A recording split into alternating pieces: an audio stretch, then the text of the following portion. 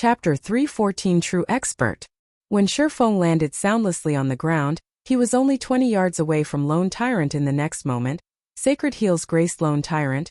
One after another, Lone Tyrant was one of the top 10 players on the ranking list of White River City. He was one of the apex MTs throughout White River City as well. Although he was only level 21 at the moment, he had over 3,700 HP. And he was not much weaker than Kola. With high HP and defense, physical damage classes such as assassins, berserkers, swordsmen, and rangers would find it extremely difficult to kill Lone Tyrant. Not to mention, Lone Tyrant now had a large team of healers keeping him alive. Moreover, there was also the great expert Ming Sha currently guarding him. Hence, Yulan was greatly confused as she watched Shifeng's foolish actions. Let me see what you are made of. Ming Sha smiled at the oncoming Shifeng, and at the same time, he lifted the Bone Shatterer and slashed it down at his enemy. The Bone Shatterer was a massive greatsword. Yet, Ming Sha wielded it nimbly and accurately. In a single strike, he had completely sealed off Shifeng's path of advance. At this moment, the surrounding melee players of Dark Star charged at Shifeng, intending to make mincemeat of him. Meanwhile, the mages standing a short distance away also started casting their spells. As long as Ming Sha managed to delay Shifeng for a few more seconds, Shifeng would receive the bombardment of hundreds of spells. Even Zero Wings Chief MT, the Guardian Knight Kola, would lose his life if he received so many spells, not to mention a swordsman like Shifeng. Yet, as if he did not see these mages readying their attacks, Shifeng continued to charge forward, showing no intentions of slowing. Just as Ming Sha's second strike was about to land on Shifeng's body, however, Shifeng's entire person disappeared. Subsequently, Ming Sha's Bone Shatterer struck only air, generating a powerful gust of wind. The elementalists, cursemancers, summoners, and all other ranged classes that were about to launch their attacks also interrupted their chanting after they lost sight of their target. Where is he? When Ming Sha failed to find Shifeng in front of him, he could not help but examine his surroundings. Suddenly, Ming Sha felt a chilling intent coming from behind him. Spinning around, he discovered that, just like a ghost, Shifeng had soundlessly appeared behind Lone Tyrant. If not for his acute senses, he would not have detected Shifeng's presence at all. After Shifeng used silent steps to appear behind Lone Tyrant, he immediately activated Absolute Time. With himself as the center point, all enemies within a 50-yard radius were now unable to use any skills or tools. Shifeng then brandished the Abyssal Blade, casting Abyssal Bind on Lone Tyrant. Meanwhile, Lone Tyrant only felt a cold wind blowing on his back. Only after Shifeng started brandishing the Abyssal Blade did Lone Tyrant notice that someone stood behind him. Horrified, Lone Tyrant hurriedly leaped forward, hoping to dodge the attack aimed at his back. As insurance, Lone Tyrant even intended to cast Protection Blessing on himself. However, Shifeng was simply too fast. He had activated Absolute Time and Abyssal Bind almost simultaneously. Discovering that he could not activate Protection Blessing, Lone Tyrant's heart grew extremely anxious. In the next instant, 9 pitch-black chains bound his body, preventing him from moving even an inch. Meanwhile, the healers standing in the distance could only watch this scene play out. With their skills locked, the most they could do was provide moral support. Seeing that Shifeng was the only person standing close to Lone Tyrant, Ming Sha realized that he had been tricked. Shifeng had deceived him into leaving Lone Tyrant's side. Suddenly, a feeling that he had just been played for a fool grew in Ming Sha's mind. This was the first time he had felt such a feeling. Lone Tyrant was bound and completely unguarded right now. He was unable to resist in the slightest. If he, Ming Sha, had stayed by Lone Tyrant's side, even if Lone Tyrant were bound, he could have still helped defend against attacks.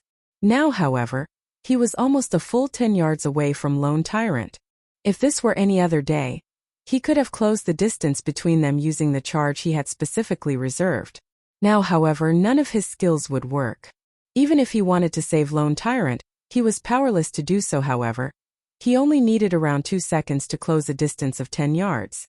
As long as Lone Tyrant could survive that long, Ming Sha was confident in stopping Shifeng, preventing Shifeng from dealing any more damage to Lone Tyrant. Naturally, Lone Tyrant had considered this as well. Hence, even when faced with Shifeng's Abyssal Blade and Purgatory's Shadow, he still revealed his confidence as if saying, "What can you do to me?"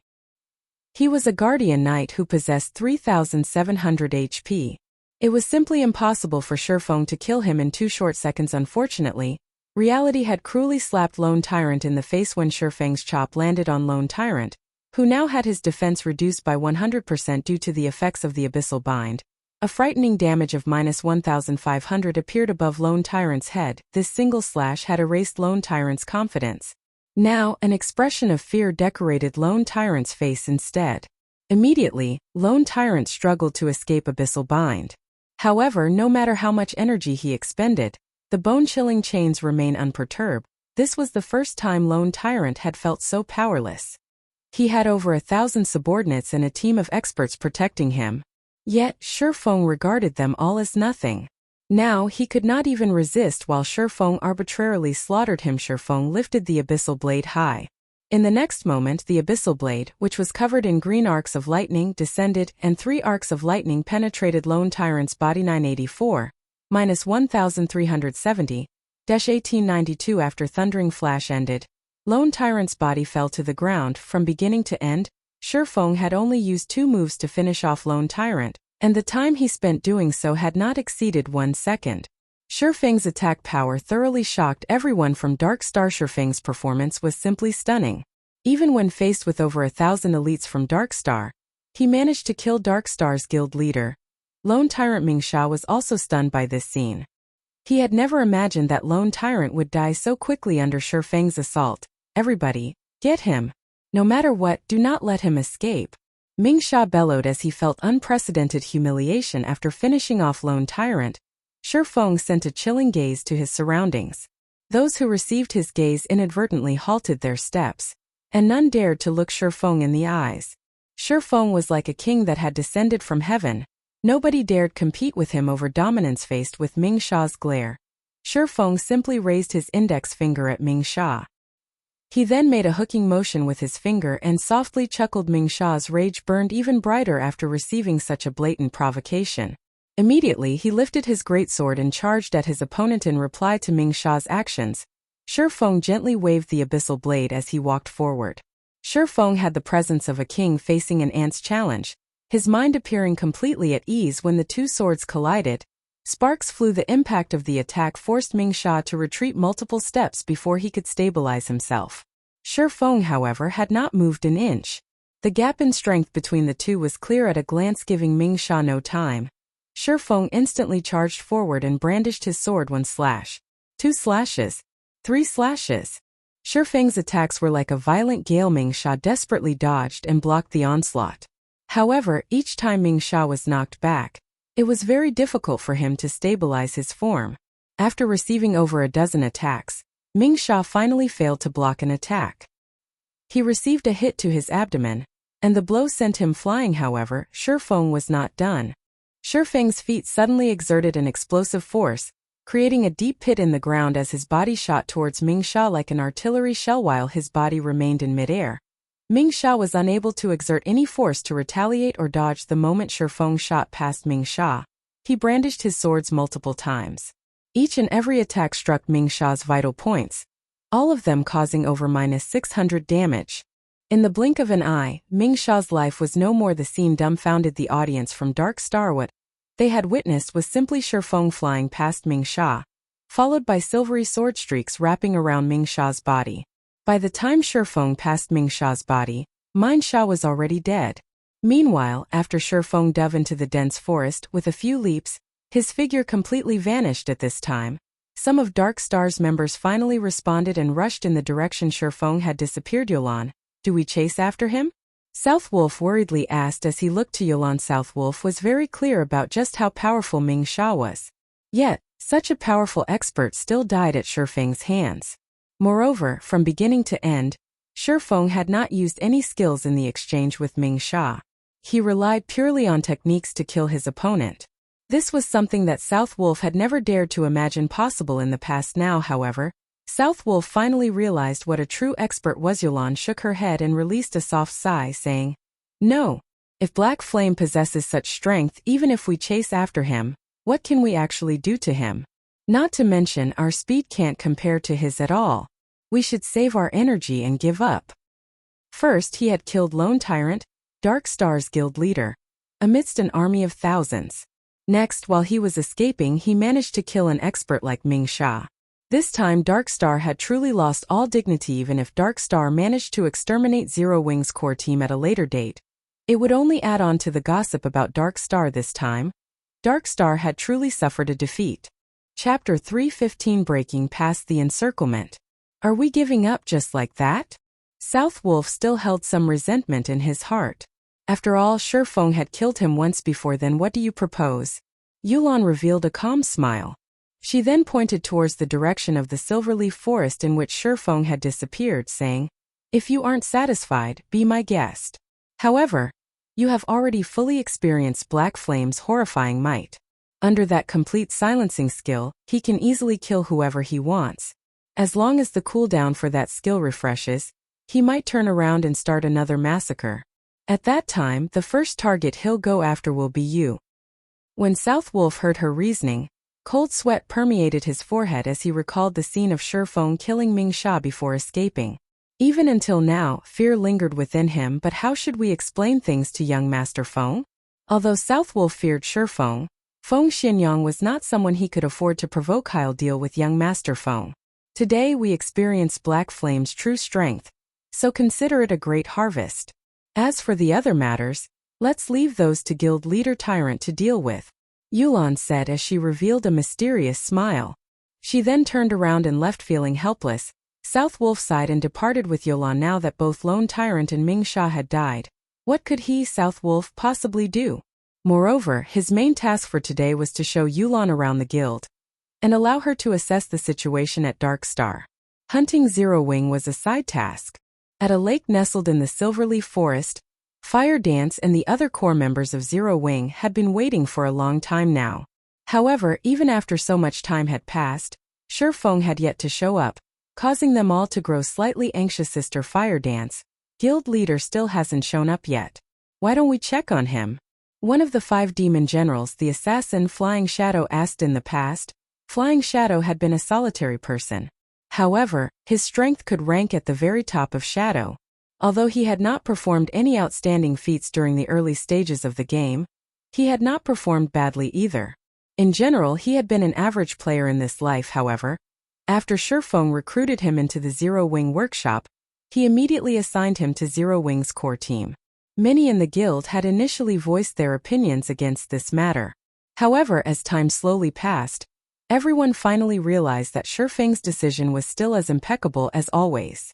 It was not something the likes of them could hope to compare to within the Zero Wing's core team. Fire Dance had always been the publicly acknowledged #1 assassin of Zero Wing. Meanwhile, the position of #2 assassin had been undetermined. However, after Flying Shadow joined the guild, his techniques rose rapidly with each passing battle and friendly competition. Very quickly, everyone began to acknowledge him, and now he was considered the most powerful assassin in Zero Wing after Fire Dance. No. Since guild leader has chosen to stay behind, he obviously is confident of obtaining victory. We will only be a hindrance if we try to help. Fire Dance shook her head and rejected Flying Shadow's proposal. In reality, however, she was also worried about Shifeng at this moment. A black figure pierced through the brush, landing by the lakeside soundlessly before anyone noticed.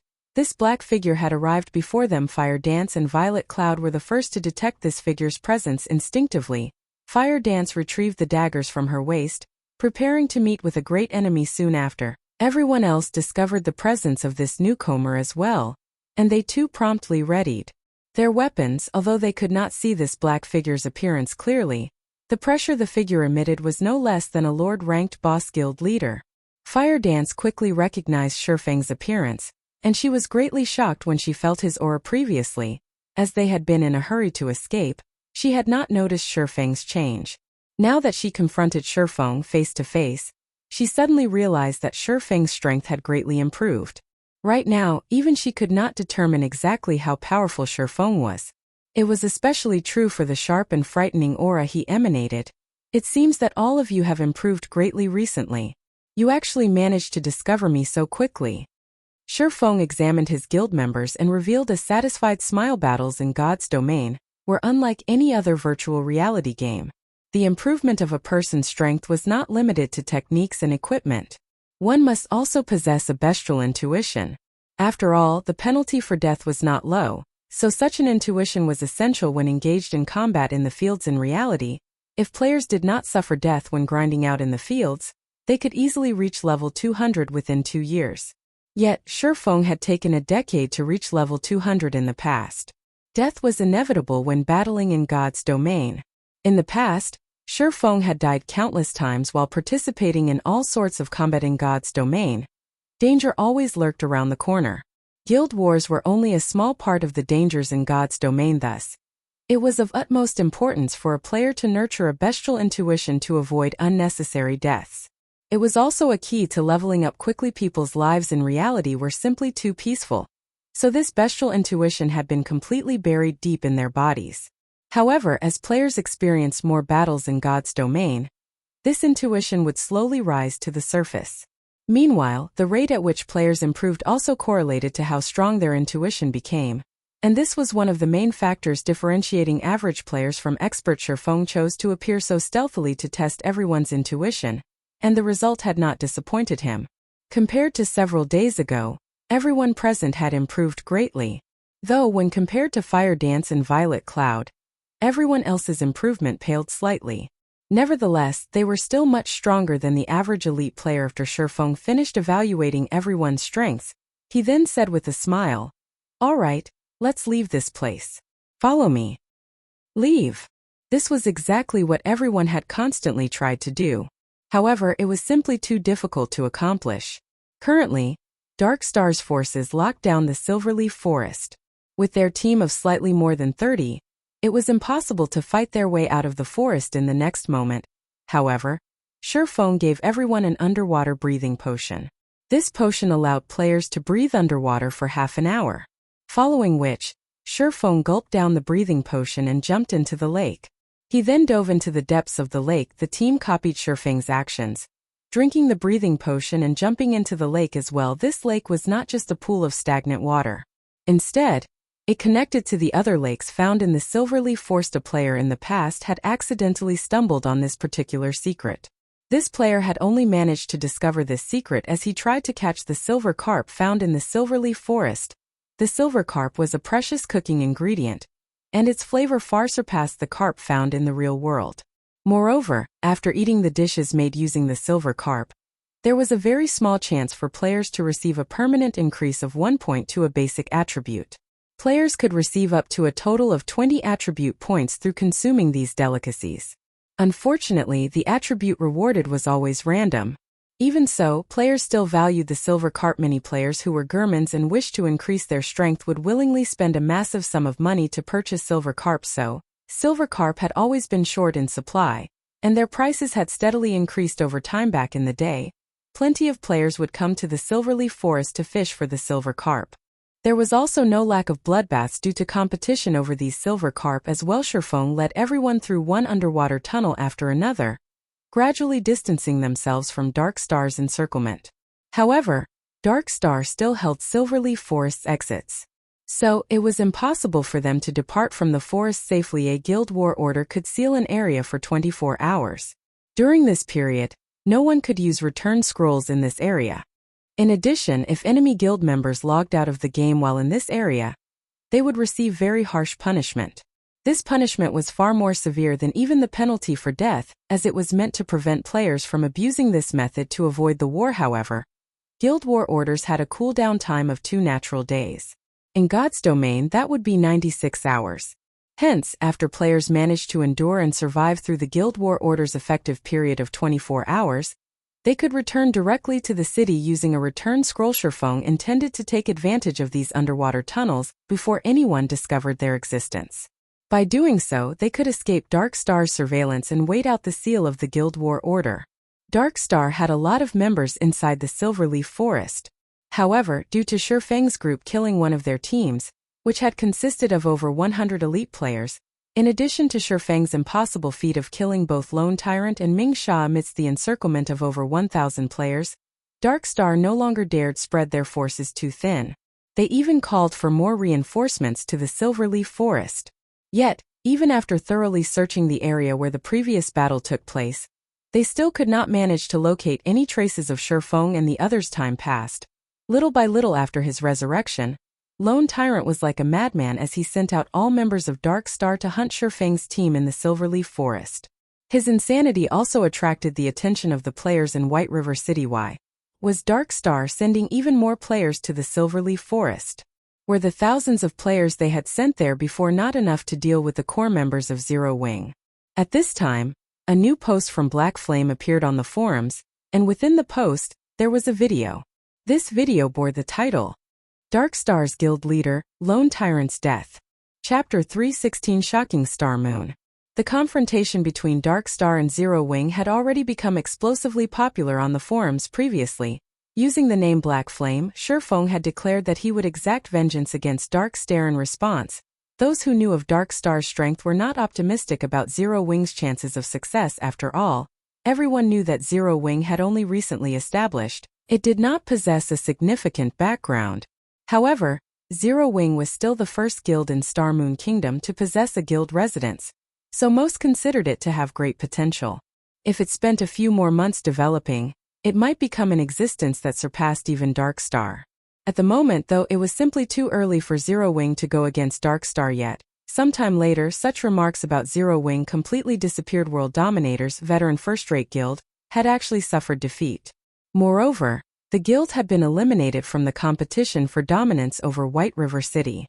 Zero Wing had played a significant role in achieving this feat, so it was apparent that Zero Wing was not as weak as everyone had imagined. Hence, the moment the video of Shurfeng killing Dark Star's guild leader, Lone Tyrant, uploaded, its popularity instantly grew. In particular, the scene where Shurfeng indifferently faced off against an army of over 1,000 elites and managed to kill Lone Tyrant by himself garnered huge amounts of attention. Shurfeng's actions made it seem as if killing the enemy commander while surrounded by an army as simple as taking something out of his pockets. A scene that was only possible in storybooks had actually occurred in reality in the face of Shurfeng. The guild leader of Dark Star was like a little kid.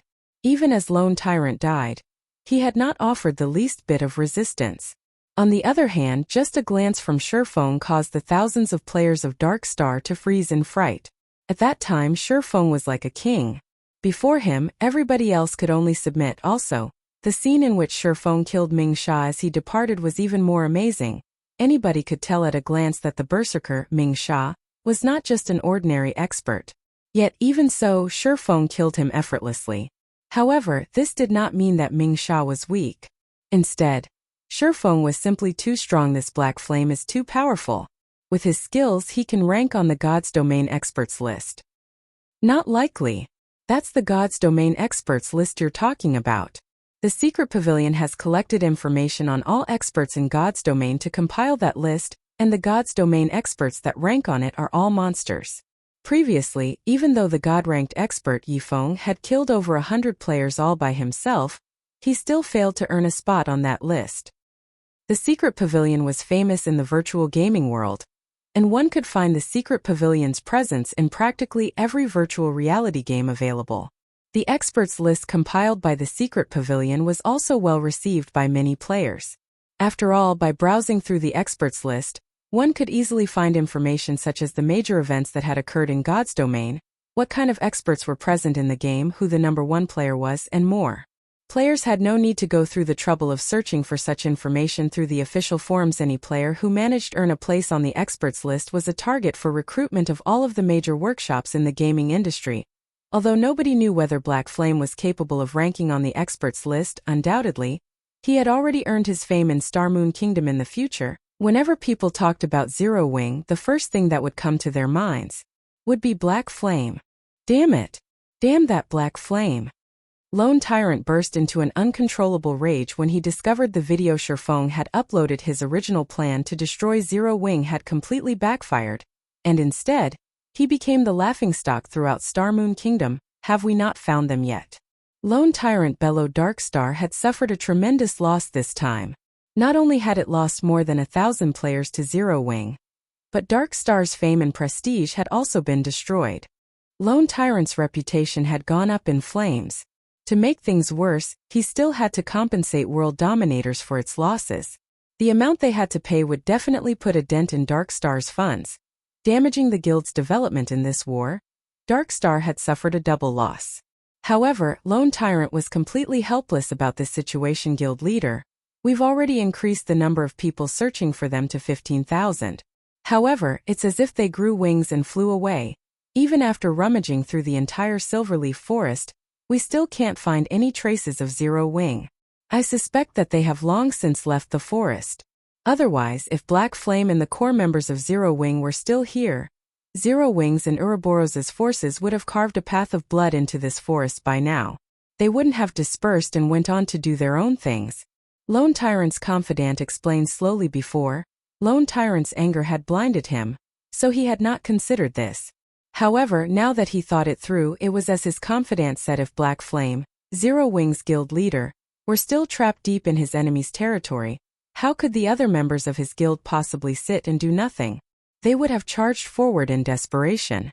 If Zero Wing had joined hands with Ouroboros, based on Dark Star's strength, Dark Star would have no choice but to back off, yet Zero Wing had not done so. Even the reinforcements Lone Tyrant had called in from White River City received no obstruction whatsoever from the other guild. Based on Zero Wing's inaction, one could conclude that Black Flame had indeed already left the Silverleaf Forest. Damn that Black Flame. We've wasted so much time and manpower. Lone Tyrant's eyes burned with anger. However, he was simply helpless against Zero Wing. It was no longer possible to deal with their enemy now. Previously, he had the help of World Dominators to hinder Ouroboros. Now that World Dominators was out of the competition, if Dark Star wished to deal with Zero Wing, it would have to fight both Zero Wing and Ouroboros simultaneously. Even with Underworld support, it was still not an opponent for these two guilds. Suddenly, Lone Tyrant seemed to age by several years. Pass on my command. Everybody is dismissed. Those who should rest, rest. Those who wish to level up, go level up. As for the rewards and compensations, I will issue those later. After Lone Tyrant finished speaking, as if all the strength in his body drained away, his entire person became powerless. Soon after, everyone from Dark Star departed from the Silverleaf Forest, one after another. As for the seal of Guild War Order, that too had dissipated. When the thousands of players from Dark Star hunted Shurfeng's group, having nothing better to do, Shurfeng and the others had spent their time searching for silver carp at a lake. Currently, nobody that knew how precious silver carp were. Moreover, now that the underwater areas of the Silverleaf Forest had yet to develop, one could find a large number of silver carp in the lakes in the area. Even in the very beginning, each silver carp sold for 20 silver coins. Presently, 20 silver was worth 3,000 credits. It could compare to the monthly salaries of white-collared workers. By the time everybody discovered the silver carp's value, its price had soared from the initial 20 silver coins to 2 gold coins. To an average player, such an amount was a fortune. During the several hours Dark Star had hunted them, Shurfeng and the others had managed to catch over 20 silver carp. They even discovered multiple treasure chests. Although they were only bronze and mysterious iron rank, it was still a considerable harvest. Guild leader, as you predicted, Dark Star has released the seal on the Silverleaf Forest. Fire Dance reported excitedly. Although everything had gone according to Shurfeng's plan, when everyone witnessed the area seal lifting so quickly, they could not help their astonishment. It was as if everything was within Shurfeng's grasp. That's that. However, we are now red players. If we aren't nobles of White River City, we won't have any way to enter the city safely. Most of us are already level 20, so if we wish to upgrade ourselves further, we need to complete our class change. Let's first wash away our red names. Otherwise, we can't enter White River City to accept our class change quest. Shurfeng was not particularly surprised about the seal on the Silverleaf Forest releasing. After spending so much time and manpower, Dark Star had still failed to locate any of them. As long as Lone Tyrant was not an idiot, he would definitely stop searching for them like a fool. Chapter 317 Town Capture. Guild leader, our names are as red as blood right now. Most of us have killed more than 10 people, while Blackie and I have killed more than 100 each. We'll need to waste a lot of time to cleanse our red names completely. By the time we do, most of the players from the other guilds will have already reached level 20. Fire Dance said as she smiled bitterly. If a player wished to remove their status as a red name, they needed to remove the crime value they had accumulated. One of the most common ways to get rid of crime value was to wait, as a player's crime value decreased over time. However, if one's crime value was excessively high, they needed to punish evil and promote righteousness. However, Although killing NPCs such as villains, criminals, and bandits would significantly reduce a player's crime value, there was no other benefit for doing so. Killing these NPCs would not provide players with any additional rewards or EXP. Moreover, these NPCs were very few and usually scattered all over God's domain. It would be fine if players hunted for these NPCs by themselves, but hunting as a group would be time-consuming and inefficient indeed. Let's forget about cleansing your red names for now. We'll raise our White River City reputation. As long as you become nobles, entering the city as red names will not have significant consequences. We should have no problems taking on the class change quest. Shifeng made his decision after some thought. Otherwise, it would take around 2 to 3 days' effort to cleanse such a high crime value. Everyone fell speechless when they heard Shifeng's decision to raise their reputation in White River City to the degree of becoming a noble. Shifeng made it sound as if becoming a noble of White River City was as easy as buying cabbage from the market. It was extremely difficult for players to raise their White River City reputation, and one needed to invest a lot of time to accumulate sufficient reputation points to become a noble. In this case, it would be much easier to hunt for NPC Bandits Guild leader. Do you have a method to increase our White River City reputation quickly? Blackie knew that Shifeng would not speak without reason.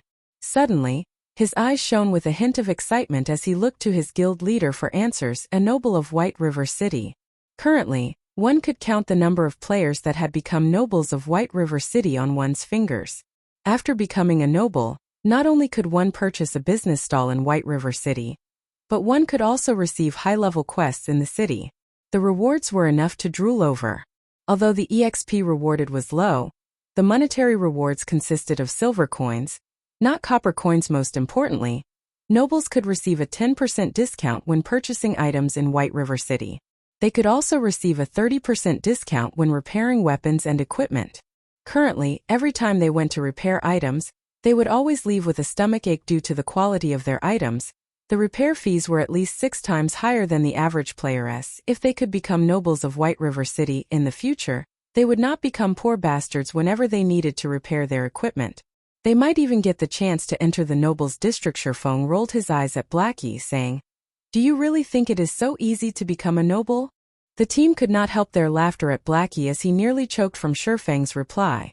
Although it is not easy to raise one's reputation in White River City, if one wishes to increase it quickly, there is indeed a method to do so.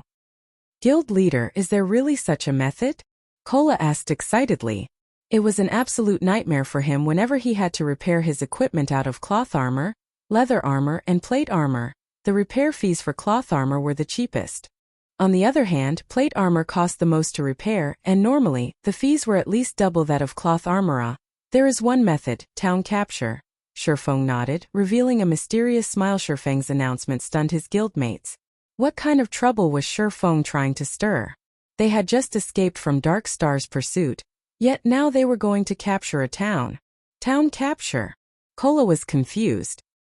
Although he did not know why Shifeng suggested they capture a town, such a thing was not easy. Level 50 elite NPCs guarded every town. There were even Tier 2 NPCs protecting them. Even with their strength combined, they wouldn't be a match for even a single level 50 elite NPC, not to mention a Tier 2. That's right. However, we're not going to capture just any town. Instead, our aim is Creek Town, one of the towns within the White River City region that's occupied by evil-aligned NPCs. As long as we capture this town, we can obtain a lot of White River City reputation points.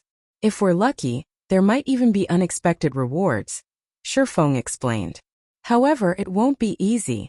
I'll need to make some preparations before we set off. Just stay here and catch some fish for now. I'll head back and make the necessary arrangements. I'll notify you guys once I'm done. After Shifeng said so, he used a return scroll town capture. During the middle stages of God's domain, this was a commonplace activity for players. There were plenty of small towns in God's domain, and a majority of these towns were not under the management of any kingdoms or empires. Instead, other forces occupied these towns. So long as players wished to establish their own empire in God's domain, it was a must for them to occupy towns. Meanwhile, if players wished to occupy a town, they needed to chase away the forces that occupied said town first. Only by doing so could they turn the town into their own guild town. They could then slowly develop and upgrade the town's rank. It was also not impossible for players to develop a town to surpass even Star Moon City. However, the conditions for doing so were extremely demanding, so it was very difficult for players to succeed. Moreover, capturing a town was easier said than done. Even if the current #1 guild in White River City, Ouroboros, went all out, they should not have any clue of how to capture a town. It should be impossible for Ouroboros to capture even the most bordered and resource-poor town. On top of that, now that Shurfeng had unsealed the Endless Abyss, towns had upgraded their overall strength in preparation for the assault from demonic beasts, making it even more challenging for players to capture a town. However, Creek Town, the town Shurfeng had chosen as his target, was slightly special. There was a hidden quest in White River City that would greatly reduce the overall strength of Creek Town. If the town were weakened, capture would become far easier. However, in order to accept this hidden quest, at the very minimum, one must first become a Viscount of White River City. Fortunately, Shurfeng just happened to be just that. After Shurfeng returned to White River City, he suddenly became the focus of the entire city. Any players who saw him immediately began whispering to companions or strangers by their sides.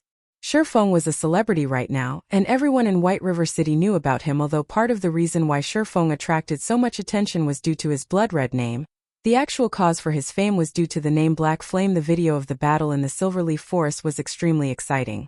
The scene where Shurfeng had leaped high into the air to finish off Ming Sha was particularly unforgettable. Countless players had tried to mimic Shurfeng's actions. Unfortunately, average players could, at most, jump 2 to 3 meters high. Compared to Shurfeng, who had managed to reach a height of 8 meters, the gap between them was simply too massive. Moreover, Shurfeng had brandished his sword 6 times while in mid-air, and every strike accurately landed on Ming Sha's vital points. Through their attempts to mimic Shurfeng's actions, everyone's admiration for him grew. Everyone knew that a player's basic attributes determined the gap between them and others. Only after making a comparison did they know just how wide the gap was between them and Shurfeng guild leader Black Flame. When will Zero Wing hold another mass recruitment? I've been waiting to join Zero Wing for a long time now. A level 17 male swordsman asked loudly. That's right. This little girl wishes to join Zero Wing as well.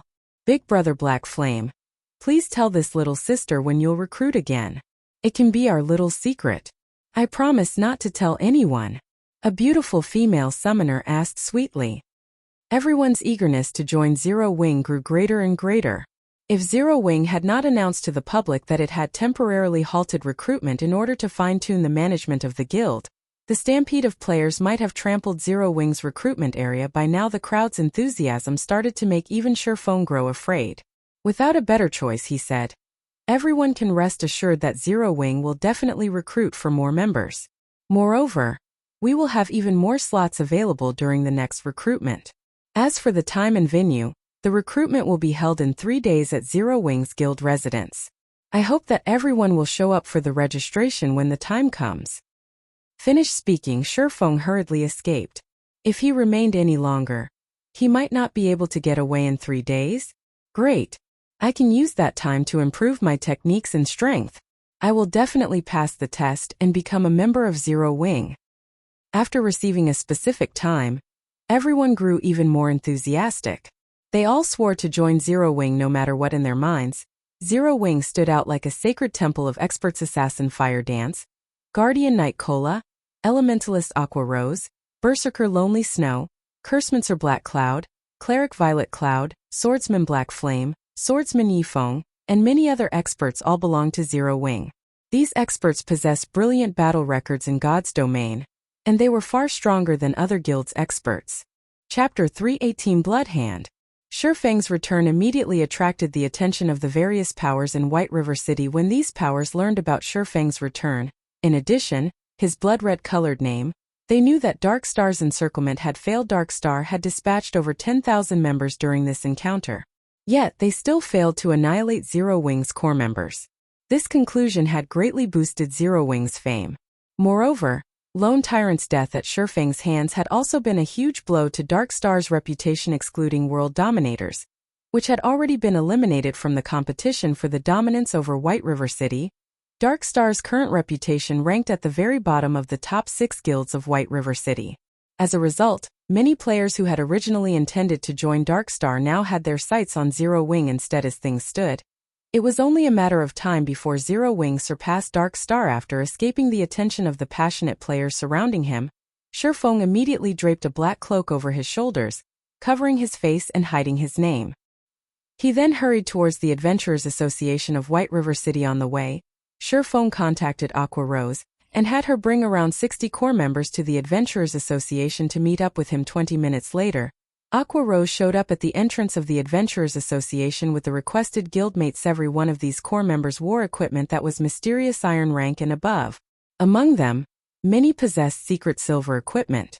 The group looked dazzling when they stood in front of the entrance, invoking the envy and admiration of many passing players. Although Darkstar's ambush and the battle with world dominators had significantly damaged Zero Wing, fortunately, the guild possessed a relatively large stock of bronze and mysterious iron equipment to compensate for the loss. Only, some time was required to regain the lost levels. Meanwhile, Aqua Rose's group consisted of players that had been busy raiding dungeons while the guild war had taken place. They had not been able to make it in time to help Big Sis Aqua. "Why do you think the guild leader called us here?" A female cleric called Snow Goose asked curiously. "Isn't it obvious? Darkstar caused us trouble picking a fight. Our guild leader obviously wants us here to plan our payback," a berserker said, laughing. "That's great. The dungeon we raided before was too far away, so we couldn't join in the guild war. Now I'll get to teach those bastards from Darkstar a lesson." Snow Goose giggled as she waved her delicate fist around. Watching this scene, Aqua Rose could not help but laugh, saying, "Snow Goose, aren't you a little too aggressive? Although the guild leader hasn't expressed his plans for us yet, I feel that he called us here for something else. Otherwise, if we start a war against Darkstar with the few numbers we have here, we won't even fill in the gaps between their teeth. Stop guessing blindly. In any case, we'll know what he wants us to do soon enough." Hearing that their guild leader had called them here for something else, Snow Goose's mood dampened slightly. The others also revealed disappointed expression. Shifeng finally arrived after Aqua Rose, and the others had waited at the Adventurers Association's entrance for a short while. "Guild leader, why are you still wearing a cloak? Are we not allowed to expose ourselves in this operation? Should we leave and sneak back over here?" Aqua Rose could not help her confusion when she saw Shifeng hiding his face. At this moment, Shifeng looked like a wanted criminal who was afraid of being discovered. "I hadn't intended to use it. However, being too famous doesn't help me either. If I removed my cloak, I don't think I will get further than the front door of the Adventurers Association," Shifeng said, laughing bitterly. "Forget about it. Invite me to the team and let's get down to business." From Shifeng's brief explanation, Aqua Rose imagined the comical scene of a horde of players mobbing Shifeng. Involuntarily, Aqua Rose's lips hooked up into a bright smile. The dignified guild leader of Zero Wing had been fearless even against an army of thousands. Yet now, he was actually afraid of his fans' enthusiasm. After Aqua Rose invited Shifeng to the team, she passed the team leader position to Shifeng. After becoming the leader of the team, Shifeng immediately examined everyone's level, and he could not help but feel proud at what he saw. A majority of the team was level 19, while a small portion had already reached level 20. This was unimaginable in any other guild. As the various large guilds competed over the first clear of the 3 great dungeons, naturally, they would not hurry to level up. In truth, the guild's actions were similar to putting the cart before the horse. Although obtaining the first clear of the 3 great dungeons was important, God's Domain worked differently from other MMOs. If players paid too much attention to their gains and losses during the early stages of the game, they could easily miss other opportunities. Take the promotion to become a Tier 1 class, for example. Level 20 dungeons specifically catered to Tier 1 classes. The only reason Fire Dance and the others had managed to clear level 20 dungeons was mainly due to the excellent equipment they possessed. Otherwise, it would have been extremely difficult to achieve such a feat. Not to mention, there were still the 50-man and 100-man level 20 large-scale team dungeons. Hence, the earlier they completed their Tier 1 promotion, the better their chances were of obtaining the first clear of the 100-man team dungeon. The only benefit of obtaining the first clear of the level 10 3 great dungeons was fame among players. By obtaining the first clear of a level 20, 100-man team dungeon, however, not only could they increase their fame, but they could also encounter a great opportunity. "Let's head to the second floor," Shifeng said in the team chat. Normally, nobody visited the second floor of the Adventurers Association. This place did not receive individual guild players. Instead, this place was exclusive to guild team sister Aqua. Why do you think the guild leader has led us here? Snow Goose asked curiously. I don't know. Aqua Rose shook her head. She too could not see through their guild leader Shurfeng. However, it was precisely because of this that she had chosen to join Zero Wing. She then continued, however, this is where guilds come to take on large-scale quests. I wonder what kind of great quest the guild leader plans to accept? At this time, Shurfeng sat in front of the VIP counter. With a smile, the beautiful receptionist behind the counter asked, Lord Viscount, how may I be of service today? I wish to take on a guild crusade quest. Shurfeng requested. Okay. However, as the Zero Wing Guild is only a 3-star guild, there are only 4 locations available for a crusade. May I know which location Lord Viscount desires? The receptionist listed the 4 locations. They were rather remote towns, barren wastelands. However, dark forces occupied each location. Without 2,000 to 3,000 level 30 tier 1 players, one should not even consider capturing it. Of course, this was only in the case for attacking normally. If it were a crusade, however, the difficulty of capturing the town would significantly decrease. Even so, it was still extremely difficult. If one attempted to capture these towns with only 100 players around level 20, it would be Suicide Creek Town then. Shurfeng was very familiar with the crusade quests available in White River City. He chose Creek Town, which was occupied by the Bloodhand Association. Without hesitation, among the many dark forces in the White River City region, the Bloodhand Association was one of the weakest and smallest powers. It ranked at the very bottom. Taking on any of the other 3 locations, each of which was controlled by lower middle-class dark forces, would be nothing more than suicide for Shurfeng and his team. They would have no chances of successfully capturing the town at all. Okay. A 1-star crusade quest will require a deposit of 30 gold coins. If the quest is not completed within 5 days, then the deposit will not be refunded. Snow Goose, who currently stood behind Shurfeng, widened her delicate mouth in shock when she heard the requirement of a 30 gold deposit. Just what kind of quest was this? To think that they actually needed to pay a deposit before accepting the quest. Moreover, the deposit was even 30 gold coins. Big Sis Aqua, what kind of quest is that? It actually needs 30 gold coins. Even if I sold myself, I still wouldn't earn so much money. Snow Goose said. Stunned Snow Goose's words left everyone speechless. Shurfeng, on the other hand, merely revealed a calm smile as he paid the 30 gold coins deposit gladly. He then said in the team chat, this is a guild crusade quest. Unless one becomes a true noble of White River City, they can't even accept such a quest. Moreover, 30 gold coins is actually very cheap. Cheap? Everyone was truly speechless this time. At this stage of the game, 30 gold coins was practically the maximum a third-rate guild would possess. If they could not complete this crusade quest, those 30 gold coins would be gone forever. Chapter 319 Windbreaker. After Shurfeng accepted the 1-star guild crusade quest, he led everyone to the Twilight Temple. The Twilight Temple was a main hub for healer classes here. Clerics, oracles, and druids could take on quests that rewarded high-level skills related to their class's guild leader. What are we doing here? Aqua Rose asked, confused. Were we looking for assistance? Shurfeng smiled faintly, not bothering to explain further. After entering the main hall of the Twilight Temple, they saw level 180 elite guards crowding the temple. This hall also contained the statue of the Twilight Goddess, below which stood a level 200 priest dressed in Redan Oracle advanced to priest after reaching tier 2. To Shurfeng and the others, a level 200 priest was in existence that they could only revere. At this moment, however, this priest dressed in red took the initiative to walk up to Shurfeng and welcome him. Greetings, Lord Viscount, the priest said, fawning. Greetings, esteemed Lord Priest. I wish to purchase some water of life. Do you have some here? Shurfeng asked softly. The water of life was the spring water taken from the fountain of eternal life. It was sacred medicine in God's domain that could heal any wound in an instant. It could even regenerate a person's lost limbs. So the water of life was extremely valuable. To NPCs, the water of life held great importance. The Twilight Temple worshipped the Twilight Goddess. Meanwhile, the Fountain of Eternal Life was a godly relic that the Twilight Goddess had bestowed upon the Twilight Temple. Hence, throughout God's domain, only the Twilight Temple could possibly obtain the water of life. Lord Viscount, Water of life is precious. This is a gift of the Twilight Goddess to we humans, and every drop is a treasure. It is not something a priest like myself can give to others casually, so I beg for Lord Viscount's forgiveness, the priest said, appearing slightly angry. However, a Viscount was a person of relatively high status in White River City.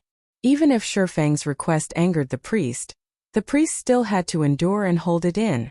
If any other player stood in Shurfang's place right now, the priest might have thrown them out of the temple already naturally. Shurfang knew this, although he had guessed that his identity as a Viscount would not get him the Water of Life. The priest's unwavering refusal still shocked him slightly. Shurfang then activated the golden stigmata and looked at the priest, asking, "Will this not do?" Suddenly, twinkling golden stars appeared in Shurfang's dark pupils. His body began to emanate a terrifying aura. In the face of this aura, the priest felt even his soul tremble.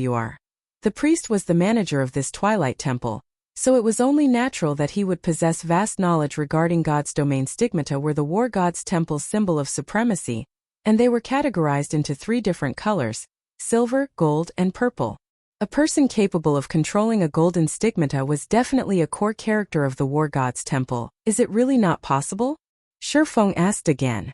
In truth, he was not confident in obtaining the Water of Life. If players wished to purchase the Water of Life from the Twilight Temple, the prerequisite was sufficient status among humans. As to what degree of status, even Shurfang was unsure. However, characters like Weissman, the controller of a city, could definitely purchase some. Shurfang was not a city lord, so if he wished to purchase the Water of Life, he could only try his other identities. If it were not possible to obtain any, he would have to look for other assistants to help him with the Crusade quest instead. After he gained sufficient status in the future, he would return and purchase Water of Life. After some struggling, the priest finally opened his mouth and said, "Lord Viscount, with your esteemed status, you can purchase 1 drop. "Okay, I'll take it," Shurfang replied, slightly excited. However, his excitement confused the members of Zero Wing behind him. Wasn't it just a single drop of Water of Life? Yet, it actually caused their usually calm and indifferent guild leader to grow excited. Could this Water of Life possibly be an epic item? That will be 300 gold, Lord Viscount. The priest carefully took out a small crystal vial from his pocket. Within this vial, there was a single droplet of dark blue liquid aqua. Rose immediately revealed a shocked expression when she heard the required price of 300 gold. The others were stunned as well. However, Shurfang was not surprised by this price. Instead, he handed over 300 gold to the priest without hesitation. His actions even seemed a little impatient. Aqua Rose was speechless when she heard the price for a drop of Water of Life. There was not a single guild in God's domain that could possibly afford such an amount.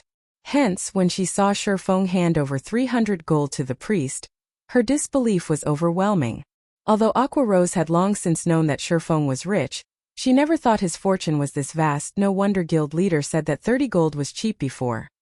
Snow Goose finally understood Shurfang's words back at the Adventurers Association. Indeed, compared to 300 gold, the 30 gold deposit for the Guild Crusade quest was nothing. With 300 gold, one could fully arm a 100-man elite team with mysterious iron equipment. In the end, just how deeply hidden is this guy? Just how much do I not know about Zero Wing?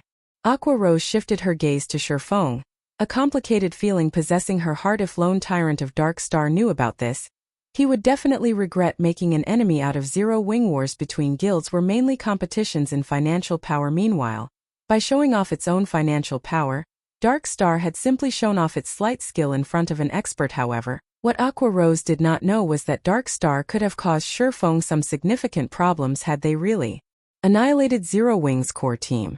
After all, Blackie wielded an epic ranked staff. The others also possessed excellent dark gold items. If Dark Star had managed to obtain these items, the consequences would have been unimaginably dire. After Shurfang obtained the Water of Life, he hurried over to a simple and crude-looking house located in the slums of White River City. In this house lived a middle-aged man with only a single arm. Originally, this man had been a powerful Tier 2 swordmaster. However, during the Great Demon War, he had lost one of his arms, and subsequently, his strength deteriorated, reverting to an ordinary citizen. This man was Kite.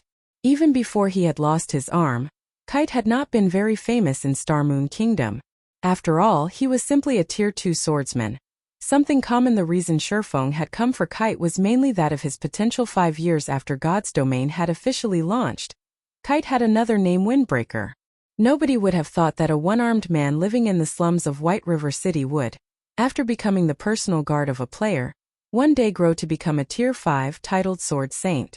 The more shocking matter was the fact that the owner of this Windbreaker was actually just an independent player with subpar techniques, and this player was simply a lifestyle player. However, due to the presence of this Tier 5 titled Sword Saint, this insignificant independent player had actually become an existence that nobody dared to provoke casually. The same went for the first-rate guilds at that time. Many first-rate guilds and super guilds had also offered astronomical prices in order to recruit this independent player. Moreover, the prices they offered were much higher than what they would usually offer when recruiting a Tier 5 expert. The reason being, NPCs were different from players. NPCs of the same rank were much more powerful than players, not to mention a Tier 5 Sword Saint that received a title. Kite's strength far surpassed other ordinary Tier 5 Sword Saints. If ranked according to tiers, a title Sword Saint could be considered a Tier 5 class, and only Tier 6 God rank players could possibly suppress this Windbreaker. Esteemed Lord Viscount, how may I be of service to you? Kite asked in a tone that was neither servile nor overbearing when he saw Shurfeng entering his house. Although he had become a cripple with low status, his bearing was completely different when compared to the priest back at the Twilight Temple. Chapter 320 Personal Guard. When Shurfeng saw Kite's depressing state, Shurfeng wondered just how much determination that independent player Drunk Xiao had when he decided to recruit Kite as his personal guard and invest in grooming swordsmen. However, reality had proven that Drunk Xiao certainly had impressive foresight when choosing a personal guard. Players relied on two things: foresight and luck. If a player made the wrong choice, they could only blame themselves for being dull and impatient. Before placing an NPC under their command, players had absolutely no access to said NPC's data. They would have no access even if they took in an NPC as a normal guard. In the case of Anna, Shurfeng could only view her data because she was an assistant provided due to an epic quest. Anna belonged to Shurfeng completely, so she fit under the category of a personal guard. After becoming a Viscount, players were given 2 slots for personal guards and 48 slots for normal guards. These slots were precious, as after signing the contract with an NPC, players were required to pay a considerable fee should they ever wish to dissolve the contract. If it were merely dissolving the contract for normal guards, most players could afford the fee. After all, normal guards were incapable of growth. As a player's strength grew, sooner or later, they would have to replace these normal guards. However, personal guards were a different story. Personal guards could grow with a player. Even if it were Shurfeng, he would not dare dissolve contracts of personal guards casually, as the price was simply too high. Hence, after players became Viscounts, they would be very careful when selecting their personal guards.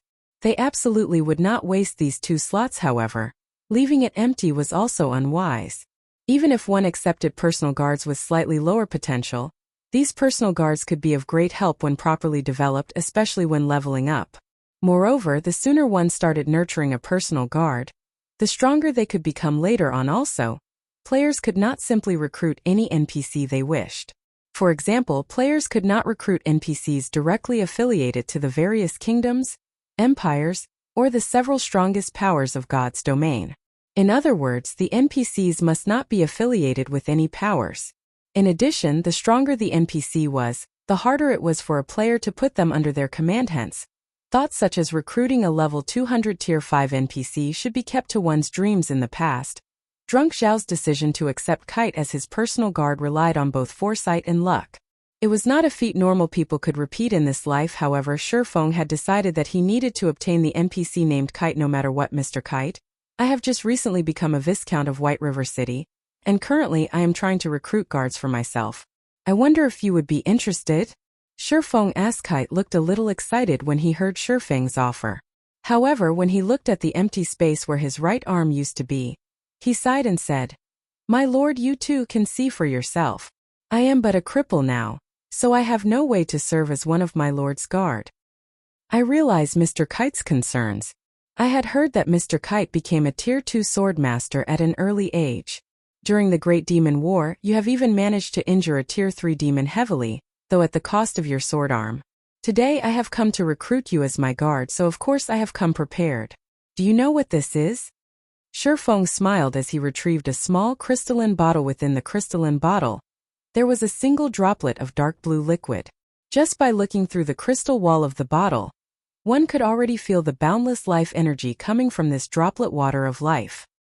Kite immediately recognized this liquid, a hint of emotion appearing on his stone-cold face.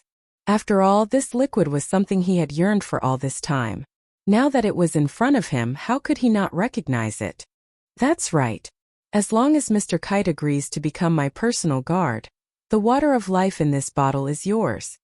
Shifeng smiled. Esteemed Lord Viscount, are you truly willing to use this precious water of life on a mere sword master like me? Kite asked carefully. In reality, Shifeng's offer was touching. My lord, you should know that, with this droplet alone, even a Tier 3 powerhouse would agree to become your personal guard. Aqua Rose was greatly shocked when she heard Kite's declaration. She never realized the water of life was so precious. A single droplet could actually convince a Tier 3 NPC to serve as a player's personal guard. That was a Tier 3 class. Players revered even Tier 2 classes, let alone Tier 3 classes. If their guild could have a Tier 3 NPC as a guard, they could simply annihilate anyone who provoked them. Unfortunately, Aqua Rose's thoughts were too good to be true. Although the water of life could be enough to recruit a Tier 3 powerhouse, Shifeng was simply too weak right now. He would not be able to recruit a Tier 3 NPC, even if he wanted to. Of course, I already know that, Mr. Kite. However, I value your potential even more. Based on your firm and unyielding will and the fact that you have not fallen to become a demon kin yet, I believe that you will one day become an apex powerhouse on the continent. Shifeng affirmed. Shifeng's words were not without justification. One should never provoke a demon. Shifeng had simply met with the phantom of a Tier 4 great demon, and as a result he bore its curse. If Charlene, a Tier 3 divine official, had not dispelled the curse for him, he would have had no choice but to delete and restart a new account. Meanwhile, Kite had fought a real Tier 3 demon, so how could he have avoided receiving its curse? A demon's power was the evilest force that could corrode a human spirit. However, after suffering the demon's curse for so many years, although Kite had lost his powers, he continued to live normally. He had not turned into a demon kin.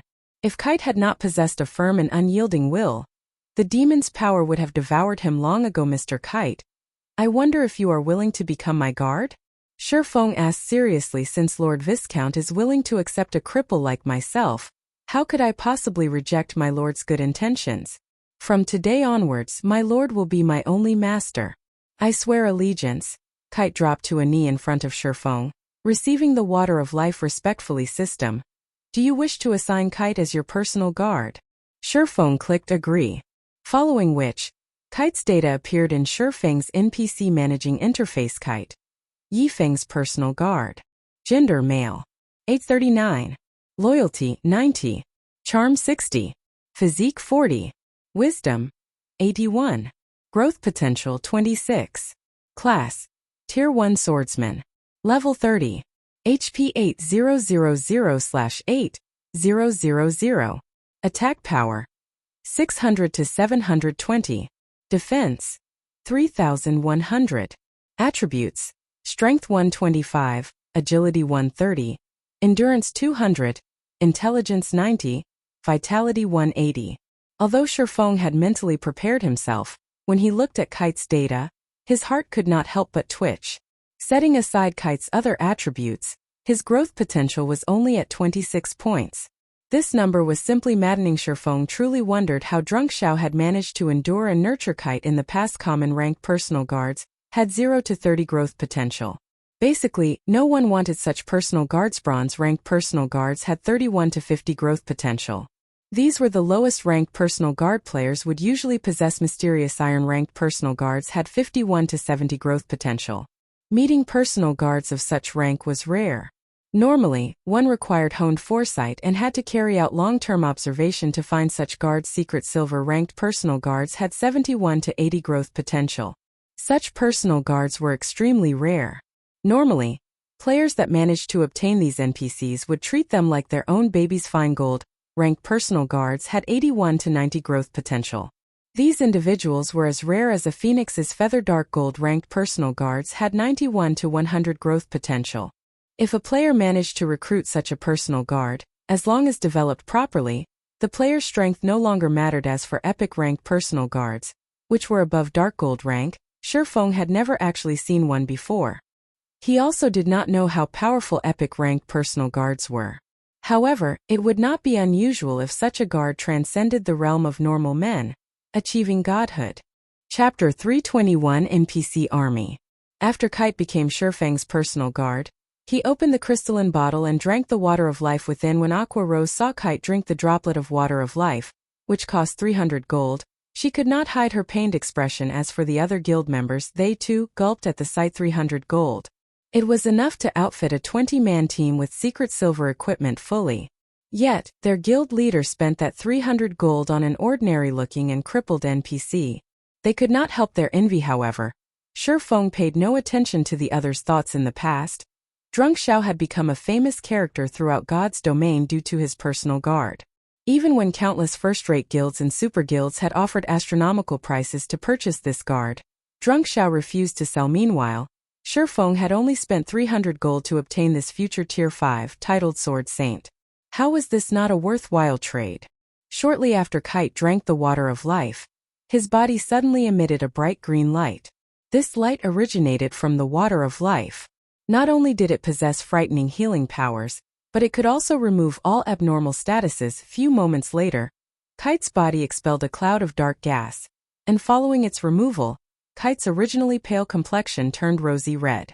The right arm that he had lost also began to regenerate at a rate visible to the naked eye. 1 minute later, Kite had fully recovered. Guild leader. At this moment, Aqua Rose dared not believe her own eyes. She had long since developed a keen intuition, so she could immediately discover the change in the NPC named Kite. Although Kite's clothing was still worn out, the aura he gave off no longer felt depressing. Rather, it was refreshing.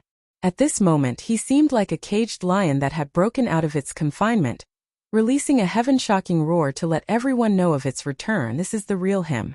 Shifeng laughed. In the past, Drunk Xiao had gone through great pains for Kite. He had practically bankrupted himself to obtain a droplet of water of life in this life. However, Shifeng had easily accomplished Drunk Xiao's feats. Moreover, Shifeng had managed to heal Kite while he was still level 30 inches. The past, Drunk Xiao had only managed to obtain the water of life after Kite passed level 100. Despite having the same growth potential, there would be a huge difference in strength between a personal guard nurtured from level 30 and a personal guard nurtured from level 100. His growth potential is as shocking as expected. Shifeng could not help but mutter happily when he examined Kite's data again. Kite. Yifeng's personal guard. Gender male. Age 39. Loyalty 90. Charm 75. Physique 95. Wisdom 88. Growth potential 94. Class Tier 1 swordsman. Level 30. HP 15, 400/15 400. Attack power 830 to 960. Defense 4,500. Attributes: Strength 384, Agility 364, Endurance 420, Intelligence 276, Vitality 280. Kite's current attributes were worlds apart from the attributes he had before he drank the water of life. It seems that taking the water of life earlier has also affected his growth potential. Shifeng could recall that Kite's growth potential in the past was 92 points. Now it was 2 points higher. After 90 points, even a difference of 1 point in growth potential would create a significant difference regarding attributes, let alone 2 points. These additional points would be of immense help to Kite's growth in the future. Kite, take these and use them for now. Issuing his instructions, Shifeng retrieved several pieces of level 20 mysterious iron equipment and passed them to Kite. Although they were somewhat incompatible for the level 30 swordsman, they were all Shifeng had at the moment. After all, Zero Wing had yet to start raiding level 20 team dungeons. They had only raided the level 25-man party dungeons after Kite equipped the level 20 mysterious iron items. He appeared valiant and extraordinary. His attributes also increased significantly. His HP broke through the 18,000 threshold, his attack power increased past 1,400 points, and defense reached 6,000 points. Kite's defense far surpassed even Zero Wing's chief MT Cola. Kite was practically a boss monster. Now let's go. We still have to recruit some more people. Shifeng then led everyone to the Mercenary Alliance. The Mercenary Alliance was the best place for players to recruit normal guards. The NPCs of the Mercenary Alliance were all well-trained, and they were far more reliable than the NPCs players recruited randomly from the streets. Normal guards were different from personal guards. Players were required to pay for their services, and the prices varied depending on the strength of the NPC. With Shurfeng's current level, the strongest guards he could recruit were level 50 Tier 1 NPCs. A normal level 50 guard cost 5 silver coins per day, and the payment would be due once every 10 days. A level 50 tier guard cost 30 silver coins per day with payment due once every 10 days as well. The difference between a normal guard and a Tier 1 guard was like the difference between a common monster and an elite monster. Thus, the price of a Tier 1 guard was 6 times higher than a normal guard. Some Tier 1 guards that were more powerful would cost even more. After arriving at the Mercenary Alliance, Shurfeng signed a contract with 48 level 50 Tier 1 NPCs. Among them, some were melee classes, some were ranged classes, and some were healers. Of the 48 NPCs, there were 6 NPCs in particular that were more powerful than the others. They were Tier 1 advanced guards and they cost 50 silver coins per day. Shurfeng had hired these guards for 1 month, and the fee totaled to 468 gold. Shurfeng's financial power completely eclipsed all the guilds in White River City. Afterward, Shurfeng led the 48 NPCs and walked through the streets, the group of level 50 Tier 1 guards looking valiant and mighty. Many players even consciously moved out of the way, not daring to block the path of this small army of powerful NPCs. Crap. Why are there so many Tier 1 NPCs? Did something happen in White River City? No, look. Some of them aren't NPCs but players. Aren't they members of Zero Wing? Where are they heading? The players quickly discovered the problem. This small army of NPCs and the members of Zero Wing were actually together.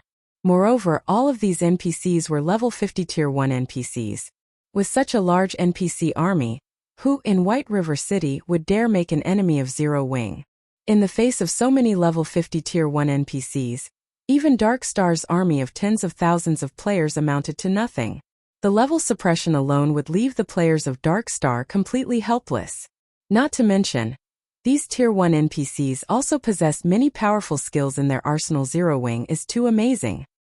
I heard that Zero Wing is going to recruit members again in 3 days. I will definitely have to apply.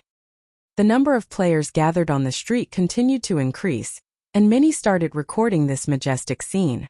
This army of 48 NPCs was more imposing than an army of thousands of players. The combat power this small army possessed was no weaker than the total battle power of a starting town.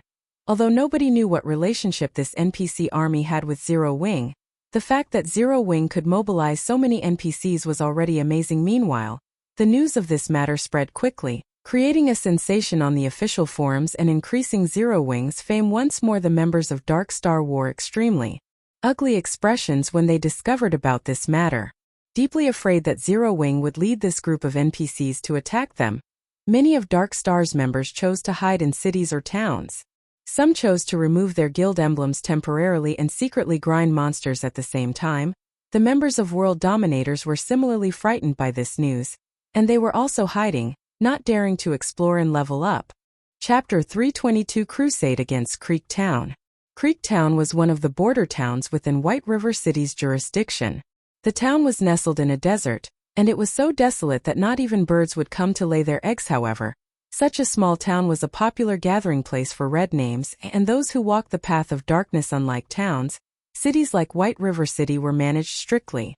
Hence, red names who had often killed other players for equipment during the initial stages of the game could only find a desolate place like Creek Town to receive quests and level up. Near Creek Town, high-leveled monsters dwelled, ranging from level 15 to level 30, which were perfectly suitable for players at this stage of the game. In Creek Town, red names crowded the streets. Most of these players were above level 15, while only a few were below level 15. The Blood Hand Association, a dark force, managed the town. So, naturally, the NPCs here would not kill these red names. On the contrary, the NPCs welcomed these red names. Red names could also receive better quests depending on their crime value, and through completing these quests, they could raise their reputation among the dark forces they served. Guild leader. There are over 1,000 players in this town. In addition to the NPCs guarding this place, I don't think we can conquer it successfully. After spending a long time scouting, Aqua Rose had obtained a general grasp on Creek Town's overall combat power. Setting aside the fact that there were over 1,000 red names in this town, there were more than 500 NPCs guarding the town, the lowest of which was level 50. Among them, there was no lack of elite guards. There was even a few level 70 Tier 1 guard captains. If they charged in, the actual number of enemy NPCs might increase further. With only 100 players and 49 guards, they stood no chance at all. Also, if a town were attacked, the NPCs within would not wait for players to close in on them before retaliating. Instead, all of the guards in the town would gather and fight back. Moreover, there was a huge difference between NPCs and monsters. The reason being, unlike monsters, NPCs knew how to coordinate with each other, making them far more difficult to deal with. Furthermore, these red names would definitely try to take advantage of their battle with the NPCs, inconveniencing them at the very least. Moreover, these red names were not easy opponents. The fact that these players that could survive as a red name until now and possessed such a high level indicated that they had strong fighting techniques. Naturally, the equipment they used would be of high quality as well. Killing and plundering was their main occupation in the game, so even if they were not fully equipped with secret silver equipment, at the very least, they would possess bronze equipment or above. If any of these red names were in a guild, they could easily become the elite or even core players of the guild. Moreover, the frequent PKs they took part in allowed them to gain plenty of combat experience, so there was no shortage of experts among these red names. To put it simply, although there were only around 1,000 red names in Creek Town, these 1,000 or so players could easily rival 2,000 elites of Dark Star. Thus, if they wished to conquer Creek Town, the task could only be described with one word: challenging. Of course, we stand no chance against them if we attack normally. However, we have come here with a Crusade quest. Shifeng knew how difficult it was to capture a town. How could a Crusade quest possibly be easy? If it were, the system would not reward players with shocking rewards and reputation. These red names were usually the bandits. They were not used to being the victims this time. However, it was their turn to shed some blood. Fire dance. How are the preparations coming on your side? Shifeng asked through the team chat. The 48 level 50 Tier 1 guards Shifeng had recruited were no pushovers. Although these guards could not be used to kill monsters or raid dungeons, they could defend a town or private residence. More importantly, they could also help players complete large-scale guild quests. If not for this fact, Shifeng would not have recruited so many Tier 1 guards. However, even though all 48 were Tier 1, they were insufficient to deal with all of the NPCs in Creek Town. Moreover, Shifeng had not intended for them to launch a frontal assault on the guards of Creek Town. Among the 48 Tier 1 guards Shifeng had recruited, some were rangers and assassins. Hence, Shifeng had tasked Fire Dance and the others to take along one of these guards to lure the Bloodhand Association's NPCs out of town. After all, the intelligence the Tier 1 guards possess was much lower than players. If Shifeng allowed the Tier 1 guards to lure the enemy NPCs, they could easily fail. Yet, if players lured the enemy NPCs, due to the great disparity in attributes, the NPCs could catch up and kill the players. Hence, Shifeng's solution was to have players instructing the Tier 1 guards individually. We've grasped most of the basic commands, so we're only waiting for your command now, Fire Dance said with a smile. Good. After I initiate the Crusade quest, all of you take action immediately. Remember not to lure the town guards too far. Otherwise they will run back to town. After Shifeng gave a few reminders, he then walked towards Creek Town. Shifeng stopped a few hundred yards before the town, taking out the Crusade Order. He then pointed the Crusade Order at the sky. Suddenly, rays of golden light shot from the Crusade Order, and in the next moment, a golden magic array appeared above Creek Town. In the evening sky, this magic array was extremely conspicuous, and it quickly attracted the attention of many players inside the town. A short moment later, the magic elements of this array burst open, and one after another golden ripples spread from this magic array, enveloping the entire region of Creek Town. At this moment, if viewed from the outside, a protective golden dome appeared, covering Creek Town. Creek Town System Announcement. Zero Wing has started a crusade against Creek Town. Unrelated parties, please leave immediately. Creek Town System Announcement. Zero Wing has started a crusade against Creek Town. Unrelated parties, please leave immediately. Creek Town System Announcement. Zero Wing has started a crusade against Creek Town. Unrelated parties, please leave immediately. The crusade announcement repeated 3 times, and all of the red names in Creek Town were shocked by this notification. There was actually a guild that dared to capture a red name town shortly after. All of the players belonging to the dark forces in Creek Town received another message. However, the message this time was from the Blood Hand Association. The message stated that, as long as they could successfully defend the town, all players would receive bountiful rewards. Moreover, players would receive achievement points for each enemy they killed. After the battle was over, players could exchange these achievement points for weapons and equipment. Zero Wing sure is kind. They have actually come to gift us money. Do they think they are amazing? Since they dared to come into our territory and make trouble, we'll annihilate every single one of them. The players of Creek Town's blood boiled. Their killing intent rose to new heights. Although Zero Wing shone like the sun in mid-sky in White River City, in their eyes Zero Wing wasn't worth mentioning. After all, they all had impressive techniques and none of them mingled in White River City, so they had no need to fear Zero Wing's vengeance. Even if Zero Wing tried to take revenge on them, they only needed to hide, and Zero Wing could do nothing to them. The barefooted are not afraid of those who wear shoes. They were the hoodlums of God's domain, so why would they fear Zero Wing? Inside one of the bars in Creek Town, an assassin clothed in black currently drowned himself in alcohol. The man felt like a piece of ice to others. He exuded a chilling intent that made others instinctively distance themselves. Shockingly, this man was actually level 20, and all of his equipment was secret silver equipment. In White River City, this man would definitely be considered a first-rate expert. This black-clothed assassin was stunned when he received the system announcement, the beer bottle in his hand falling to the ground. Zero Wing. Doesn't that mean that Yifeng might show up as well? The black-clothed assassin's lips curled upward, forming a sinister smile. The last time I lost to him because of equipment quality. This time I'm going to take back everything that he owes me. If Shifeng could see this assassin's appearance, he would recognize this person as none other than Absolute Heaven, the assassin that he killed in the past. Chapter 323 Nightmare. To avenge his hatred, Absolute Heaven had worked desperately to improve his techniques and upgrade his equipment. Now, even if Yifeng were not involved in this sudden assault, he would still give the members of Zero Wing a taste of his new strength. However, just after Absolute Heaven walked out of the bar's entrance, he discovered the golden magic array hovering in the evening sky. This magic array was a result of the Crusade quest's activation, and it would change the NPCs of Creek Town. The guards that had originally been level 50 immediately fell to level 30, while the level 70 tier 1 guard captains became level 50, the same level as Shifeng's normal guards. Although Creek Towns had been weakened, none of these guards delayed in taking action. The moment the warning bell rang, a storm of guards rushed out of the many buildings within the town.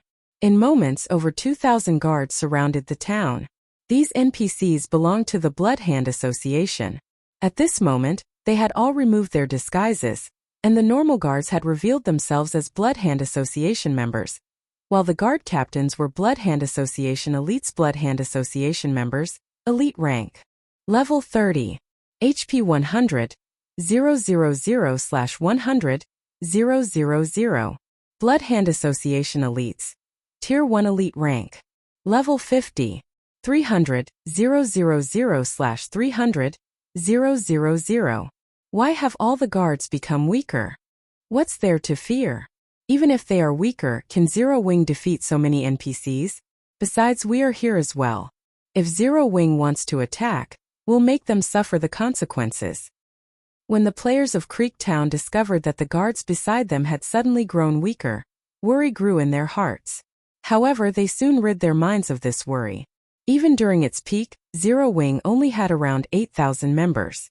Moreover, due to the surge of players that had withdrawn from the guild, they now had less than 5,000. Even if Zero Wing had mobilized all 5,000 of its members, in the face of 2,000 NPCs, charging into the town would be nothing more than suicide. At this stage of the game, players had yet to reach level 30. Furthermore, not a single player had managed to upgrade to a tier 1 class. So, how could they possibly hope to fight against level 30 and level 50 NPCs? In God's domain, such a massive gap between levels was fatal. Begin. Shifeng commanded in the team chat fire dance, and the others immediately took action, each of them commanding a level 50 tier 1 guard as they charged towards the Blood Hand Association's army. The guards' fire dance and the others controlled were tier 1 rangers and assassins. Regarding movement speed, they were much faster than the Blood Hand Association members. Rangers also possessed ultra-long ranged attack capabilities, and they could launch their attacks from 100 yards away. Hence, they were perfect for the role of a lure within moments. The Red Names of Creek Town noticed several figures rushing at them with speeds that no players could hope to achieve in the next moment. These rangers retrieved their longbows, knocking arrows and releasing them shio. The arrows struck their targets, several level 30 Blood Hand Association members, from roughly 90 yards away. Each arrow dealt over -5,000 damage to these level 30 NPCs. If a player received one of these arrows, they would die with a single hit. The Rangers' attack attracted the attention of the Blood Hand Association NPCs. Without hesitation, over 1,000 Blood Hand Association NPCs unsheathed their weapons and charged. Seeing this, the Rangers turned on their heels and fled. Very quickly, they had drawn these Blood Hand Association NPCs away from the city. Weren't we being attacked by players from Zero Wing? Why are there level 50 Tier 1 NPCs as well? The Red Names were confused. They simply stood where they were, not following the Blood Hand Association NPCs in pursuit of the Tier 1 Rangers. Level 50 Tier 1 NPCs only needed a single hit to kill them. If they did not possess life-saving skills, fighting such an NPC was suicide. Moreover, they were all Red Names. If they died, they would pay a severe penalty. At the very minimum, they would lose 2 to 3 levels and a majority of their equipment. Naturally, they had to weigh the costs and benefits before they took action. Not to mention, they had never intended to charge with the NPCs since the very beginning. Instead, they had planned to take advantage of the confusion, while the Blood Hand Association NPCs and Zero Wing clashed. Now, however, those NPC guards had lured away all of the Blood Hand Association NPCs. At this moment, even they began to wonder whether they should join in the pursuit or not.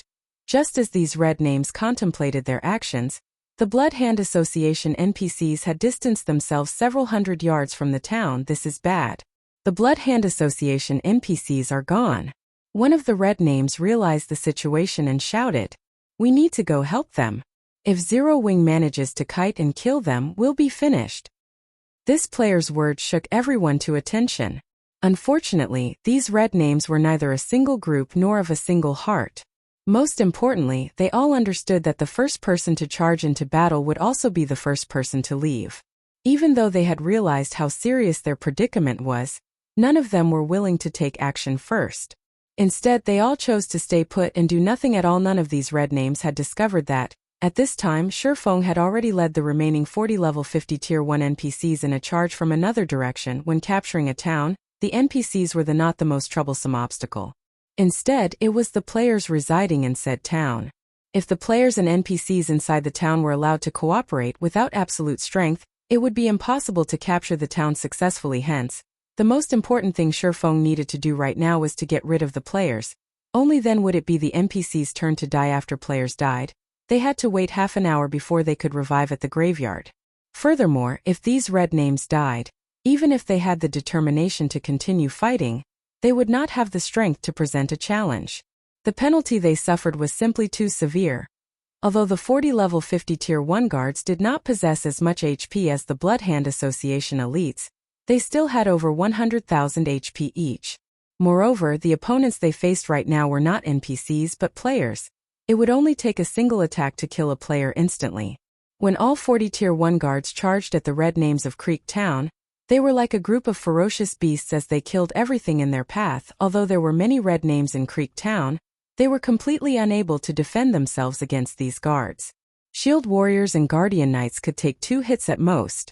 In the blink of an eye, Red Names died, one after another, littering the ground with bodies and equipment. In contrast, although the Red Names attacked continuously, due to the level suppression of over 30 levels, the damage the Red Names managed to deal was negligible.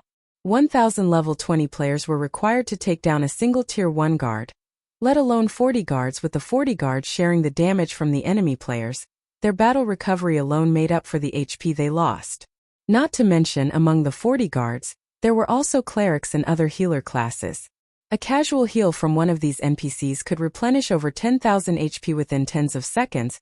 Over 200 Red Names of Creektown died, while all 40 guards that Shifeng led still had full HP. The disparity in strength caused the Red Names to despair. These NPC guards are too strong. We need to retreat and meet up with the Blood Hand Association NPCs. You bastards from Zero Wing are shameless. You actually brought level 50 tier 1 NPCs to capture a town. If you have the strength to face us, don't use those NPC guards and fight us fairly. Oh. The red names cursed Shurfeng at the others as they fought the NPC. Shurfeng could only chuckle at their words. Immediately, he instructed the NPC mages to cast their OE spells. Suddenly, rain of fire descended from the sky. In the next moment, thunderbolts struck down at the red names. When cast by the tier 1 mages, the tier 1 AoE spells could display their true might. The red names of Creektown died in batches. After several AoE spells landed, the battlefield fell quiet. Of all the red names that had resided in Creektown, only 400 or so remained. While everyone else was dead, this scene not only shocked the players of the town, but Aqua Rose and the others were also stunned. A single wave of AoE spells became a nightmare for the red players of Creektown Run. Nobody knew who shouted, but every surviving red name agreed wholeheartedly as they fled in all directions. Let's start the slaughter. A majority of these red names wear mysterious iron equipment. Killing one of them will profit us more than killing a small boss. Such an opportunity will be rare in the future. Shurfeng laughed, following which, with Aqua Rose in the lead, both players and NPCs chased and killed the fleeing red names. When Shurfeng was the last remaining on the high slope, he suddenly opened his mouth and said, "Now that no one is around, you can come out, right?" Shortly after the battle began, Shurfeng faintly sensed someone spying on them from nearby. Moreover, the gaze that he felt contained a cold, killing intent. However, it was only a feeling, so Shurfeng had not paid too much attention to it. After his team left, however, this feeling became much clearer. He then activated the Golden Stigmata's skill, Omniscient Eyes. The skill allowed him to perceive everything within 100 yards, and all stealth effects were useless in the face of this skill. And as expected, Shurfeng discovered an assassin slowly creeping up on him from behind. However, even after Shurfeng spoke, the assassin continued to hide. "Do you think I am playing a trick on you?" Shurfeng unsheathed the abyssal blade and immediately sent a thundering flash behind him. 3 green arcs of lightning streaked across the air. In the next moment, a black figure suddenly appeared and swiftly dodged the attack. It was none other than the assassin that Shurfeng had killed before. Absolute Heaven. At this moment, shock filled Absolute Heaven's chilling gaze. Someone was actually capable of discovering his presence from such a long distance away. This was the first time he had encountered such a situation. Chapter 324 Times have changed. So it's him. After not seeing him for some time, his techniques and equipment have improved quite a lot. No wonder he could get so close to me before my senses picked up on him. Absolute Heaven had left a deep impression on Shurfeng during the time Shurfeng had searched for the Ice Blue Devil Flame. This expert assassin had very nearly killed him. Afterward, Absolute Heaven had ambushed him again when he led Blackie and Lonely Snow to level up. At that time, Shurfeng's life had hung on by a thread since Shurfeng started playing God's Domain in this life. Although he had made plenty of enemies, Absolute Heaven was the only person who had almost taken his life after such a long time. Absolute Heaven would definitely be much stronger now that he had accustomed himself with the combat style of God's Domain. If Absolute Heaven had not been careless and underestimated Black Flame, Shurfeng's alternate identity, by not concealing his killing intent, Absolute Heaven might have successfully ambushed Shurfeng. "Now that I know you're there, you aren't going to escape?" Shurfeng revealed a calm smile as he turned to Absolute Heaven. "Escape?" Absolute Heaven revealed a hint of arrogance on his chilling face. "I admit that you're strong. It is as expected of the guild leader of Zero Wing, Black Flame. According to my estimation, your strength should be on par with Yifeng. Last time, Yifeng only managed to kill me because of my own impatience. It was my mistake to use all of my skills on Yifeng so early in the fight. Otherwise, with his strength, he could not even dream of killing me.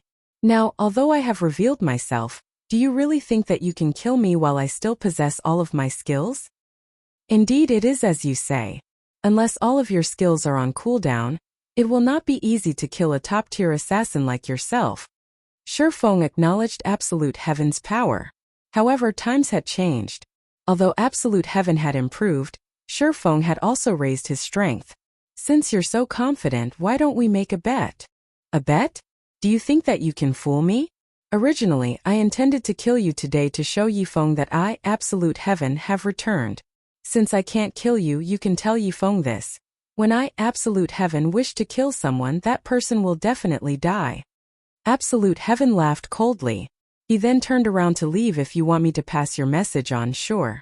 However, the condition is that you need to escape. Shifeng activated the 7 Luminaries ring. Using the Aura of Time skill, Absolute Time, he instantly charged at Absolute Heaven. Absolute Time prevents enemies within a range of 50 by 50 yards from using any skills or tools for 20 seconds with this skill activated. All of Absolute Heaven's skills were in a similar state as a force cooldown. Meanwhile, an assassin that could not use skills was like a tiger without claws or fangs. You think I can't escape? Absolute Heaven smiled confidently in reply to Shifeng's taunt. He then tried to use blind on his opponent.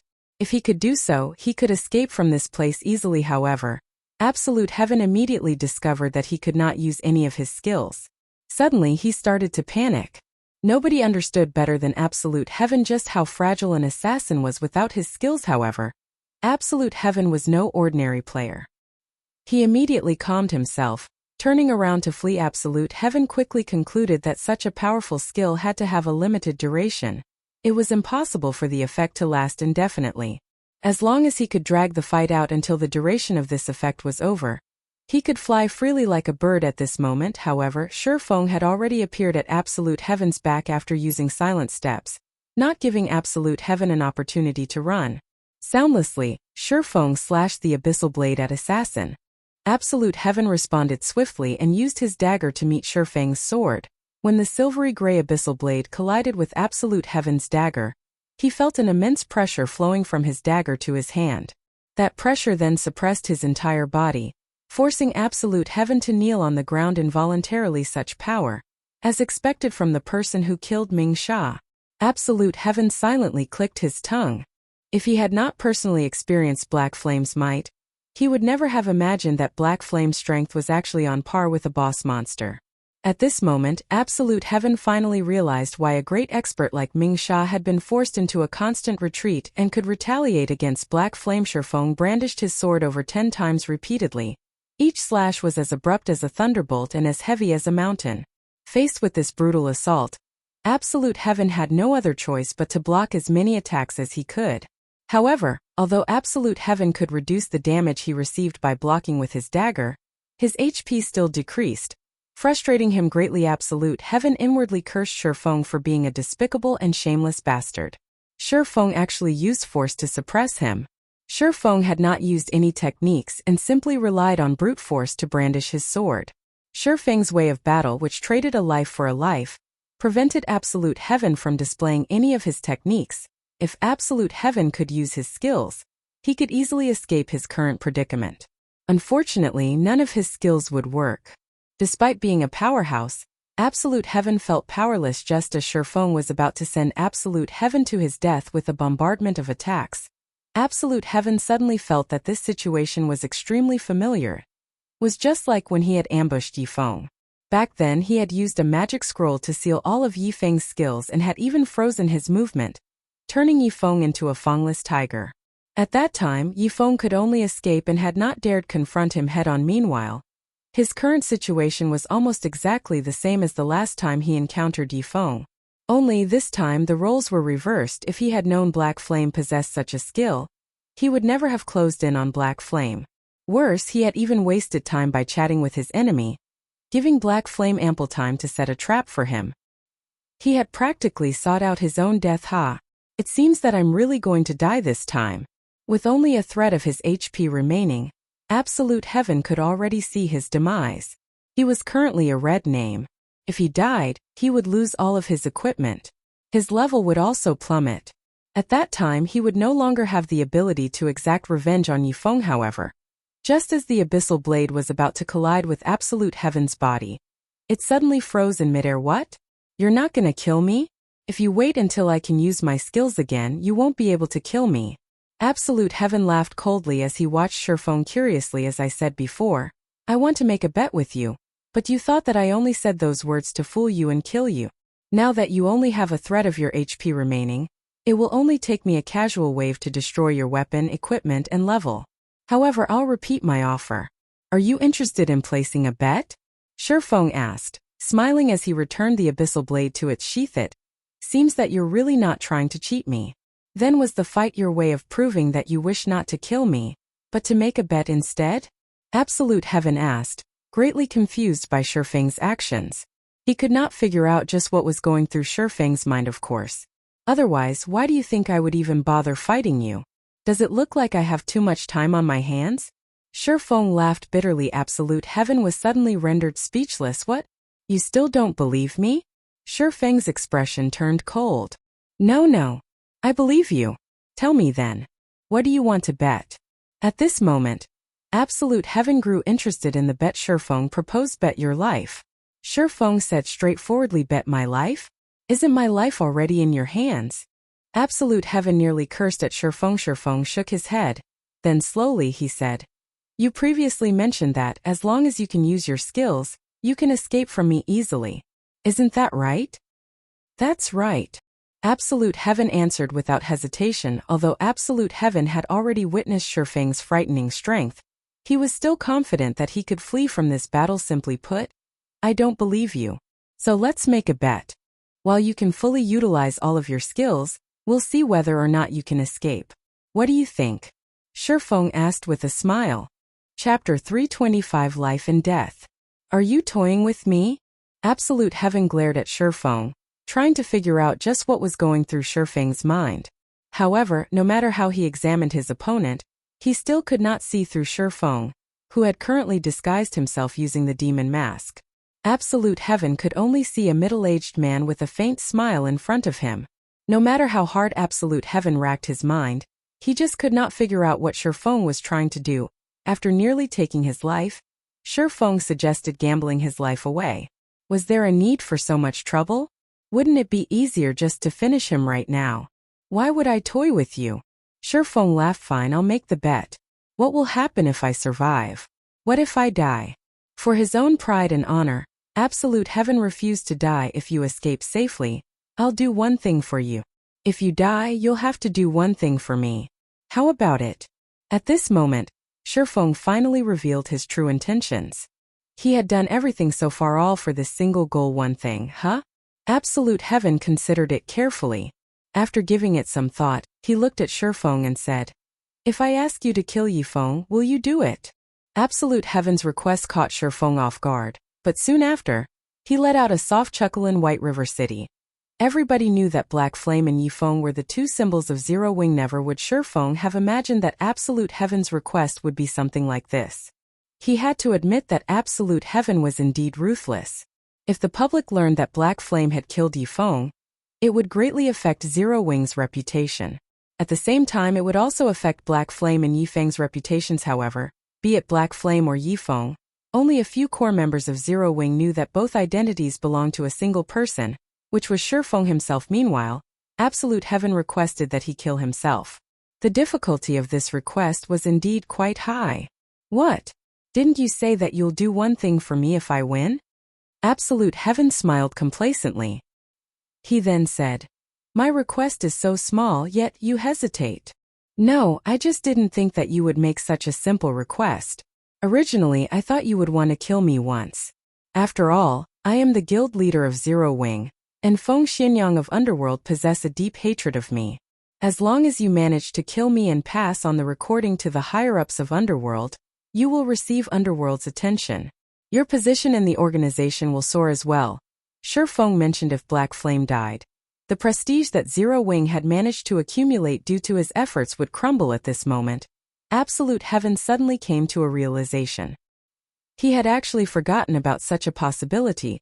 The loss and humiliation Darkstar had suffered caused Feng Xianyang's hatred of Zero Wing to soar. The guild he had nurtured with so much effort had actually fallen into such a state. Naturally, he would not let Zero Wing off the hook. Hence, Feng Xianyang put out a bounty to all members of Underworld stating that, as long as anyone from Underworld managed to kill the higher-ups of Zero Wing and cause trouble, the rewards would be bountiful. As long as someone could accomplish this task, they could gain fame, status, and wealth. If one could annihilate Zero Wing, receiving a promotion from outer member to elite member of Underworld would be a simple matter. There were not many elite members in Underworld. They were few and far between. But those who obtained the prestigious title would also become influential in reality.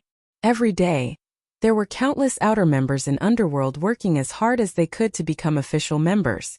Only after becoming an official member could one possibly become an elite member. If he, Absolute Heaven, could kill Black Flame, the guild leader of Zero Wing, there might actually have a chance at receiving the promotion to that elite group. Even if it were not possible, at the very least, he could still become an official member. Alright then. I agreed to the bet. Let's start after I have fully recovered. Absolute Heaven directly agreed. After a few moments, Absolute Heaven's HP and stamina recovered completely. Shifeng then took out a gold coin, suggesting, "I'll toss this gold coin into the air. The battle will start the moment the coin reaches maximum altitude and begins to fall. How about it?" Okay. Absolute Heaven was momentarily speechless when he saw Shifeng use a gold coin as a starting signal. Was he not afraid of losing the gold coin? Currently, Absolute Heaven only had around 20 silver coins in his pockets. Even so, he was considered relatively wealthy. Yet, Shifeng had actually taken out 5 times that amount and treated it like a toy. Comparisons are indeed odious. Let's start then. Shifeng tossed the gold coin into the air. The coin soared upward. Only when it was around 4 meters above ground did its speed begin to slow, the coin faintly showing signs of stopping and succumbing to gravity. Absolute Heaven focused his gaze sternly on the coin. The moment it started to fall, he intended to use Blind on Shifeng immediately. He would then activate Wind Steps and start running towards the town. In such a wide open area, if he attempted to use Vanish to enter stealth mode, Shifeng would discover him easily. However, it would be a different story in town. Although terrain on the way to town was complex, aside from Vanish, he possessed other life-saving skills and tools to help him get through this distance. As long as he could reach the town and use Vanish, even if Shifeng possessed excellent senses, it would be impossible to locate him. However, from start to end, Shifeng had been paying attention to Absolute Heaven. He did not even take a look at the gold coin in midair. The moment the gold coin started to descend, just as Absolute Heaven was about to use Blind, Shifeng instantly vanished. Immediately, he appeared at Absolute Heaven's back, sending a chop towards the assassin. The speed of this attack was astonishing, and Absolute Heaven had no way to dodge. Absolute Heaven suddenly felt an icy feeling coming from behind him. Moreover, the blind that Absolute Heaven had used before had lost its target, becoming ineffective. Without giving it a second thought, Absolute Heaven immediately proceeded with the next part of his plan and activated Wind Steps. When activating this skill, he would become invincible for nearly 1 second. Absolute Heaven took advantage of this short moment of invincibility to block Shifeng's attack, negating all damage. Moreover, Absolute Heaven also took advantage of the impact of Shifeng's attack to send himself flying almost 6 yards away, creating a relatively large gap between Shifeng and himself. Shifeng inwardly praised his opponent as he watched Absolute Heaven's fleeing figure. If Absolute Heaven had not chosen to use Wind Steps and used Block instead, Shifeng's sword would have destroyed at least half of his life. Now, as a result of his accurate judgment, not only had Absolute Heaven managed to use Wind Steps to defend the attack, but he also managed to place quite some distance between them. Moreover, due to the 40% movement speed buff provided by Silent Steps, Absolute Heaven managed to widen the gap even further. Seeing this, Shifeng used Windblade and chased after Absolute Heaven. In the blink of an eye, the distance between the two shortened greatly. Shifeng's agility was very high. Throughout Star Moon Kingdom, nobody that could surpass him in terms of agility. There were also his equipment's passive skills. Nobody could match Shifeng in terms of speed. At this place, only the level 50 Tier 1 assassin and ranger NPCs had a chance at beating him. Absolute Heaven could not help his shocked. Immediately, he retrieved a magic scroll from his bag. This magic scroll was aqua-colored, and it looked very exquisite. It turned out that it was actually a Tier 1 magic scroll. Absolute Heaven then unrolled the magic scroll and used it on Shifeng water binding. Immediately, several jets of water shot out from the magic scroll. The water flew towards Shifeng, intending to wrap around him. Shifeng revealed a calm smile, not faltering at the slightest as he continued charging at Absolute Heaven. The moment the blue jets of water came into contact with Shifeng, they lost all effectiveness and disappeared. It didn't work? A stunned expression appeared on Absolute Heaven's face. That was one of the precious Tier 1 magic scrolls that he possessed. The magic scroll could even entrap a boss monster for a short moment. Yet, it was actually ineffective against Shifeng. Absolute Heaven did not know that before the battle had begun. Shifeng had already activated the Aura of Space of the Seven Luminaries crystal. The Aura of Space granted Shifeng immunity to all control effects. Based on the strength of a Tier 1 magic scroll, it was still too weak to break through the effect of the Seven Luminaries ring dam. It seems that I have no choice but to use this thing. Absolute Heaven unwillingly took out a shabby-looking magic scroll from his bag. This was an item that he had obtained by coincidence from an underground ruin. Although the magic scroll looked shabby, the magic power it gave off was frightening. Even an NPC appraiser could not identify what tier the magic scroll was. However, that appraiser estimated that the magic scroll should be tier 2 or higher originally. Absolute Heaven had not intended to use this scroll. After all, he only had one. However, if he did not use it now, with his opponent's frightening speed, Shifeng would definitely catch up to him in no time. If that happened, he would be in big trouble. Chapter 326. Recklessly Wasting Resources. While Shifeng and Absolute Heaven were occupied with their bet, a bloody storm swept through Creek Town. Originally, over 1,000 red names had resided in Creek Town. However, after being slaughtered by the 40 NPC guards and Zero Wing's 100-man team, less than 200 red names remained. No longer did these red names possess the arrogance they had before. Instead, they all ran and scattered in all directions before the start of Zero Wing's crusade. These red names had always been the ones killing and plundering the equipment of other players. Not only could they earn a fortune by doing so, but they could also enjoy watching the frightened and unwilling expressions of the players they killed. Those times were simply blissful, and their continued success only encouraged them to travel further down the path of being a red name. Now, however, these red names had finally learned what it felt like to be on the other side of the blade and what it felt like to be a powerless weakling. Although many among these red names were experts and elite players, in the end, their techniques were simply insufficient to make up for the huge difference in strength between both sides. After all, no matter how fierce an ant was, it would never be a match against a mighty lion. Since Zero Wing doesn't plan to let us live, we should fight to the bitter end. Encirclement appealed to the other red names when he realized that they could no longer escape. Some of the red names considered the Encirclement's suggestion rational, and many of them decided to cooperate with each other to retaliate against Zero Wing. However, just as they turned around, one of the Tier 1 Elementalist guards launched a flame explosion, instantly killing the Encirclement who had attempted to rally his allies. Following closely, one Tier 1 Berserker guard used Flame Charge and arrived before 4 red names. The Berserker then used Whirlwind Slash, killing all 4 in a single attack. After the players died, a pile of equipment littered the ground around the 4 players' lifeless bodies. Seeing this, the red names who had originally thought of staying behind immediately changed their minds. Without hesitation, they all turned and fled towards the Bloodhand Association's NPCs who Zero Wing had previously lured away. Although they had the option of retreating from the town, desert surrounded Creek Town. They would simply become easy targets without any cover. Only by reuniting with the Bloodhand Association's NPCs would they have a chance for survival. If they died right now, they would lose several days' worth of effort. Even if they had already familiarized themselves with the combat style of God's domain, they would still need around 4 days to recover the lost levels. Not to mention, they would also lose a majority of the equipment they owned. These consequences frightened them greatly. Hence, these red names ran desperately towards the Bloodhand Association's NPCs. Unfortunately, the Tier 1 NPC guard Shifeng had hired had very high movement speeds. Aside from assassins, none of the other red names could outrun these Tier 1 NPCs. Moreover, faced with these level 50 NPCs, the stealth of these level 20 assassins was completely useless. They only had a higher chance of escaping due to their high movement speeds. Big Sis Aqua, we have really hit it big this time.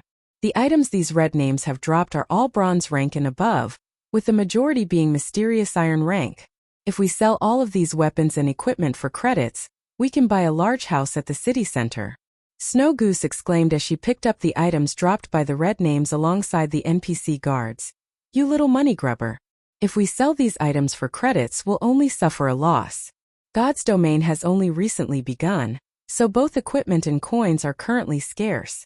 The various large guilds also face a shortage of equipment. Zero Wing is only getting by because our current member count is low. By the time the construction of the guild residence is complete, and we start recruiting members again, The stockpile of items we have in the guild warehouse would run out in the blink of an eye. Now that we have obtained so much equipment, it just so happens that we can use it to meet our urgent needs. Aqua Rose chuckled as she flicked a finger on Snow Goose's forehead. At this moment, a change occurred on one of the high slopes outside of Creek Town. A crimson pillar of light shot into the sky, attracting everyone's attention. Not only was the pillar of light extremely eye-catching, but everyone could also feel a great threat coming from it. The source of this pillar was none other than Absolute Heaven's shabby-looking magic scroll. This is not good. This is the Tier 3 magic scroll, Phantom Beast's Descent. Shurfeng recognized the magic scroll instantly. The might of a Tier 3 magic scroll could not be underestimated. Even when Shurfeng was at his prime, he would still have suffered greatly if struck by the skill contained within a Tier 3 magic scroll, let alone the current him who was not even a Tier 1 class. Fortunately, the skill contained within Phantom Beast's Descent magic scroll was not a pure attack type skill. Instead, it was a summoning skill. The Phantom Beast's Descent was capable of summoning a powerful Phantom Beast to fight alongside its summoner. Suddenly, a black magic array in the shape of a 7-pointed star appeared in the sky. Just as Shurfeng was about to kill Absolute Heaven, the magic array fired a black ray of light towards Shurfeng. Shurfeng dared not be careless. Immediately, he activated Defensive Blade. Boom, boom, boom. After 3 consecutive bombardments, a large crater occupied the originally flat slope. If Shurfeng had not activated Defensive Blade, becoming immune to 9 ranged attacks or 4 melee attacks, he might have died in the center of the crater. A giant tiger sat quietly beside Absolute Heaven. This tiger's body resembled a galaxy of stars. The tiger focused its silver eyes on Shurfeng as it gnashed its teeth. It released an aura that was even more powerful than a Lord-ranked monster guild leader. Black Flame. The agreement we had before said that, as long as I can escape from you, you promise to do one thing for me. I wonder, is that agreement still valid if I kill you? Absolute Heaven laughed naturally. However, you sure are willing to part with such a rarity. Do you even know the value of a Tier 3 magic scroll? Shurfeng glanced at the Phantom Beast the assassin had summoned, inwardly pitying the loss of such a precious item. Tier 0 players could not display the true might of a Tier 3 magic scroll. This was especially true for a summoning scroll. If a Tier 1 player used such a scroll, the summoned Phantom Beast could easily decide the outcome of a war involving tens of thousands of players. If used by a Tier 2 player, the Phantom Beast would have no problems eradicating a large-scale town. In Shurfeng's previous life, many guilds had willingly spent thousands of gold coins to purchase such a magic scroll. At this moment, however, Absolute Heaven had used such a precious magic scroll on this small battle. This was simply a reckless waste. Of course I know. However, you are too fast. I know that I won't reach Creek Town if this continues. Compared to dying, I'd rather use it. Absolute Heaven had mourned the use of the scroll as well. However, he no longer wished to experience the humiliation of dying once again. Since I've already used this magic scroll, you can rest in peace now. Guild leader Black Flame, go. Get rid of him. Absolute Heaven commanded the Phantom Beast as he pointed at Shurfeng. Nebula Tiger. High Lord rank. Level 30. HP 1, 800,000/1, 800,000. The strength of a Phantom Beast summoned from a summoning scroll was determined by the summoner's level and tier. Absolute Heaven was currently level 20, so the summoned beast would be level 30, which was 10 levels higher than himself. If Absolute Heaven were a Tier 1 class, then the Nebula Tiger would not be just a High Lord. At the very least, it would be a Great Lord-ranked monster. A Great Lord-ranked monster could only be described using the word horrifying. Hundreds of players of the same level would be no more than ants in front of a Great Lord. When such a monster was under the control of a player, it would become even more frightening and powerful. This was also why Tier 3 summoning scrolls were so precious. A controllable Great Lord-ranked monster could easily decide the outcome of a war involving tens of thousands of players. Chapter 327 Moment of Brilliance. AOO. The Nebula Tiger roared angrily, releasing shockwaves. With the sound, the Nebula Tiger's roar echoed throughout Creek Town, causing everyone who heard it to shudder. This was the might of a High Lord-ranked Phantom Beast. A single roar could send tremors through a person's heart. However, the main reason the Nebula Tiger released this roar was not to shock its enemies. Instead, it was meant for its master. In the next moment, a layer of crimson mist surrounded Absolute Heaven's body. This was the effect of Life Ward. a special skill gained by summoned monsters. When this skill activated, it would form a protective shield around the summoner, increasing the summoner's defense. When all was said and done, a summoned monster was still a summoned monster. If the summoner of the monster died, the monster would also disappear. Hence, all summoned monsters would possess skills capable of protecting their masters. When Absolute Heaven saw the effects of Life Ward, his lips immediately curled into a smile. When used, Life Ward created a protective shield capable of absorbing 20,000 damage. Even if an enemy managed to close the distance and engage him in melee combat, they would need to expend a significant amount of effort to exhaust the Life Ward. Furthermore, Absolute Heaven possessed high combat power as well. His opponent might die before he could overcome the Life Ward. Absolute Heaven had originally worried that Shurfeng could simply deal with him directly. However, with the Life Ward protecting him, his only fear vanished. Black Flame, your time of death has come. Absolute Heaven started commanding the Nebula Tiger to attack Shurfeng. The greatest difference between a summoned monster and a normal monster was the player's control. While under a player's control, monsters that had originally possessed powerful attributes would become even more formidable. Not to mention, as a High Lord ranked monster, the Nebula Tiger possessed quite a number of skills. It would only take an instant for the Nebula Tiger to kill a player. The Nebula Tiger, which was over 3 meters in height, lightly tapped its feet on the ground, crossing the distance of over 10 yards between Shurfeng and itself in an instant. So fast, Shurfeng was surprised. The Nebula Tiger swiped its claws at Shurfeng. Although Shurfeng wanted to dodge the attack, his reaction was a step behind, and the attack landed on its target. However, the Nebula Tiger's attack did not manage to deal any damage due to defensive blade. Seeing that its first attack had failed, the Nebula Tiger immediately brandished its claws at Shurfeng again. After swiping its claws at Shurfeng several times, the defensive blade's effect quickly broke. Just as the Nebula Tiger's fatal swipe was about to reach Shurfeng, Shurfeng barely managed to activate parry to defend himself. Under a level 30 High Lord ranked monster was simply too powerful. Shurfeng did not even possess a Tier 1 class yet, so it was impossible for him to stop the attack. Like a cannonball, the tiger's attack launched Shurfeng backward as expected of a great expert like Guild Leader Black Flame. You've even managed to block such an attack. Absolute Heaven could not help but applaud as he watched the exchange between Shurfeng and the Nebula Tiger. Absolute Heaven was not making fun of Shurfeng at all. Rather, he praised his enemy sincerely. Absolute Heaven himself was certain that, if he were the one receiving the Nebula Tiger's attacks right now, he would have no way of defending himself.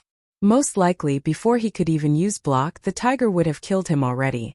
Yet, Shurfeng held it off. However, Shurfeng also paid a heavy price when he blocked the attack. As Shurfeng landed, he was both physically and mentally unstable. He could no longer dodge or defend against another one of the Nebula Tiger's attacks. The huge gap in attributes was not something that could be made up for by solely relying on battle techniques. Previously, Shurfeng had used overwhelming destructive force to suppress Absolute Heaven. Now Shurfeng faced a similar crisis. It was already praiseworthy that he managed to survive for so long. Just as the Nebula Tiger pounced at Shurfeng once more, a figure suddenly dashed over and stood before Shurfeng, blocking the Nebula Tiger's attack and saving Shurfeng's life. Absolute Heaven was greatly stunned by this scene. The figure's speed was simply too fast, and before he could catch a clear glimpse, the figure appeared in front of Shurfeng. More importantly, this figure blocked a full-powered attack from the Nebula Tiger. It was simply unbelievable at this moment. Shurfeng looked at the tall figure standing proudly before him. Smiling, he muttered, "Just in time." The person that blocked the Nebula Tiger was none other than Kite. Shurfeng's personal guard. Kite was a dark gold ranked personal guard. Moreover, he was even a Tier 1 swordsman who had reached level 30. Naturally, no player could compare to his strength originally.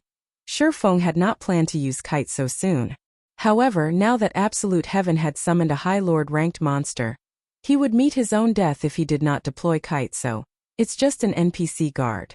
And here I wondered who was so powerful to block the Nebula Tiger's attack. However, do you really believe a level 30 Tier 1 swordsman can defeat my High Lord ranked Nebula Tiger?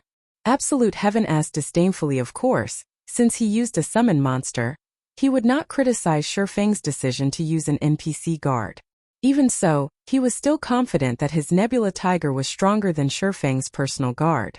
Although both were level 30, the Nebula Tiger was far more powerful than a Tier 1 NPC. In his eyes, Shifeng had done nothing more than delay the inevitable. I admit that Kite is not a match for the Nebula Tiger, but he can hold it back for some time. Now let's find out which will happen first. Your death or Kite's. Shifeng revealed a faint smile. He then charged towards Absolute Heaven. When all was said and done, Kite was still a Tier 1 NPC. Although he could not defeat the High Lord-ranked Nebula Tiger, he would have no problems delaying the monster for some time. Otherwise he would not deserve the rank of Dark Gold. Although the Nebula Tiger tried to chase after Shifeng, Kite once more stopped the monster in its path, annoying the beast greatly. In just a moment, Shifeng swiftly arrived before Absolute Heaven. Absolute Heaven knew that with Kite present, the Nebula Tiger could not do anything to Shifeng. Hence he commanded, "Get rid of that guard first." Absolute Heaven still possessed the life ward that would absorb 20,000 damage. He did not believe that Shifeng could kill him so easily. Moreover, he did not intend to confront Shifeng directly after giving his command.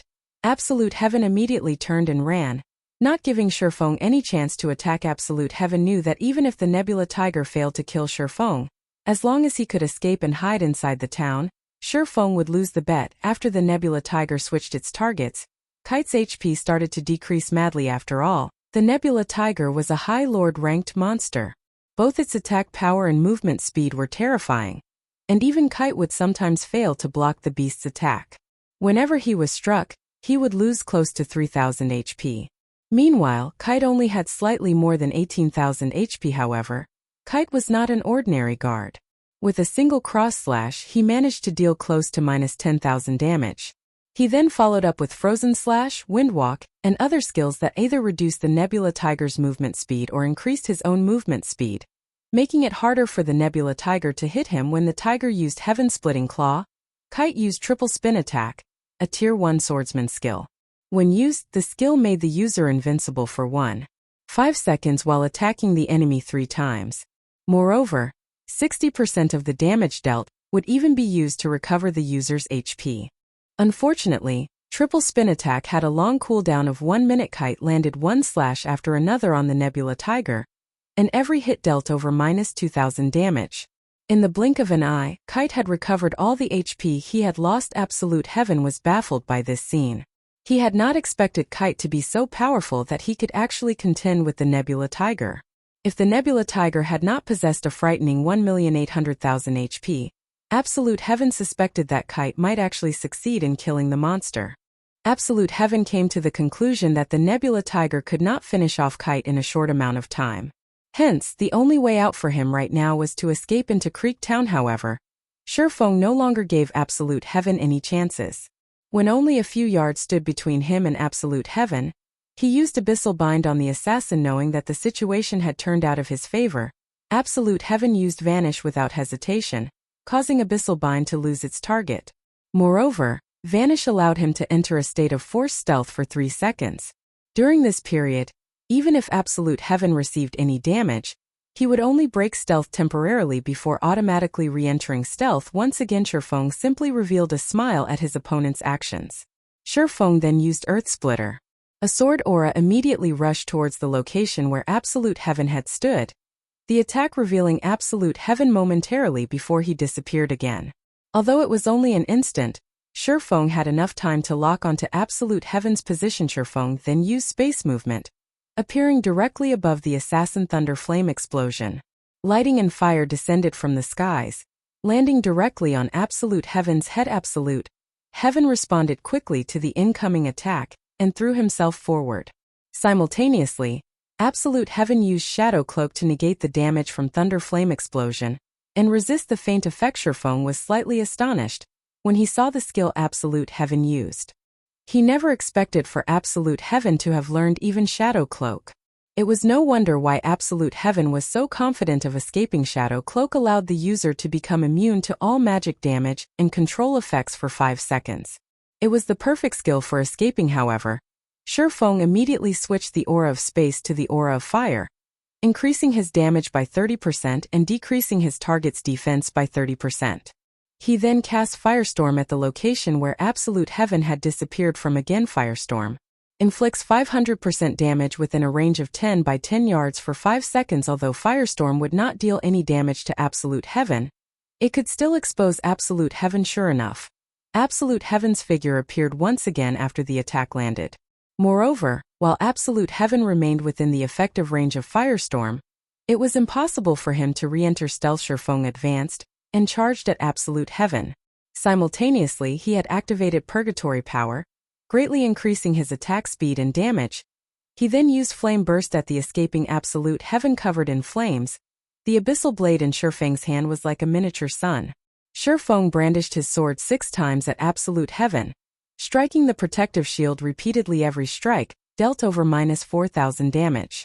His critical hits dealt close to -9,000 damage, even though the life ward protecting Absolute Heaven could absorb up to 20,000 damage. In the face of Flame Burst, Shifeng sliced the protective shield apart like paper. His subsequent attack after breaking the shield struck Absolute Heaven's back. The secret silver equipment Absolute Heaven wore also lost more than half of its durability from the attack. To Absolute Heaven's disbelief, his HP, which had been over 2,000, plummeted to 0. The assassin's body fell to the ground, his weapons and equipment scattered around his body. Although everything seemed to have happened slowly, in reality, it only lasted an instant. The battle stunned the Zero Wing members who watched from a distance. At this moment, no words could describe their feelings. It turned out that a battle between players in God's domain could also be so frightening. It was a battle that shook them to their core. From the appearance of the red pillar of light to the end of the battle, less than 20 seconds had passed. First, there was the confrontation between the High Lord rank monster and the Tier 1 NPC swordsman, and then there was the chasing battle. The spectating members of Zero Wing had only managed to catch the afterimages of 2 figures running towards town, with one escaping while the other pursued. As the battle continued, the appearance of lightning and fire dazzled the eyes. Finally, after the momentary appearance of a miniature sun, one person lay flat on the ground with items strewn around his lifeless body on the other side. The battle between the Nebula Tiger and Kite also came to an end. Now that its master was dead, the Nebula Tiger transformed into light particles and disappeared. Only Kite remained, standing there quietly and covered in numerous wounds. Meanwhile, the land surrounding Kite was in a miserable state. Pits and cracks surrounded him. One could just imagine how fierce the battle had been. Chapter 328 Harvest. After the battle. After the battle with Absolute Heaven came to an end, Shifeng sighed in relief. If not for the 7 Luminaries ring, he might really have let the cunning Absolute Heaven get away. This was how God's domain worked.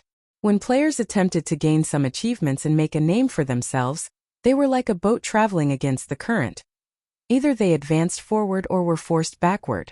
Today's glory might very well become tomorrow's laughingstock.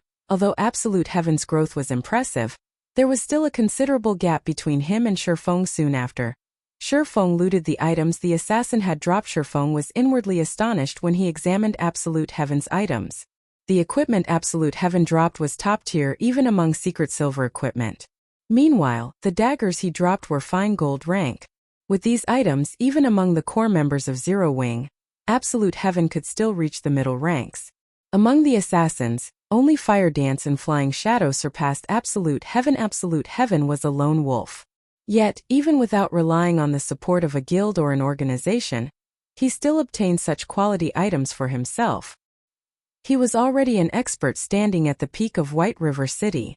If Absolute Heaven were not a solo player, the equipment he had possessed might not have been secret silver, but fine gold rank. If Absolute Heaven had been fully geared with fine gold equipment today, Shifeng's victory would not have been so easily secured. Big Sis Aqua, is that really our guild leader? Snow Goose asked hesitantly.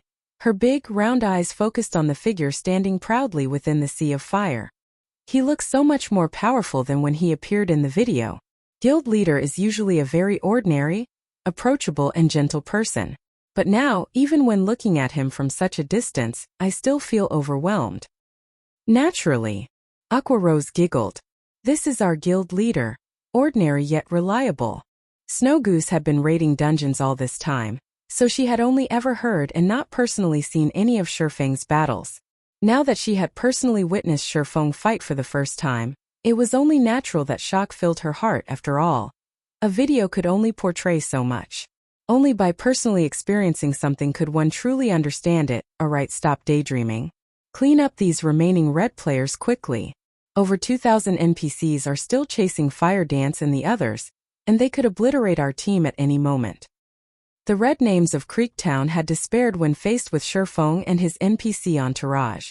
Now that Shifeng had also extinguished the hope presented by Absolute Heaven and the High Lord ranked monster, these red names completely lost their heart to resist escape. How were they supposed to escape? With Shifeng's gale-like speed, even if they grew a few more legs, it still would not be enough for them to get away. After these red names lost their fighting spirit, Aqua Rose and the others took little effort to clean up. They took less than a minute to deal with the remaining red names of Creektown. Meanwhile, the harvest they obtained was sufficient to arm a team of 1,000 players throughout this battle. Although a few of their members had died and lost a level, when compared to the harvest they obtained, such loss was practically negligible. The items they obtained had easily made up for the total losses. Zero Wing had suffered with surplus. Aqua Rose was overjoyed when she examined their harvest. As the manager of Zero Wing's daily affairs, she was very clear about what these items represented. With the addition of this batch of items, after Zero Wing finished recruiting new members, they could arm a large batch of elite players, pushing Zero Wing's combat power to a whole other level. At that time, even if Darkstar declared another war on Zero Wing, they could still deal with it without needing Ouroboros's assistance. Guild leader, we've dealt with all the red names. We can start cooperating with Fire Dance and the others to kill the Bloodhand Association NPCs now. Aqua Rose happily reported through the team chat. Okay. Follow the plan and kill those Bloodhand Association NPCs. Be careful not to lure too many at once. Those NPCs are more sensitive than field monsters, Shifeng said. Oh right. Send me a healer. I need someone revived. I'm a cleric. I'll go. Snow Goose hurriedly shouted in the team chat, excitedly waving her hand. Seeing the girl's reaction, Aqua Rose indulgently said, Fine, off you go then. In any case, the Tier 1 guards will be responsible for killing those NPCs. Our role is to supply support. The Bloodhand Association NPCs were all level 30 and above, while the members of Zero Wing were only around level 20. Among those present, only Shifeng and Blackie possessed 10 ignore levels. Everyone else could only deal minute amounts of damage to these NPCs. The most they could do was use some control skills on these Bloodhand Association NPCs. Although these Bloodhand Association NPCs possessed a certain degree of intelligence, it was only slightly higher than normal field monsters. Otherwise, Fire Dance's group could not have lured them away. What Aqua Rose's group needed to do was to lure the Bloodhand Association NPCs away in small batches and kill them separately. With a strength of 40 level 50 Tier 1 guards, they could easily take care of up to 300 level 30 Bloodhand Association NPCs each time. With a massive difference of 20 levels, the attacks of the Bloodhand Association NPCs would only deal damage in the double digits to a Tier 1 Shield Warrior guard. Meanwhile, a level 50 Tier 1 Shield Warrior possessed over 200,000 HP. Even if dozens of Bloodhand Association NPCs attack simultaneously, the total damage would only be a tickle to a level 50 Tier 1 Shield Warrior. The Shield Warrior's battle recovery alone could restore most of the HP lost. Not to mention there were still the Tier 1 healers waiting in the wings. However, NPCs were different from monsters. The NPCs of the Bloodhand Association were very organized when they fought. The warriors that served as meat shields would stand in front, and the mages would attack from behind, coordinating their attacks with the melee fighters. The healers standing at the rear would also spam heals on the tanks. There was even one time where an assassin from the Bloodhand Association had circled and ambushed Aqua Rose's group. If Cola had not reacted quickly and immediately aggroed the NPC assassin, the team would have lost at least one member to the NPC compared to everyone else who the NPCs suppressed. Blackie was free and unfettered as he sent spell after spell at the Bloodhand Association. The Mavis's guard Blackie wielded allowed him to ignore the massive level difference completely, and each one of Blackie's attacks could deal around -700 to -800 damage to these level 30 elite NPCs. When Blackie used Stars of Light, the result was simply earthshaking. A damage of over -1000 appeared above every enemy NPC caught within the skill's range. Moreover, with each successive bombardment, the damage of the Stars of Light increased by 10%. The skill had a duration of 15 seconds, and by the time the 15th bombardment landed, The enemy NPCs were already receiving over -6,000 damage each. Some of the attacks even achieved critical hits, dealing over -10,000 damage to the enemy NPCs. These level 30 elite NPCs only had 100,000 HP. They stood no chance against Blackie's Stars of Light. After Stars of Light ended, over 200 level 30 elite NPCs fell to the ground lifelessly. Suddenly, everyone's experience bars started increasing madly. Some even leveled from level 19 to level 20. Even Blackie, who was currently level 23, saw a huge increase in his experience bar even though the EXP was shared with over 100 players. Each person still obtained a frightening amount originally. Everyone had only come here to kill these NPCs for the purpose of completing the Crusade quest. Now that they had discovered the wealth of EXP in front of them, everyone started working even more enthusiastically. After killing several waves of NPCs, everyone managed to level up to level 20 or above. Blackie even reached level 24. Everyone's leveling speed was simply frightening. Ha ha ha. Sister Aqua, at the rate we're leveling, Zero Wing will fully occupy the top 100 spots on the White River City ranking list. Blackie laughed. That's a nice idea. All this time, that leveling madman Lone Tyrant had held the 9th position on the ranking list. Although guild leader had killed him once back in the Silverleaf Forest, he had only fallen to 10th place. Seeing that Darkstar is so adamant in challenging us, if we kick Lone Tyrant out of the top 100 of the ranking list, it would be a massive blow to both Lone Tyrant's and Darkstar's reputation.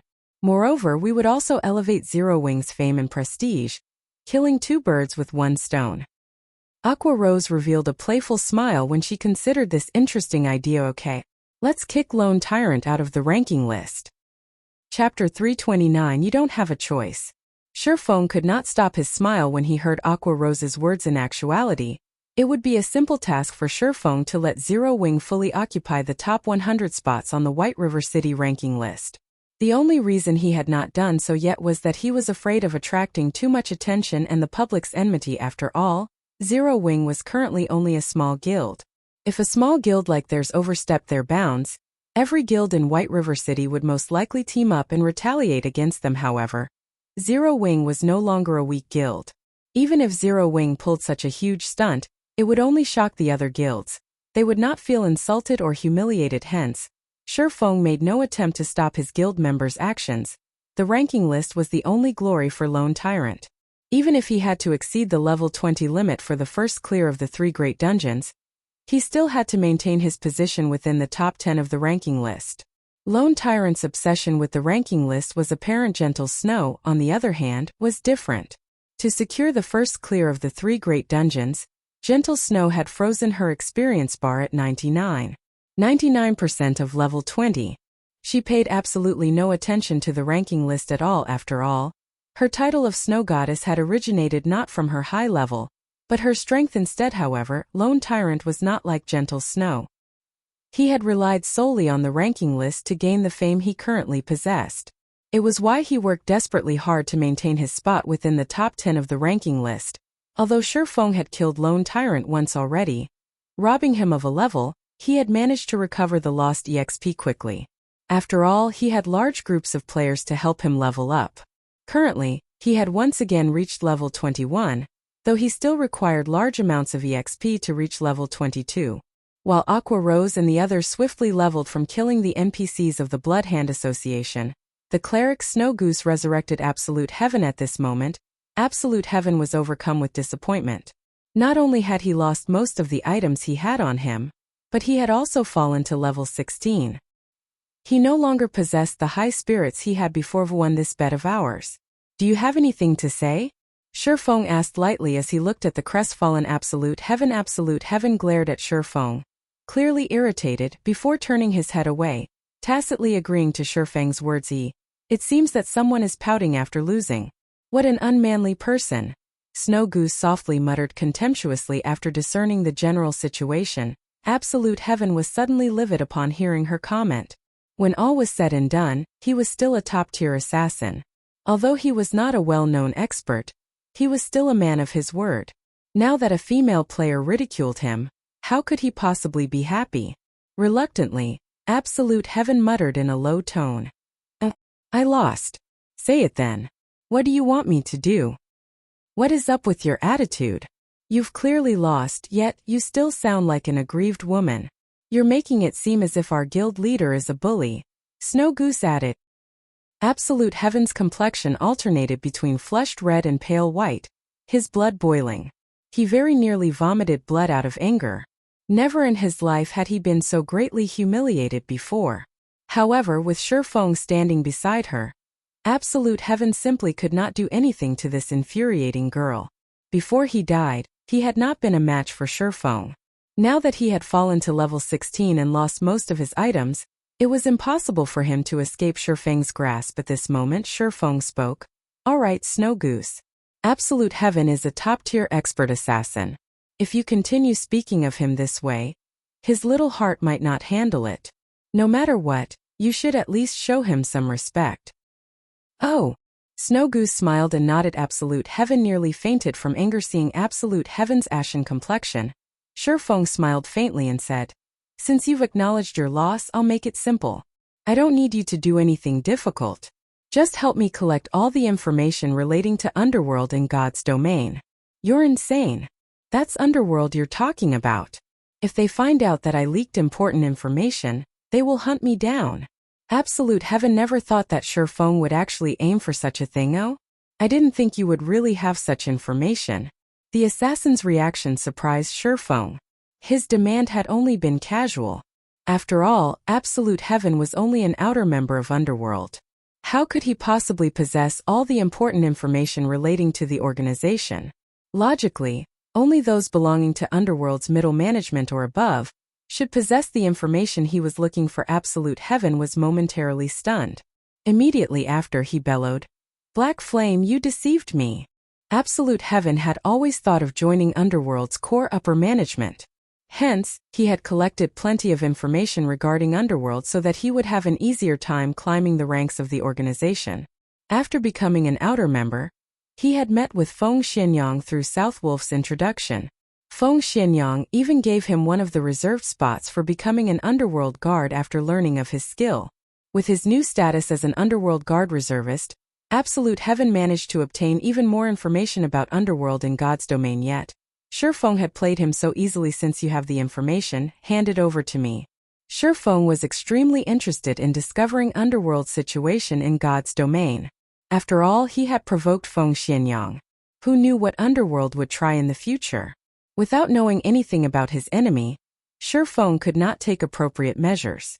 However, if he possessed inside information about the organization, the situation would be greatly different. One who knows his own strength and that of the enemy is invincible in battle. If Shifeng had not possessed his advantage of being a reincarnated person, Dark Star, the guild controlled by Underworld, would have long since eliminated both him and his guild. Hence, Shifeng had to take preventive measures against Underworld. Only Shifeng had not expected this boon to arrive so quickly. Originally, Shifeng had only intended to toy with Absolute Heaven for a little bit before changing his condition. His actual goal was to have Absolute Heaven report Underworld's movements within the White River City region. Now, however, things had become far simpler. He could obtain all information regarding Underworld in God's domain directly. No, I absolutely will not agree to this. Underworld far surpasses your imagination. You have no idea what you are going up against. I urge you to change your request. This is not just about me. You too would be better off without knowing anything. Why create trouble for yourself? Absolute Heaven said resolutely. It turns out that even a top-tier expert will renege on his word. It seems that I have misjudged you. Shifeng sighed. Guild leader. I could tell that he was a scoundrel that would break his promises with a single glance. What's the point of wasting your time arguing with him? Let's just do away with him. Kill him every time he revives. After we kill him to level 0, let's see how he can survive in Underworld. Snow Goose suggested, sporting a cheeky grin. Snow Goose's suggestion left the assassin utterly speechless. Kill him every time he revived? Was this girl really a cleric? Could she be a demon disguised as a human instead? Snow Goose, how could you speak like that? As a girl, you should act gently and reserved. Kill him every time he revives? That's simply too cruel. What will you do if you terrify him? Shifeng could not help but reprimand the cheeky little girl. At most, we'll upload the video recording the previous fight and our dialogue to the forums. It will be fine as long as we reveal this to everyone. You're right, guild leader. Snow Goose applauded cheerfully as long as the video of the battle went viral. Not only would everyone know that Absolute Heaven was a man who broke his promises, but the hidden organization named Underworld would also be exposed to the public eye. Even if Absolute Heaven did not reveal any secrets, Underworld would hunt him down for what little he had already said. Black flame. Raging flames burned in Absolute Heaven's eyes as he looked at Shifeng. He only wished that he could murder the smiling demon before him right now. Just hand it over. Shifeng calmly smiled. I have already sealed off all paths of retreat. You don't have a choice. Chapter 330 Shock. Shifeng's words left Absolute Heaven speechless at this moment. Absolute Heaven finally understood why Shifeng would insist on making a bet with him. Shifeng was clearly capable of killing him with a single hit. Yet, Shifeng had given him hope of retaliation for this very moment. A terrible thought suddenly emerged in Absolute Heaven's mind. Had Shifeng planned to deal with Underworld all this time? Before joining Underworld, Absolute Heaven had known that Underworld's background was unfathomably deep. It was an existence that he could not afford to provoke. After joining the organization, that thought had only strengthened. He absolutely could not make an enemy of Underworld. Now Shifeng dared to consider challenging Underworld. He simply did not know how to differentiate between life and death. It would have been fine if only Shifeng did not know how to differentiate between life and death. Yet Shifeng intended to drag him down as well. Moreover, the swordsman left him with no other options. Shifeng was eviler than a demon. When Absolute Heaven saw that Shifeng's finger was about to click the upload video button, he lowered his head and helplessly said, Fine. However, I have a condition. No one can know that I gave you this information. You can rest assured on this point. Since I have asked you to do such a thing for me, I will not make things difficult for you. I won't let anyone but myself look at the information relating to Underworld. Shifeng assured and nodded. Absolute Heaven's worries were unfounded. After all, Shifeng was also worried about this situation becoming public, which would, in turn, allow Underworld to take precautionary actions. I'll send you the files tomorrow after I have compiled them, Absolute Heaven said before turning to leave. However, Shifeng was a step ahead and blocked his retreat. What? Worried that I'll deceive you? You currently have information to use against me. What tricks could I possibly play on you? Absolute Heaven laughed bitterly, overthinking things. I'm just returning the items you dropped when you died. As for your levels, with your strength you should recover quickly. Shifeng then took out the items he had looted from Absolute Heaven and returned them to their original owner. After some hesitation, Absolute Heaven finally decided to receive the items before leaving. Guild leader, are we really going to start a war with that mysterious organization named Underworld? Snow Goose asked. Based on Absolute Heaven's words, Snow Goose could discern just how terrifying Underworld was. Even a top-tier expert like Absolute Heaven was afraid when talking about it.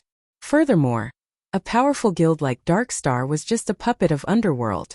With Zero Wing's current strength, wouldn't acting against Underworld be akin to smashing an egg against a rock? What? Afraid? Shifeng chuckled. Of course not. Our Zero Wing is invincible. How could we possibly lose to Underworld?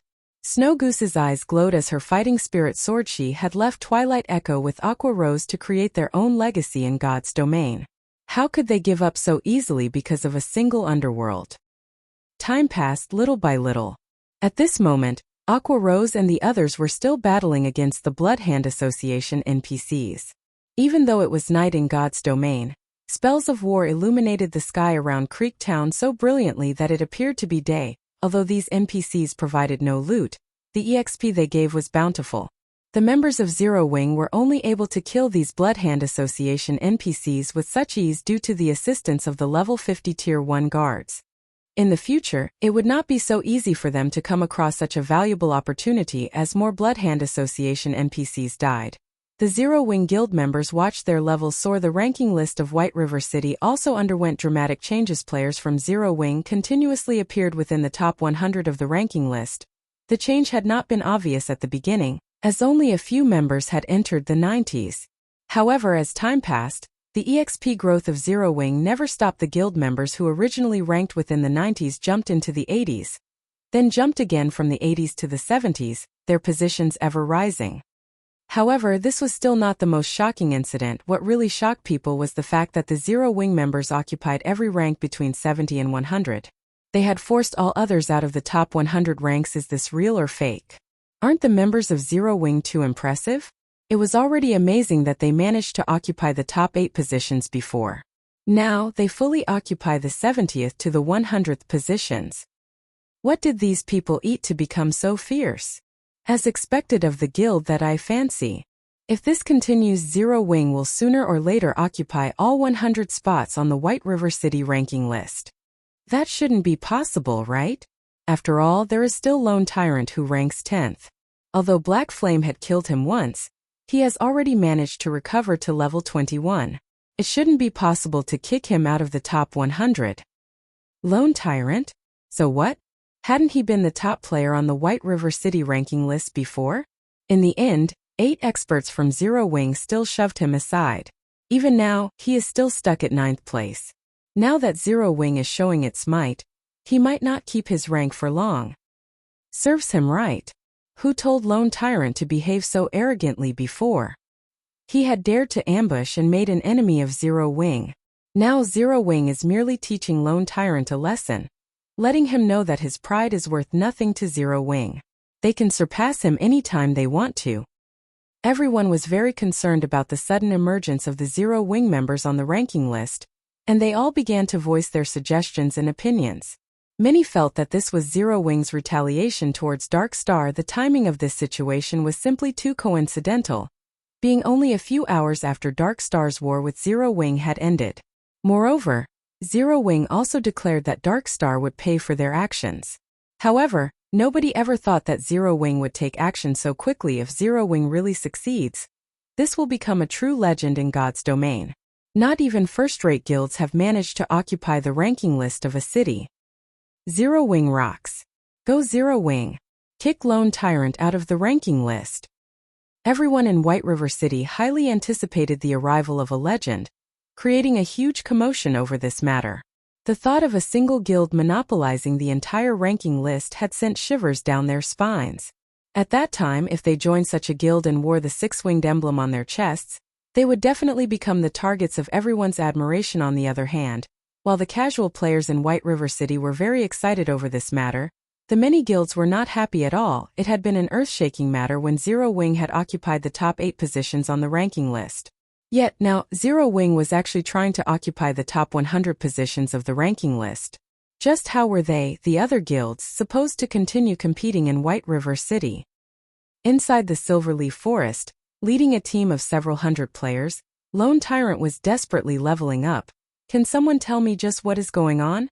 Lone Tyrant demanded, irritated. He had spared no effort to raise his own level.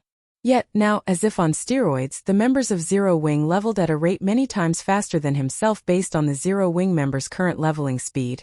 It was only a matter of time before they surpassed him. Unfortunately, nobody could answer Lone Tyrant's question. You're a bunch of trash. Go investigate immediately. They must have found a good grinding spot. Once you find them, send someone to eliminate them.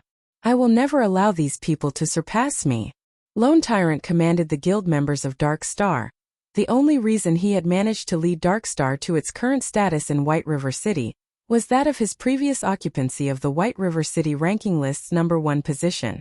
However, due to Blackie and the others, he was no longer the top player in the region. Even so, he still occupied the top 10 in the eyes of the public. If he fell out of the top 100, what else would he have?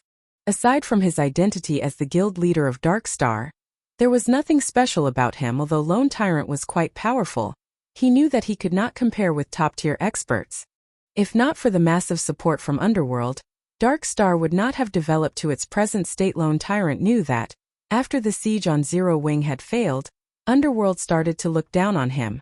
If he lost his only merit as well, based on how Underworld conducted business, he would not keep his position as guild leader for long. Chapter 331, Hidden Warehouse. Considering the events up to this point, Lone Tyrant grew worried. Hurry, lure more monsters. Those bastards from Zero Wing are dreaming if they think they can surpass me and kick me out of the ranking list. I won't give this position away. Lone Tyrant commanded once more, a bloody glow flashing in his eyes soon after. A group of rangers and assassins left to carry out his orders and lure more monsters. The mages of Dark Star also promptly increased their attack rate, using more AoE skills than before. As for Lone Tyrant, who was not in a team with his guild members, he began methodically kill-stealing the low HP monsters, taking the majority of the monsters' EXP for himself rather than sharing with his comrades. This leveling method was extremely extravagant. Even a party of experts continuously grinding monsters could not compare to Lone Tyrant's current leveling speed. Unfortunately, Lone Tyrant did not know that the monsters he and the members of Zero Wing grinded were on entirely different levels. Lone Tyrant only grinded level 20 common monsters at the moment, so he received no bonus EXP for killing them. On the other hand, Zero Wing's 100-man team was killing level 30 elite NPCs. Originally, these elite NPCs had provided an abundance of EXP. They also gained the bonus EXP rewarded for killing a monster that was 10 levels higher. After splitting the EXP for each NPC killed across 100 players evenly, everyone leveled up far faster than Lone Tyrant. Time flew by quickly. White River City was bustling at that night. As a Saturday, even though it was already daytime in the real world, many players had not logged out and were still having fun in God's domain. However, as it was dangerous to leave the city at night, many players had chosen to visit bars in the city with nothing better to do. Players had started focusing their attention to Zero Wing's ranks. Many also began guessing on whether or not Zero Wing would kick Lone Tyrant out of the ranking list. It had been over an hour since the commotion had begun. Now, instead of occupying up to just the 70th position, Zero Wing occupied up to the 40th position of the ranking list. Bystanders fell speechless when witnessing the leveling speed of this new guild. Originally, many players had simply guessed and joked around. None of them actually thought that Zero Wing could accomplish such a feat. Watching this momentum, however, Zero Wing might really intend to monopolize the top 100 spots on the ranking list. Everyone could not help but grow excited in anticipation. If Zero Wing truly managed to achieve such a feat, then they, as players who preferred to play solo, might have a few things to consider carefully. Should they or should they not join Zero Wing? Inside one of the bars in White River City, the members of the Holy Grail Knights were currently drinking in celebration today. They had managed to raid a level 15 20-man hard mode dungeon, the Bloodfang Fort. They also obtained quite a load of equipment and materials from the Raid Brother Werewolf. That Zero Wing sure is godly, huh? First, they defeated world dominators. After that, they managed to kill Dark Star's Lone Tyrant. Now they are even planning to kick Lone Tyrant out of the top 10 and monopolize the ranking list. Soon they might even rule White River City. In reply, Werewolf, the leader of the Holy Grail Knights, shook his head and said, "It's still too early to say. Moreover, the other top 6 guilds aren't here just for show. They won't allow Zero Wing to develop freely. Although, it is true that I have underestimated Zero Wing before." Moments after Werewolf started speaking, a few cloaked players walked into the bar. The equipment these players wore immediately attracted the attention of the others inside the bar. These newcomers were fully geared with secret silver equipment. Moreover, none of them possessed a guild emblem on their chests, signifying that they were all independent players. Meanwhile, the leader of this group was a beautiful female summoner. If Shurfeng were here right now, he would definitely notice that this female summoner was none other than Yulan of Underworld, Big Brother Werewolf. Long time no see. Yulan walked up to Werewolf and greeted him with a bright smile. It's been a long time indeed. The pure and sweet little girl from the past has grown into a beautiful tigress. Time really is amazing. Werewolf sighed ruefully as he looked at the noble and graceful girl in front of him. Big Brother Werewolf, you jest. Everything I have today is all thanks to you. Yulan smiled faintly. Looking around, she said, "We haven't seen each other for so many years now, and I really wish to have a nice conversation with you. There are too many bystanders here. Why don't we find a room upstairs to catch up? Indeed, it has been many years since we last met. We should really have a nice chat." Werewolf immediately spent 5 silvers to rent a guest room on the 2nd floor. He then walked towards the stairs leading to the bar's 2nd floor. Yulan promptly followed after Werewolf. The other cloaked players that had entered the bar with Yulan also moved to guard the staircase, preventing anyone from going upstairs. At this moment, the entire bar was silent. The other members of the Holy Grail Knights, as well as the other guests in the bar, were still stunned by what they just saw. Their minds were unable to process what had just happened. The leader of an independent team actually knew such a noble and elegant beauty. Moreover, they even rented a private room to have a conversation. The other players' minds went wild with fantasy. A short distance away from Creek Town, Aqua Rose and the other members of Zero Wing still grinded the Bloodhand Association's NPCs relentlessly, their experience bars continuously rising. There were over 2,000 NPCs in Creek Town, and it would not be an easy task to kill every one of them. Although Blackie Stars of Light skill was very effective against the enemy NPCs, the skill had a long cooldown.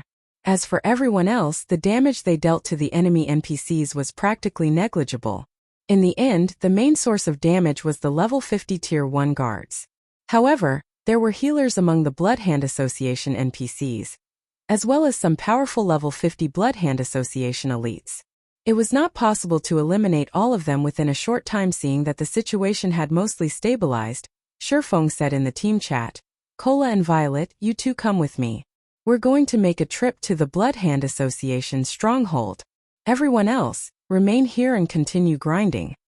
"Guild leader, you're too biased. I helped you revive that bastard from before. Why are you taking Violet but not me?"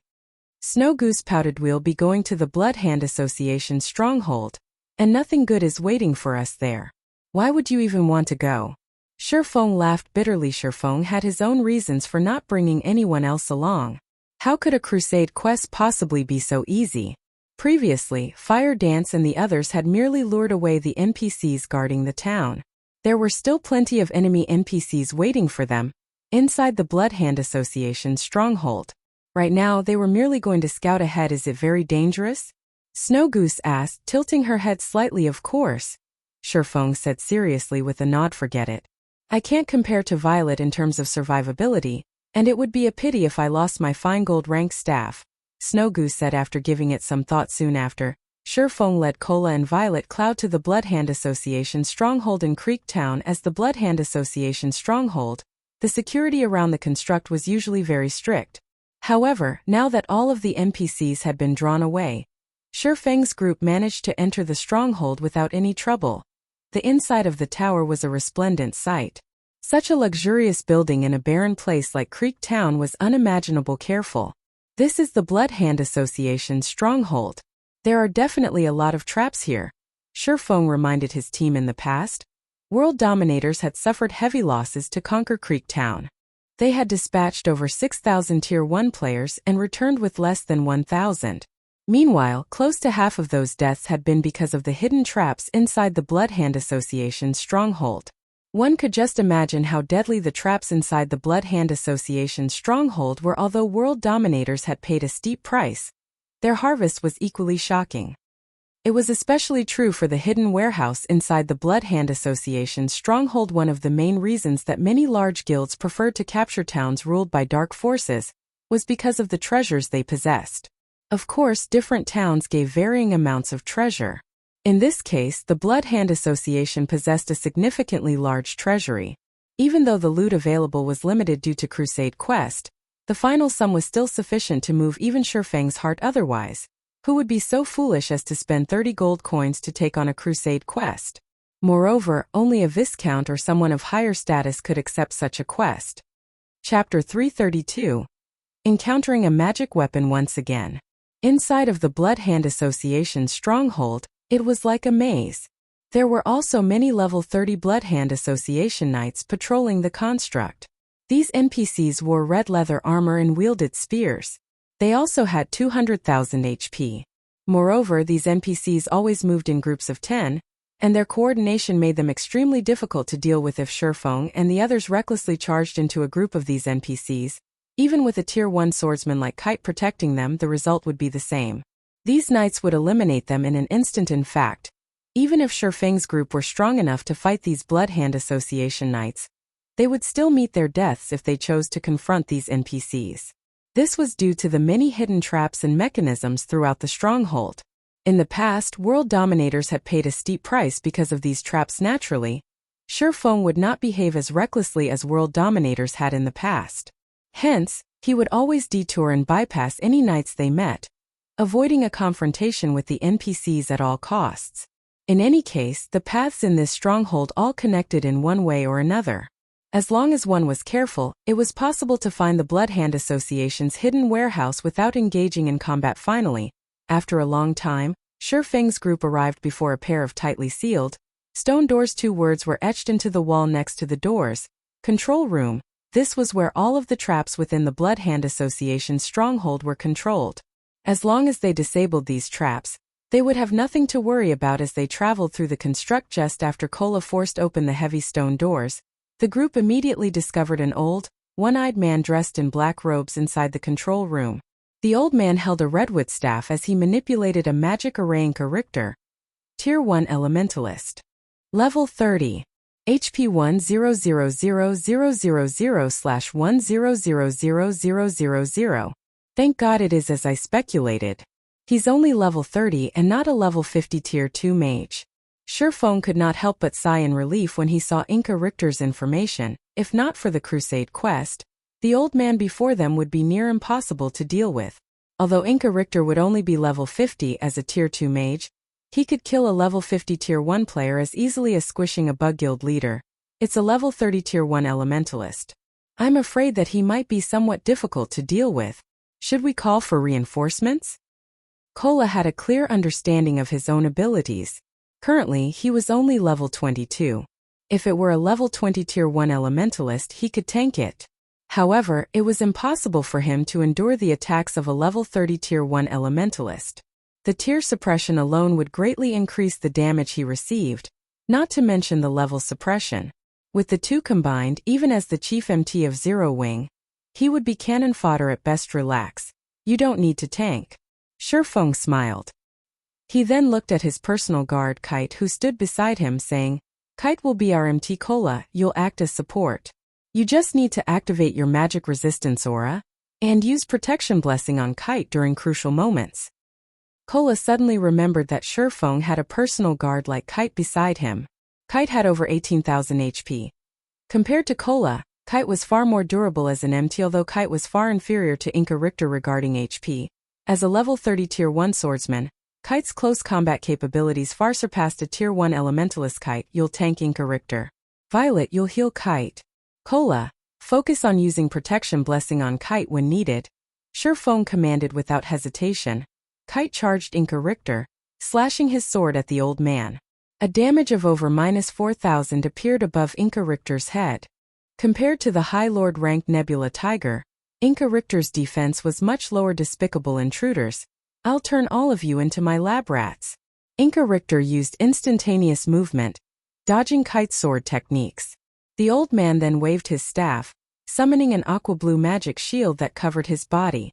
The magic shield was one of the most frequently used defensive spells that elementalists possessed, and it could protect the caster against a considerable amount of damage, following which, Encirclement waved his free hand, summoning an ice wall to prevent Kite from advancing. However, Kite was no ordinary guard. Immediately, Kite activated Wind Blade and jumped. Kite effortlessly leaped across the ice wall in his path and arrived before Encirclement. He then brandished his sword at the elementalist multiple times in quick succession. After taking a few hits from Kite's sword, the magic shield surrounding Encirclement's body shattered into particles of light, leaving the caster's feeble body vulnerable to Kite's attacks.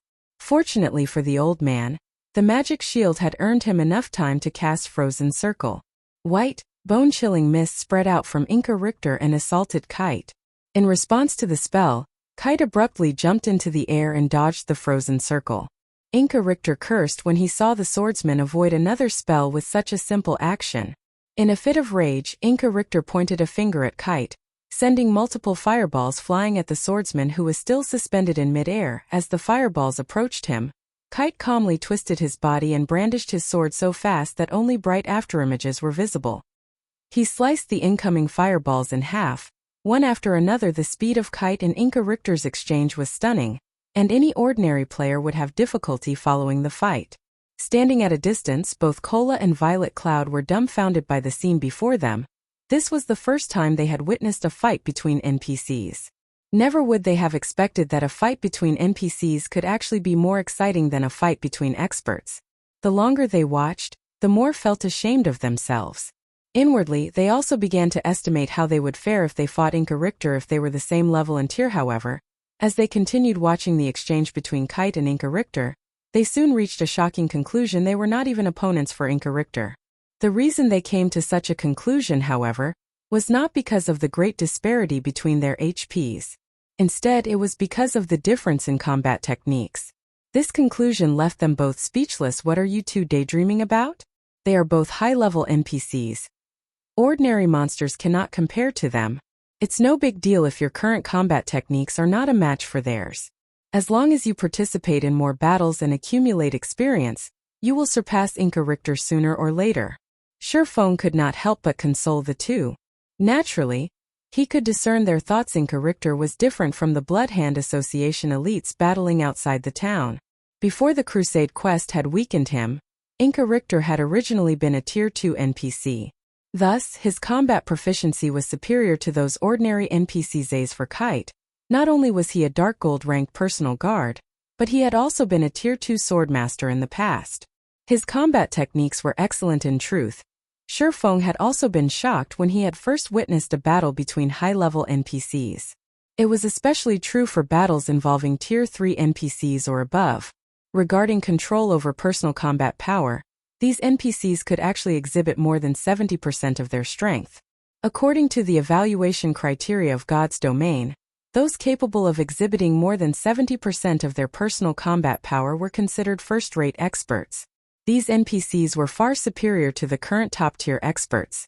Moreover, even an NPC like Inca Richter was only capable of exhibiting 60% of his personal combat power. Hence, it was natural for Cola and Violet Cloud to be inferior to NPCs like Kite and Inca Richter, following which, Violet Cloud began healing the Tier 1 swordsman while Shurfeng supported Kite from the sides. From time to time, Shurfeng would use control skills such as Thunder Flame Explosion and Abyssal Bind to restrain Inca Richter. Shurfeng also used the 7 Luminaries ring, swapping between Aura of Time and Aura of Fire. While Aura of Time was activated, Shurfeng would cast Absolute Time. While Aura of Fire was activated, Shurfeng would use Firestorm. Whenever Inca Richter was about to cast a powerful spell, Shurfeng would deftly activate Absolute Time, interrupting Inca Richter's spell and forcing the old man to defend against Kite sword techniques using his staff. A mage that could not cast spells was like a tiger that without its fangs and claws. In such circumstances, Inca Richter could only endure Shurfeng and everyone else's attacks helplessly. Very quickly, Inca Richter's 1 million HP fell rapidly: 90%, 70%, 30%. After more than 10 minutes, Inca Richter's body finally dropped to the floor, transforming into an abundance of EXP. Shurfeng reached level 24 with a sudden influx of EXP, following which, Shurfeng turned off all of the traps within the Bloodhand Association stronghold. Now that there were no more traps, it would be much easier to deal with the enemy MPs. Suddenly, Cola excitedly ran towards Shurfeng's side and asked, "Guild leader, I found a key beside this old man's body. What do you think this is?" A key? Shurfeng was slightly puzzled. Logically, none of the Bloodhand Association NPCs should drop any item. Shurfeng received the purple gold key from Cola and examined it. There were complex runes carved onto the body of this key. To Shurfeng's surprise, he could not obtain any information about the key. Everything displayed as unknown. What a strange key. In Shurfeng's memory, there were no records mentioning this key. However, since Inca Richter had dropped it, it should be extraordinary. It seems that we will have to look for an appraiser after we return to White River City. When considering unknown items, Shurfeng suddenly remembered the additional skill of his golden stigmata. Omniscient Eyes. The Omniscient Eyes could obtain all information on any items. This skill was far more amazing than the appraising eyes of appraisers. Let's have a look, then. Shurfeng activated Omniscient Eyes and took a look at the key in his hand once more. This time, the information displayed was no longer unknown. All secrets about the key unveiled before Shurfeng's eyes. It's actually a magic weapon. Shock filled Shurfeng's heart as he investigated the purple gold key in his hand. Chapter 333 Hidden Class. Magic weapon?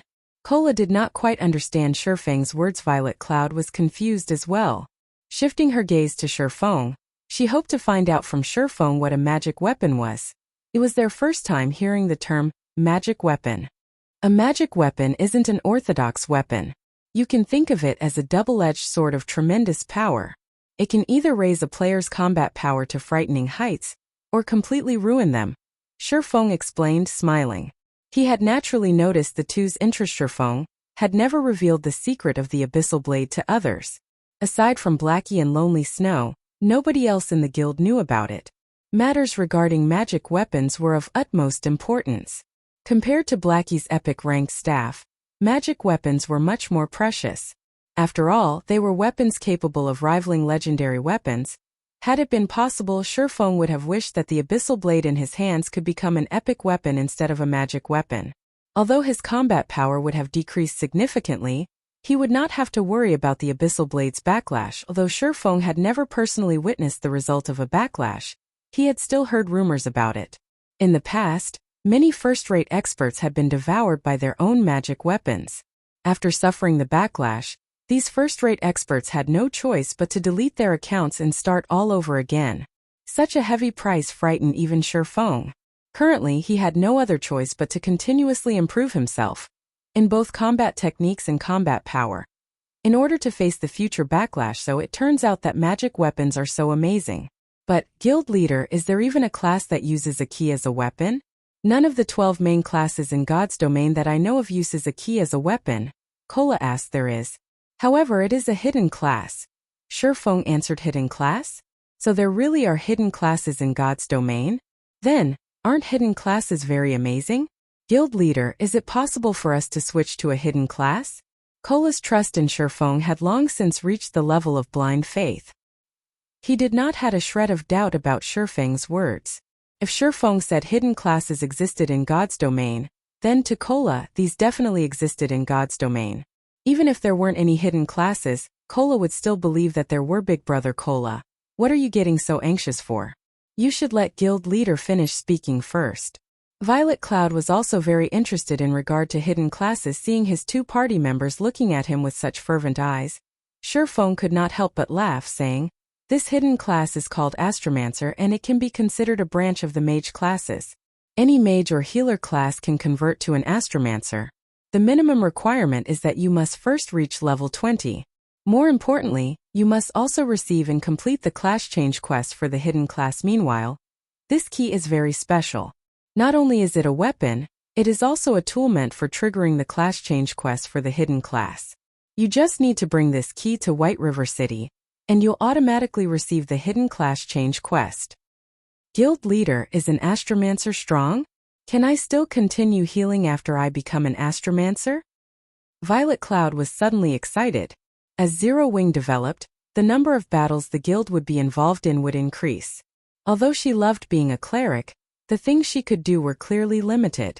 After all, when all was said and done, a cleric was not a combat-oriented class. Violet Cloud dearly wanted to fight as well. She did not wish to always stand in the rear and receive the protection of others. Although it is called a hidden class, you're not exactly going to be changing to an entirely different class. It is more like having extra unique class skills. You will simply be gaining an additional skill set that does not belong to your original class. The downside to this is that you will take several times longer to level up, compared to normal classes. Moreover, it won't be an easy task to learn the system skills of a hidden class. Simply put, your life will become much harder after converting to a hidden class, Shifeng explained. In addition, Astromancer isn't a class suitable for the average player.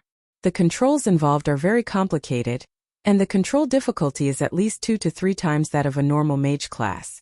If an ordinary player were to convert into an Astromancer, they might find themselves losing fights to opponents that they had managed to defeat in the past.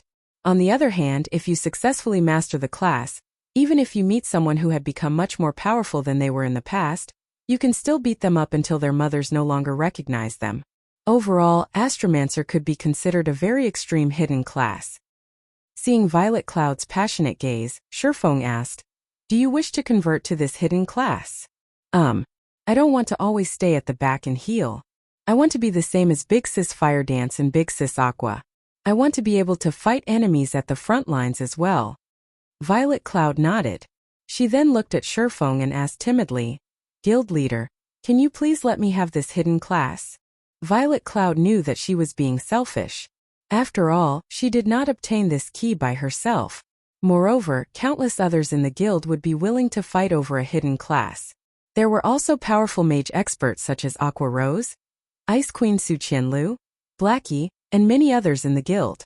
If they were to change classes into an astromancer, they could greatly increase the guild's strength. There was simply no place for a healer like her, however. She wished to contribute more to the guild. Cola's mouth widened in shock when he heard Violet Cloud speak. He had not expected the usually quiet and lovely Violet Cloud to make such a bold move.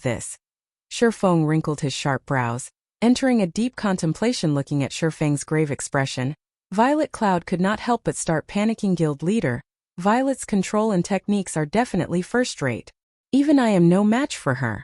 Won't you consider giving her a chance? Cola voiced his opinion after thinking it over for a while. Shifeng seriously looked at Violet Cloud, saying, I'm not forbidding you to convert your class into an astromancer. Only this key is slightly troublesome. If you use this key to convert your class into an astromancer, your path will be fraught with an endless amount of trouble in the future. You might even ruin your account. All your efforts would go down the drain. At that time, while everyone is over level 100, you will have to start from scratch. Do you really have the courage and determination to do so? In fact, Shifeng had no doubts in regard to Violet Cloud's control and techniques. If Shifeng did not possess 10 years' worth of experience playing God's Domain, Violet Cloud might have already surpassed him by now. Based on Violet Cloud's standards, she might immediately become one of Zero Wing's top combatants once she was an astromancer. Shifeng would naturally feel happy over this matter, yet what he had in his hand right now was a magic weapon. If the weapon were a legendary weapon and not a magic weapon, he would willingly give it to Violet Cloud without hesitation as long as she wanted it. A magic weapon, on the other hand, had pros and cons that Shifeng was very clear about. As long as a player unsealed a magic weapon and became its controller, then they would inevitably have to face the backlash of the magic weapon one day. Based on the current situation, the disadvantages of giving Violet Cloud the magic weapon greatly outweighed the advantages. Most importantly, not every player could handle the pressure of having to start all over again. Guild leader, I'm not afraid of trouble. I only hope that I can do more for the guild. Even if I end up back in square one because of this item, I will have no regrets. At the very least, I would have contributed greatly towards the guild's current development. Violet Cloud looked at Shifeng, her eyes shining with conviction. Faced with Violet Cloud's gaze, Shifeng abruptly recalled how he had been back then, and burst out in sudden laughter. That's right. What's there to be afraid of? It's just a restart at worst. The worry that filled Shifeng's heart disappeared. He then handed the key to Violet Cloud. This key is still sealed. After returning to White River City, go look for someone who can unseal it.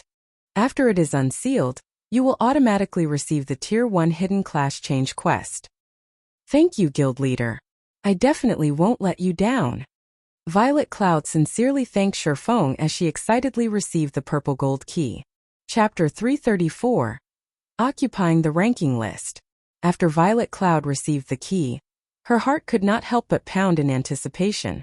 She wished that she could quickly return to the city, undo the seal on this key, and become an important combat power for Zero Wing as soon as possible. Although the guilds in White River City currently appeared to be at peace on the surface, beneath that surface were surging undercurrents. Nobody knew what kind of plans these guilds were concocting. This was especially true for Dark Star and World Dominators. No matter how one looked at it, they were not guilds that would give up after suffering only 1 or 2 defeats yet. Despite Zero Wing maintaining such a high profile, these 2 guilds had actually done nothing at all. How could their lack of a response not give rise to suspicions? Although Violet Cloud did not know what these 2 guilds were planning, she was sure of one thing. As long as Zero Wing became sufficiently strong, no matter what sort of tricks or means those 2 guilds used, all would be rendered useless. Star's reminiscence? Violet Cloud softly muttered after checking the information of the key in her hand. Star's reminiscence. Magic weapon. A key belonging to the ancient and great Star Sage, Reigns. Inside this key remains a fragment of Star Sage Reigns' power. Currently, Reigns' power has been sealed by a mysterious power, and information about the key can only be unveiled after the seal has been undone. This seal requires a Tier 3 Great Mage to undo. After Shifeng had used omniscient eyes on this star's reminiscence, a portion of the information that had displayed as unknown became available. Star Sage Reigns was one of the many legendary characters of God's Domain. Even among legendary characters, Star Sage Reigns was one of the more dazzling figures. The reason being, the Astromancer class had managed to become powerful and prosperous only due to the efforts of Star Sage Reigns. Unfortunately, along with the demise of Star Sage Reigns, the entire Astromancer class had slowly vanished through time. As of today, most people had already forgotten about the existence of Astromancer. Sherfong took a look at his surroundings, saying, "Now that the traps have been removed, we should return as well." With the magic array of the control room deactivated, what they needed to do next was to wipe out all the Bloodhand Association NPCs outside Creektown, as well as all the NPCs inside the Bloodhand Association's stronghold. After that was done, the Crusade quest would be officially completed. While Sherfeng's group of 4 was leaving the Bloodhand Association's stronghold, a major incident occurred at White River City. Originally, the members of Zero Wing had occupied only up to the 40th position on the White River City ranking list. However, after another 2 hours had passed, Zero Wing now occupied every rank up to the 20th position of the ranking list. Currently, Zero Wing was only 11 ranks away from obtaining full monopoly over the ranking list at present. Not a single guild in Star Moon Kingdom had managed to achieve the feat of completely monopolizing the ranking list of a single city. To be precise, nobody had even dared to think of achieving such a feat. After all, there were plenty of experts in every city. There were bound to be a few leveling madmen.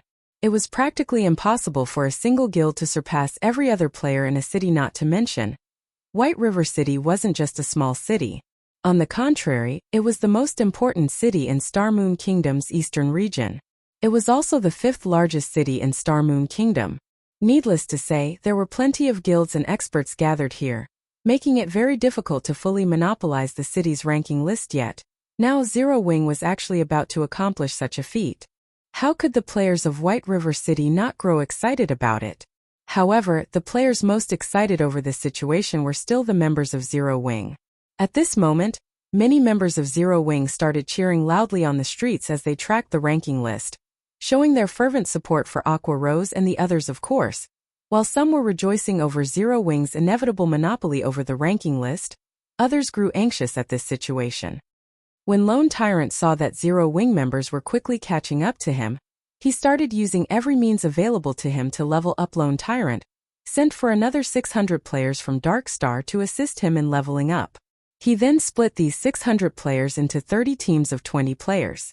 These teams were then tasked with gathering and killing monsters around Lone Tyrant. As long as a team was about to kill the monsters they had herded, they would immediately invite Lone Tyrant into their teams before killing said monsters. That way Lone Tyrant could still receive a portion of the EXP without needing to personally land the killing blow. After the monsters were killed, Lone Tyrant would then leave the team and go on to join other teams. Including the several hundred players that were originally helping him, Lone Tyrant now had over 30 teams of players assisting him in leveling up. Lone Tyrant continued to leave and join teams this way, accumulating large amounts of EXP for himself. Naturally, the effect on his leveling speed was self-evident. However, such an extravagant way of leveling was only possible because Lone Tyrant was the guild leader of Dark Star. Other people could only look on in envy. Not even tycoons dared to level up in such a way. In truth, Lone Tyrant himself was reluctant to waste so much manpower. However, he simply had no other choice. Despite sending out a horde of people to search for Zero Wing's whereabouts, no one returned with positive results. Lone Tyrant could not stop Zero Wing's progress. Even if he wanted to, no matter how hard Lone Tyrant racked his brain, he simply could not figure out how the members of Zero Wing were leveling up so quickly. Even when he was using such an extravagant way of leveling, his leveling speed was still far inferior to theirs. It would be fine if this situation was only limited to 1 or 2 individuals in Zero Wing. However, such a large group of players was actually leveling up so quickly. Just what kind of method were they using to accomplish such a feat? If Zero Wing were to really kick him out of the ranking list, then he, as the guild leader of Dark Star and also someone who was famed for his high level, would really become the laughingstock of White River City. Hence, Lone Tyrant had no choice but to carry out such an unwise move. However, with the passage of time, Lone Tyrant grew increasingly frightened. Everyone in White River City was greatly surprised as well. The reason being, not only did Zero Wing's leveling speed not slow down, it somehow was even accelerating. The rankings changed practically every few minutes. The positions Zero Wing occupied rapidly went from the 20th to the 15th, before increasing to 12th and finally stopping at 10th. Now, Lone Tyrant was the only player on the ranking list who was not part of Zero Wing. Lone Tyrant became even more frantic at this sight. Lure more monsters. The more the better. Everyone else, give me all the magic scrolls you have. Lone Tyrant's eyes were glowing red at this moment. He looked just like a gambler who had lost all his bets and was planning to stake everything on one final throw. Black Flame, you're 100 years too early if you think you can kick me out of the ranking list. Shortly after, Lone Tyrant started hysterically using all sorts of OI attack magic scrolls, killing the hundreds of monsters his subordinates had lured over. Each and every one of these AoE attack magic scrolls were very precious, and they were normally treated as the guild's strategic material. At this moment, however, Lone Tyrant treated these magic scrolls as if they were toys, using them with wild abandon. Lone Tyrant's experience bar also soared within a short period of time. However, compared to the rise in experience, Lone Tyrant's behavior was simply throwing good money after bad. Everyone from Dark Star felt their hearts ache at this sight. They had managed to obtain these magic scrolls only after going through many difficulties. Now, however, all their efforts had gone to waste in order to allow Lone Tyrant to quickly level up. Despite their heartache, the members of Dark Star could do nothing about the situation. After all, the person holding the position of guild leader was not them but Lone Tyrant. Many people started regretting their decision to join Dark Star instead of Zero Wing. With such a selfish guild leader, would Dark Star even possess a future? In contrast, Black Flame, the guild leader of Zero Wing, had not hesitated to charge to the rescue in order to save his brothers and sisters in arms from being bullied. Back when the core members of Zero Wing had been surrounded inside the Silverleaf Forest, Black Flame had ventured into enemy territory all by himself. Moreover, after the war, he had even spent huge sums of money in order to compensate his own guild members. From Black Flame's actions, one could tell that he was a person who would rather bear the suffering himself than to let his brothers and sisters be wronged.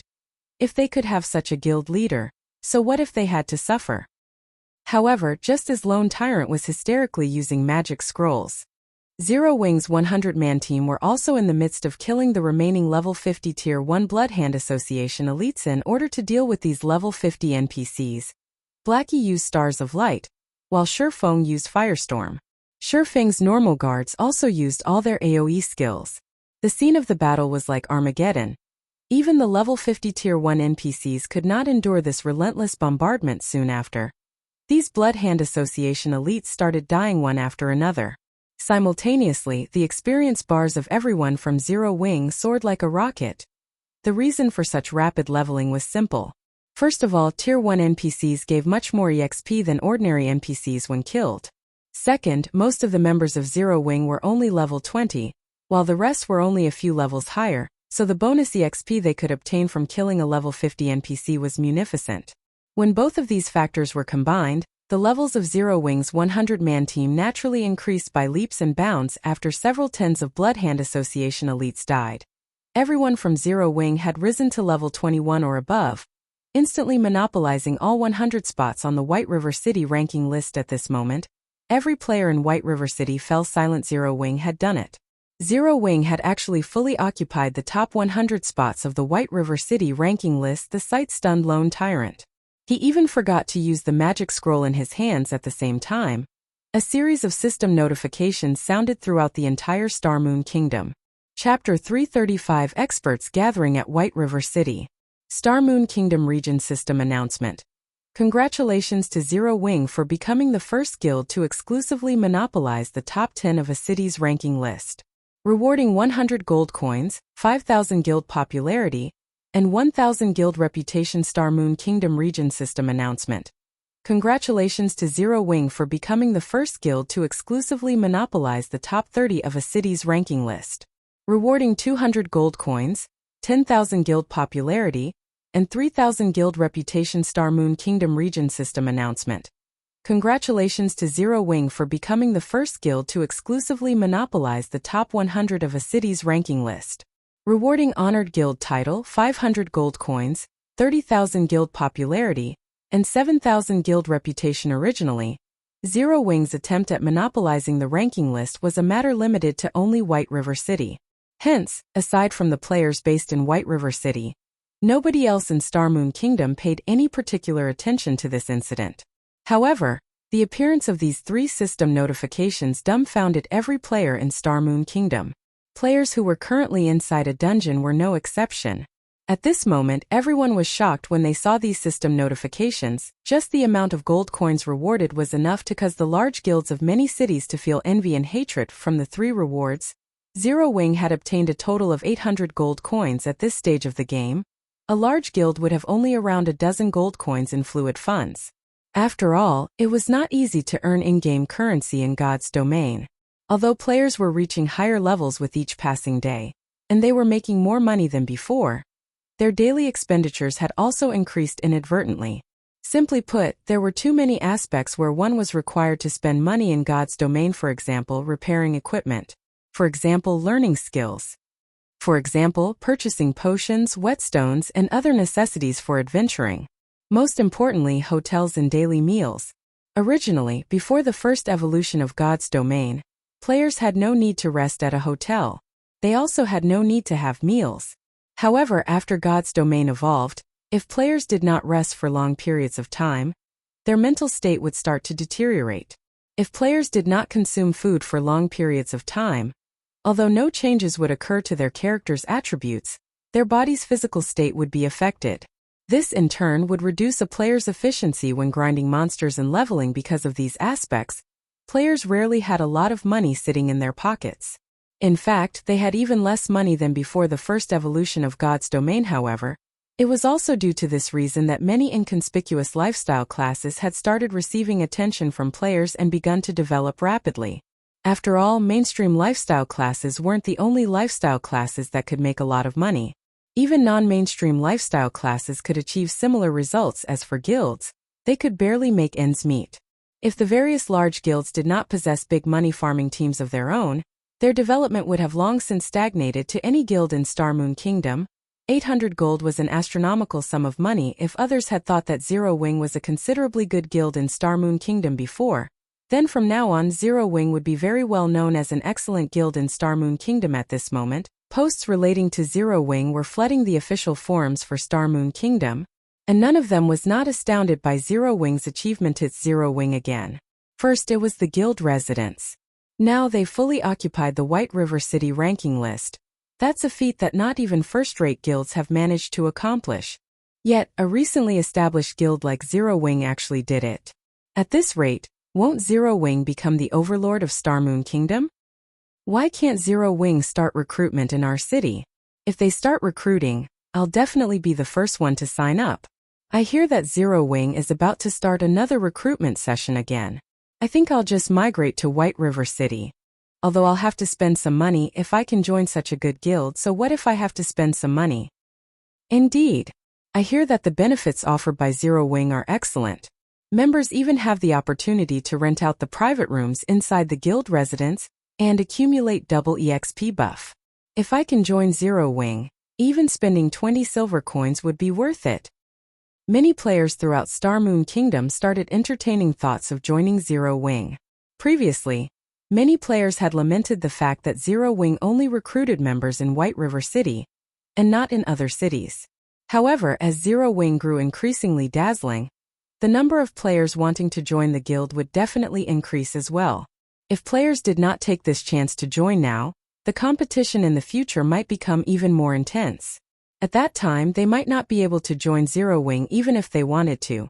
Moreover, if they join Zero Wing ahead of time, they could also accumulate guild contribution points quicker and enjoy the various benefits of the guild earlier. Big Brother Shadow Sword, we don't have enough funds for a single person's teleportation fee, even if we add both of our assets together.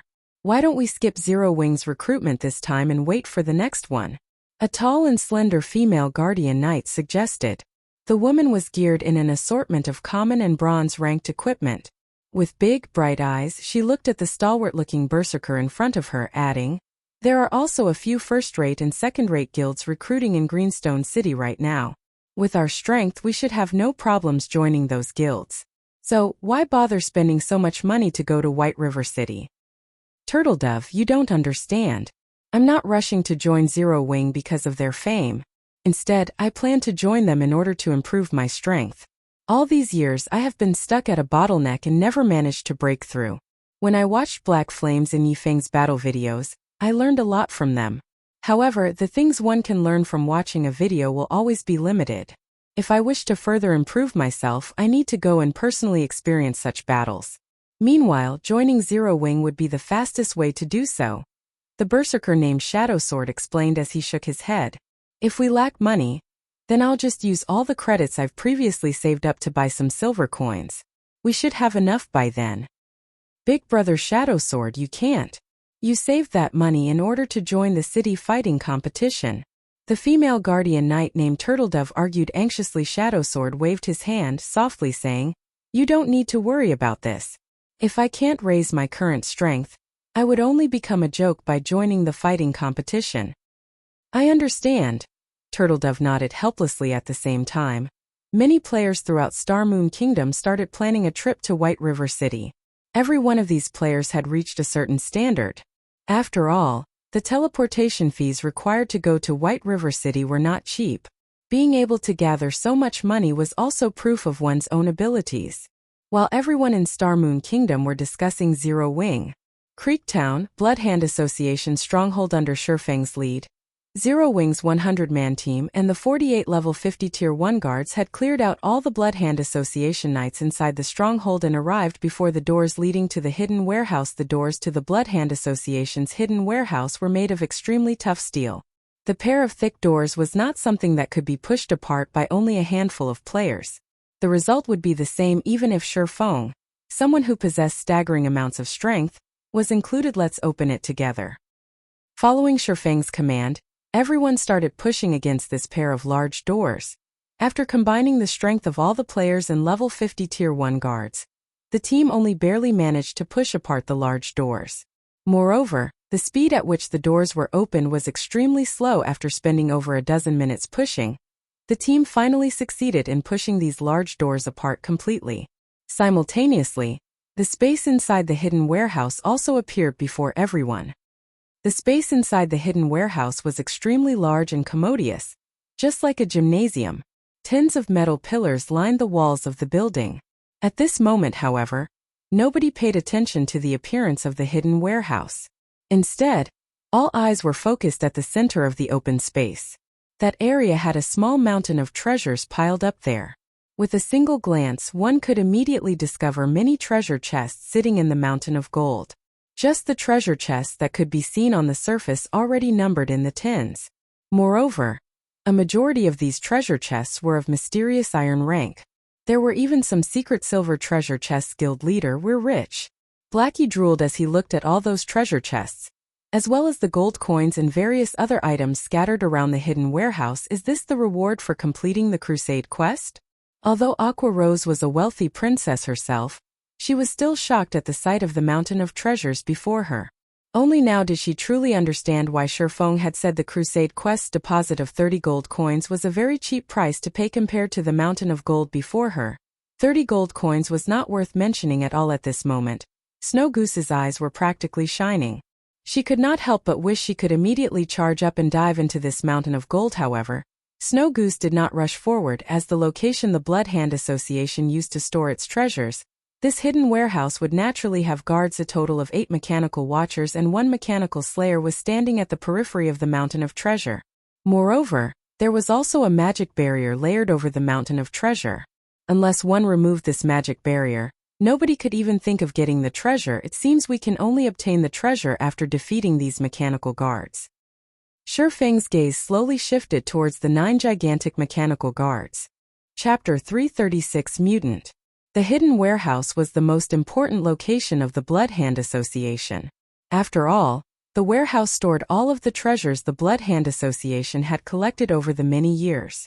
Naturally, the security of this hidden warehouse would also be the most intense. The NPCs outside of this hidden warehouse would, at most, comprise 40% of the Bloodhand Association's combat power.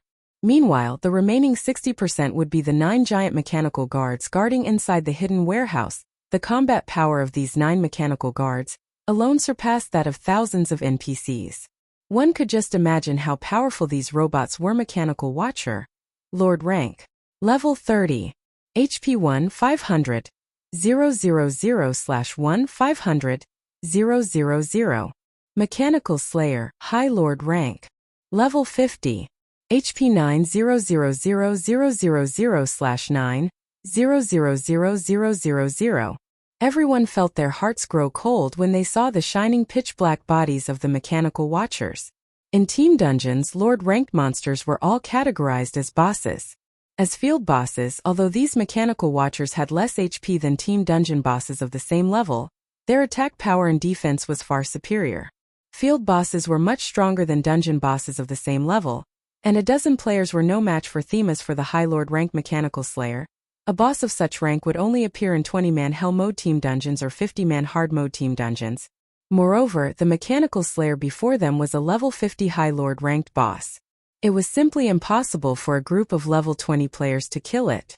The level suppression alone would render the players utterly helpless.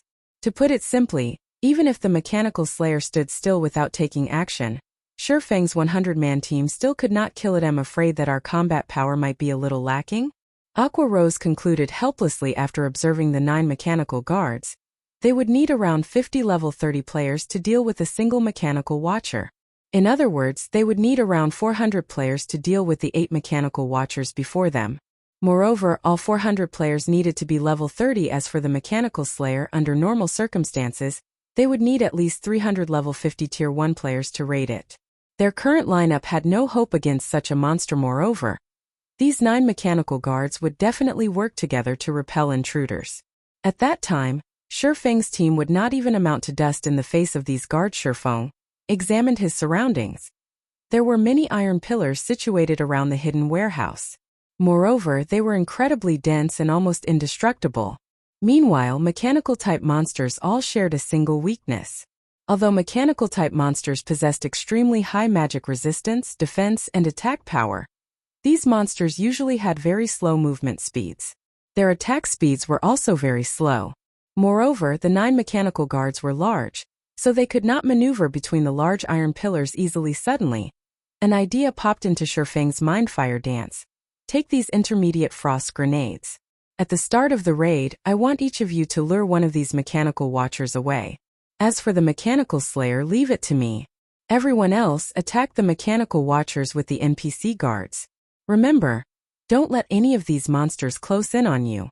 Also, remember to dodge these mechanical monsters' skills.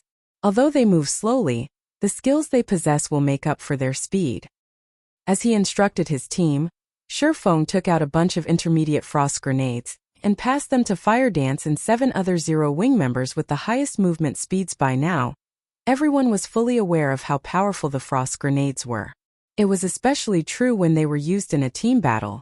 After the war between world dominators, Shurfeng had sent Aqua Rose to Blackwing City to buy more of them. However, they had not purchased many intermediate frost grenades. Intermediate frost grenades could deal 800 frost damage to targets that were level 70 or below, freezing them for 5 seconds and reducing their movement speeds by 60% for 12 seconds. However, each intermediate frost grenade cost 10 silver coins. They certainly weren't cheap. Aqua Rose had only purchased 200 intermediate frost grenades. Even so, the total had reached 20 gold coins. The price concerned and distressed her. However, she knew just how powerful these items were. So, even if they were more expensive, they still needed to buy some as a reserve at this moment. Shurfeng couldn't care less about the expense of the intermediate frost grenades. After all, relying on the movement speed reduction and control skills of the NPC guards would not be enough to pin down these mechanical monsters, following which, Shurfeng assigned everyone on the team their tasks. Their main goal was to circumnavigate around the iron pillars and take the chance to kill these slow mechanical monsters, though the main damage dealers would be Shurfeng's guards. Begin. The moment Shurfeng commanded, everyone took action. To start things off, Fire Dance and the others lured the 8 mechanical watchers away. Shurfeng then charged towards the Mechanical Slayer. When he was only 40 yards away, he threw the blazing meteor at the High Lord ranked monster. A streak of flame instantly struck the Mechanical Slayer's forehead. Dang. -2. Shurfeng smiled bitterly when he saw the damage that appeared above the Mechanical Slayer's head. What was a futile action? This was faced with the Mechanical Slayer's 9 million HP. -2 points of damage wasn't even a mosquito bite. When in battle, the Mechanical Slayer recovered 1% of its HP every 5 seconds. In other words, the mechanical slayer could recover 90,000 HP every 5 seconds. However, Shifeng had already achieved his goal. The mechanical slayer's gloomy eyes suddenly illuminated and flashed red. Immediately, it retrieved the serrated greatsword from its back and slowly advanced towards Shifeng. Although the mechanical slayer's pace seemed slow, due to its gigantic body, each step covered more than a dozen yards. It was not one bit slower than ordinary players. When approaching Shifeng, the mechanical slayer revealed a human-like sneer. Shifeng felt slightly astonished as he had not expected a mechanical-type monster to possess such high intelligence. In the past, he had never encountered a monster like this. Normally, only high-level NPCs would display such behavior. Come. Follow me. Let's see if you can get rid of me. Shifeng revealed a calm smile. He then tossed the blazing meteor at the mechanical slayer once more. He activated Windwalk and ran towards a corner of the hidden warehouse, luring the mechanical slayer away from the mechanical watchers. After activating Windwalk, Shifeng's movement speed reached frightening heights. Moreover, Shifeng had also used the aura of wind from the 7 luminaries ring, increasing his movement speed by an additional 20%. However, even with both effects stacked, the mechanical slayer was still faster than Shifeng. The distance that took Shifeng several steps to cross only took the mechanical slayer a single step. When the distance between them shortened to 20 yards, the mechanical slayer abruptly swung its greatsword at Shifeng, wielding it single-handedly. Clearly, there was still a distance of 20 yards between the mechanical slayer and Shifeng. Although the mechanical slayer's serrated greatsword was very large and long, it could not hit Shifeng. Yet, the mechanical slayer still chose to swing its greatsword. When the serrated greatsword descended, it created a loud boom. Even the air surrounding the greatsword compressed and became extremely heavy. Suddenly, tens of air blades shot towards Shifeng. The blades resembled a wall of air pressing down on Shifeng. The gaps between air blades simply did not allow Shifeng any space to evade. Moreover, they covered a frightening range. Shifeng could not dodge them even if he wanted to. Yet, if Shifeng took the attack head-on, the blades would end his life. Defensive blade would not change the outcome. At most, the skill could help Shifeng block 9 air blades. It's using a skill already? As expected, a High Lord won't give players any chances. It would be simply impossible for an ordinary player to escape alive. Shifeng was utterly astonished. He had not expected the mechanical slayer to use such a powerful skill so soon. However, it would be wishful thinking on the mechanical slayer's part if it thought it could kill Shifeng so easily. In the next moment, Shifeng suddenly flew. In the nick of time, Shifeng flew out of the range of the air blades, leaving behind afterimages as he charged towards the closest iron pillar. This was none other than the effect of Wind Rider. The activatable skill of the aura of Wind Rider enables temporary flight and movement speed increase of 100% for 15 seconds cooldown. 2 minutes. The mechanical slayer bellowed angrily. It actually failed to kill an ant like Shifeng with a single attack. This was simply humiliating. Immediately after, the mechanical slayer no longer wielded its serrated greatsword single-handedly. Instead, it swung the greatsword with both hands. Now boom! The serrated greatsword plunged into the sturdy ground. Suddenly, the entire warehouse started trembling. With the mechanical slayer as the epicenter, the ground began to crack. Covering a radius of around 70 yards, streams of air blasted up from the ground, decimating everything in their path. The attack caught one unfortunate level 50 tier 1 guard, killing him instantly. The skill's power dumbfounded everyone. It was simply unbelievable. The level 50 tier 1 guard had over 100,000 HP. Yet, he was gone in an instant. This was not Shifeng's first time meeting a High Lord. However, Shifeng could say for sure that a High Lord was definitely not capable of instant killing a Tier 1 NPC of the same level. At this moment, several thousand level 50 Tier 1 players would not be enough to kill the mechanical slayer. Fortunately, Shifeng had Wind Rider activated, so he barely managed to escape the mechanical slayer's skill. At this moment, when Shifeng looked at the mechanical slayer again, Shifeng was shocked to discover a cruel smile on its face. Seeing this, Shifeng thought of an unlikely possibility. Suddenly, Shifeng's body shivered as it was overcome with a terrifying chill. This is not good. It's a mutant. Everyone, leave the warehouse immediately. Run as far as you can. Shifeng shouted at this moment. Various emotions passed through Shifeng's heart. Originally, Shifeng had everything under his control. However, he never would have expected that such a thing would occur. To begin with, it was simply impossible for this kind of thing to exist at this stage of the game. Yet, it had actually happened. Although Shifeng's command confused his guildmates, they carried it out without hesitation. Following Shifeng's command, everyone ran from the hidden warehouse.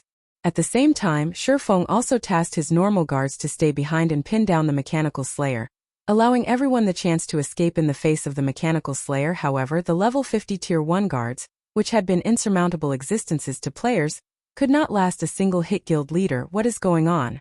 Aqua Rose dared not believe her own eyes right now. The level 50 Tier 1 guards were actually dying with a single hit. At this moment, Aqua Rose wasn't the only person present who had questions.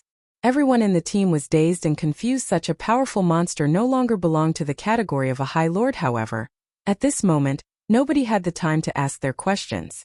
Over a dozen guards sent to hold back the Mechanical Slayer had already fallen. Moreover, from beginning to end, only a few short seconds had passed. Don't ask. Just run.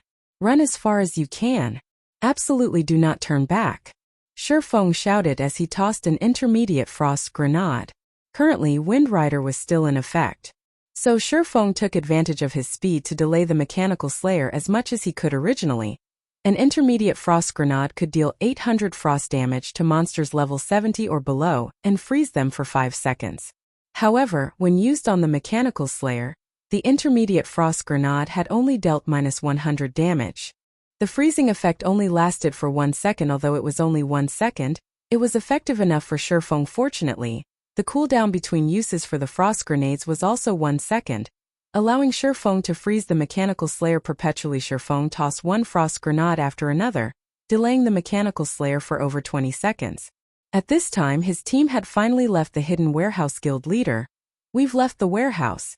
Fire Dance said in the team chat. No. I told you to run as far as you can. Leave Creek Town immediately. Shifeng said. Presently, nobody but Shifeng knew what the appearance of a mutant signified. However, Shifeng did not have the time to explain at the moment. If they did not run fast or far enough, the consequences would be dire. Chapter 337 Unfathomably Deep. Listening to Shifeng's anxious tone, everyone from Zero Wing knew that the situation was not as simple as it appeared. Since Shifeng had issued his command, none of them would tarry. One after another, they quickly ran for the entrance of the Bloodhand Association's stronghold. The Mechanical Slayer's strength was simply too terrifying. Not only did it possess region-scale destruction skills, but it could also kill level 50 Tier 1 NPCs with a single hit. If it had only been a region-scale destruction skill, they could have dealt with it. The key thing was that even the Mechanical Slayer's basic attacks could instantly kill an NPC guard with over 100,000 HP. At this stage of the game, players had no hope of defeating the Mechanical Slayer. Guild leader, be careful. Fire Dance could not help but tighten her fists, reluctance filling her heart. Yeah. Shifeng gave a simple reply. At the moment, he could not relax as he had before. His current enemies were not limited to just the Mechanical Slayer. They also included the 8 other Mechanical Watchers previously. These Mechanical Watches had run out of the hidden warehouse in pursuit of the other members of Zero Wing. However, after everyone escaped from the hidden warehouse, these Mechanical Watchers rushed back to deal with Shifeng. It was extremely challenging for Shifeng to slow the Mechanical Slayer's movements while simultaneously dodging the attacks of the 8 Mechanical Watchers. When all was said and done, Shifeng was only a level 24 Tier 0 swordsman. Only by activating all the life-saving skills he possessed could he barely avoid death. However, he was about to run out of gas. Damn you fools. I'm clearly helping you right now, yet you idiots are trying to kill me. Since you all wish for death so badly, I'll grant you your wish. Shifeng looked at the 8 Mechanical Watchers that only focused their attacks on him in anger. Then, instead of throwing the intermediate frost grenade in his hand at the Mechanical Slayer, Shifeng aimed it at the Mechanical Watchers charging at him. Have fun with each other. Damn you bastards. After freezing the 8 Mechanical Watchers, Shifeng retrieved a speed scroll from his bag and used it. His movement speed soared once more. He then charged directly towards the hidden warehouse's entrance. You will all die. The Mechanical Slayer let out a mechanical roar after escaping its icy imprisonment. The entire warehouse trembled at its mighty roar. Instantly, the Mechanical Slayer strode forward and charged at the escaping swordsman. While moving forward, however, the mechanical slayer found itself blocked by the 8 frozen mechanical watchers. Without a shred of hesitation, the slayer swung its greatsword at one of its supposed allies. The strike sent one of the heavy, over 6 feet tall watchers flying. Making 8 quick successive swings, the mechanical slayer sent all 8 mechanical watchers into the warehouse's walls. Such horrifying damage. It is as expected of a mutant. At this moment, Shifeng finally managed to glimpse of the mechanical slayer's real damage. A basic swing from its greatsword devoured more than 300,000 HP from each of the mechanical watchers. In other words, the mechanical slayer could easily kill a level 30 Lord-ranked mechanical watcher with only 5 basic attacks. With such strength, the mechanical slayer could effortlessly massacre a starter town. It seems that fleeing to a town is out of the question. Shifeng frowned as he gauged the mechanical slayer's combat power. Mutants were a special existence in God's domain. They were not bound by the logic of the game. Normally, mutants were born from mutated monsters. However, a mutant spawn rate was as low as that of obtaining a lucky stone in God's domain. The system's laws had no effect on these mutants, and they were completely independent creatures. They could wander about to any region, and they would attack and destroy any living being they come across. In Shifeng's previous life, every time a mutant appeared in God's domain, a disaster would follow. Mutants were like the various natural disasters in the real world, and they were not something that a single player could deal with. Mutants possessed an intellect several times higher than normal monsters, and they were practically on the same level as a high-level NPC. In addition, when a monster mutated, their combat power would increase by several-fold. Shifeng had met with a mutant in the past. The mutant had originally been a level 80 common monster. However, after it mutated, it had instant killed the level 75 Tier 2 player who had been its opponent at the time. If a level 75 Tier 2 player possessed incredible techniques, soloing a level 80 Lord-ranked monster was only a matter of time. Naturally, if such a player wished to escape, they would have no problems doing so. Yet, faced with a level 80 common monster, the level 75 Tier 2 player had no chance to flee. Of course, one of the reasons for that player's demise was negligence. However, the fact that a level 80 common monster was capable of instant killing a level 75 Tier 2 player clearly displayed how much more powerful it became after becoming a mutant, following which, that mutated common monster had become the nightmare of players. By the time everyone was aware of the mutant's existence, over 10,000 players had died at its hands. More importantly, the mutant monster grew stronger the more it killed. This incident had attracted the attention of many large guilds. Based on everyone's knowledge, the more powerful a monster was, the better was the quality of the items it dropped. This was an iron law of God's domain, and even mutants should have been no exception to this law, since this mutated monster was so powerful, being even stronger than a high lord of the same level. Its loot would be magnificent. Hence, the various guilds at the time had sent their own armies to hunt this mutant. At that time, over 100,000 players had been dispatched, and all of them were above level 70. There were even Tier 2 professional experts among them. The battle between the mutant and the player army had shaken the heaven and earth. A starter town had even been decimated as a result of that war. Although the player army had successfully killed the mutant in the end, the losses they suffered were tremendous. Out of the 100,000 players sent out, less than 3,000 survived. Meanwhile, the mutant before Shifeng right now had mutated from a High Lord monster. Currently, the mechanical slayer was just a newborn. Its strength was at its weakest right now. Shifeng did not dare imagine how powerful it would become once it matured. In the past, a level 80 common mutant had grown to be able to wipe out over 90,000 players from a 100,000 strong army. Moreover, some of those players had been Tier 2 experts, and everyone's levels at that time were not much different than the mutants. Meanwhile, although the mechanical slayer before Shifeng was only level 50, not a single player had reached level 40 yet. To put it simply, the mechanical slayer was invincible against players. During the time Shifeng took to escape the hidden warehouse, the mechanical slayer had taken care of all 8 mechanical watchers. Finished with the nuisances, the mechanical slayer renewed its charge at Shifeng so fast. Shifeng hurriedly threw a frost grenade at it. This time, however, the mechanical slayer had not fallen for the same trick. With nimble steps, it easily avoided the intermediate frost grenade Shifeng had thrown. Damn. It's those mechanical watchers' fault. Shifeng's anger grew. In the beginning, when the mechanical slayer had just awoken, its intellect had still been considerably low. Hence, it failed to dodge the first frost grenade. Moreover, as long as Shurfang's stock of intermediate frost grenades did not run out, he could freeze the mechanical slayer for an indefinite amount of time. Now, however, this strategy was no longer viable. Almost immediately, the mechanical slayer caught up to Shurfang, its serrated greatsword coursing its way towards him. Currently, the hallway Shurfang was in only had one path. There was nowhere to dodge, and death was all but inevitable. Shurfang had no choice but to bet everything he had, pointing the abyssal blade at the mechanical slayer. Abyssal bind. 9 pitch-black chains suddenly sprouted from the ground, binding the mechanical slayer. Oh! The mechanical slayer struggled madly, and in the blink of an eye, it shattered one of the chains. Soon the second and third chain broke apart as well. At this moment, the chains of abyssal bind that had never failed Shurfang until now seemed as fragile as strips of paper. Chapter 338 Hunted.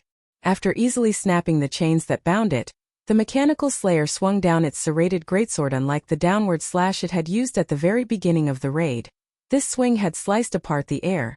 The greatsword meeting no resistance whatsoever. The air blades that the slash produced had also become much finer, sharper, and quicker. Its improvement rate is too fast. Shurfang had not imagined that the abyssal bind, which could restrain even the High Lord ranked Nebula Tiger, would not affect the mechanical slayer. However, the mechanical slayer's improvement was far more frightening.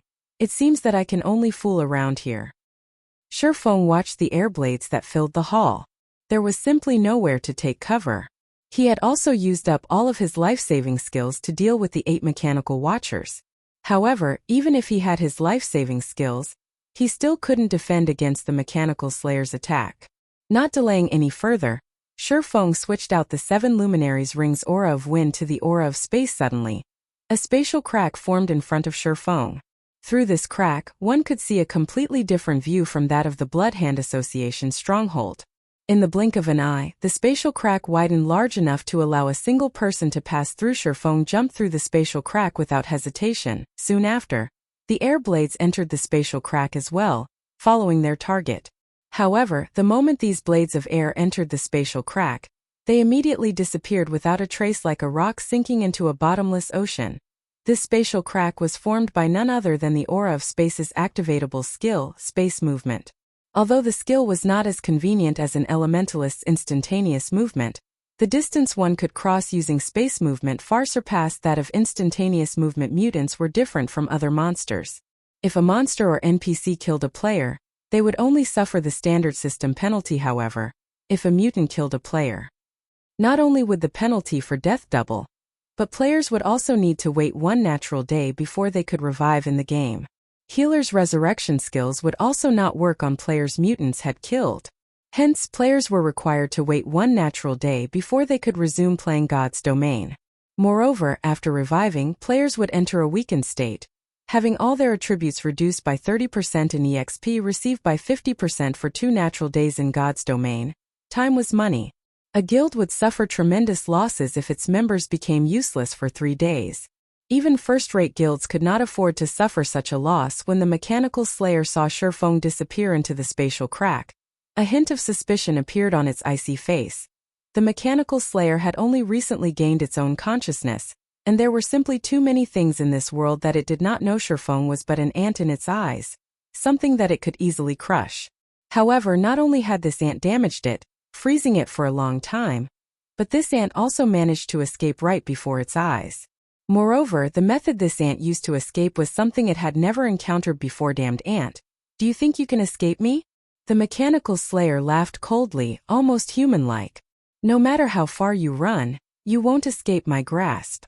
Following which, the mechanical slayer swung its greatsword upwards, piercing a large hole through the ceiling and creating a path out of the Bloodhand Association stronghold.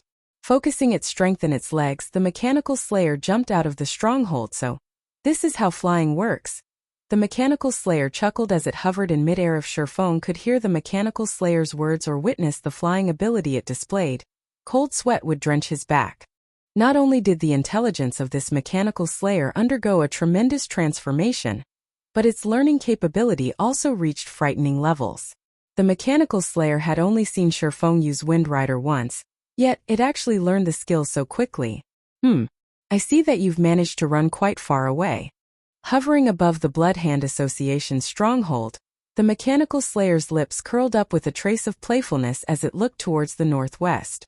Immediately, it flew in that direction, hunting its prey. At this moment, Aqua Rose, Fire Dance, and everyone else from Zero Wing had just left the Blood Hand Association's stronghold, confusion still occupying their minds before anyone could react. The roof of the Blood Hand Association's stronghold suddenly collapsed, creating a hole that led towards the stronghold's underground space. In the next moment, the Mechanical Slayer appeared from the hole and hovered above the stronghold. Soon after, the Mechanical Slayer transformed into a streak of light and departed from Creek Town after a period of silence. Snow Goose rubbed her eyes, asking uncertainly, "Big Sis Aqua, my eyes aren't playing tricks on me, right? That thing that flew away just now was the Mechanical Slayer, right?" Yes. Aqua Rose nodded her head blankly.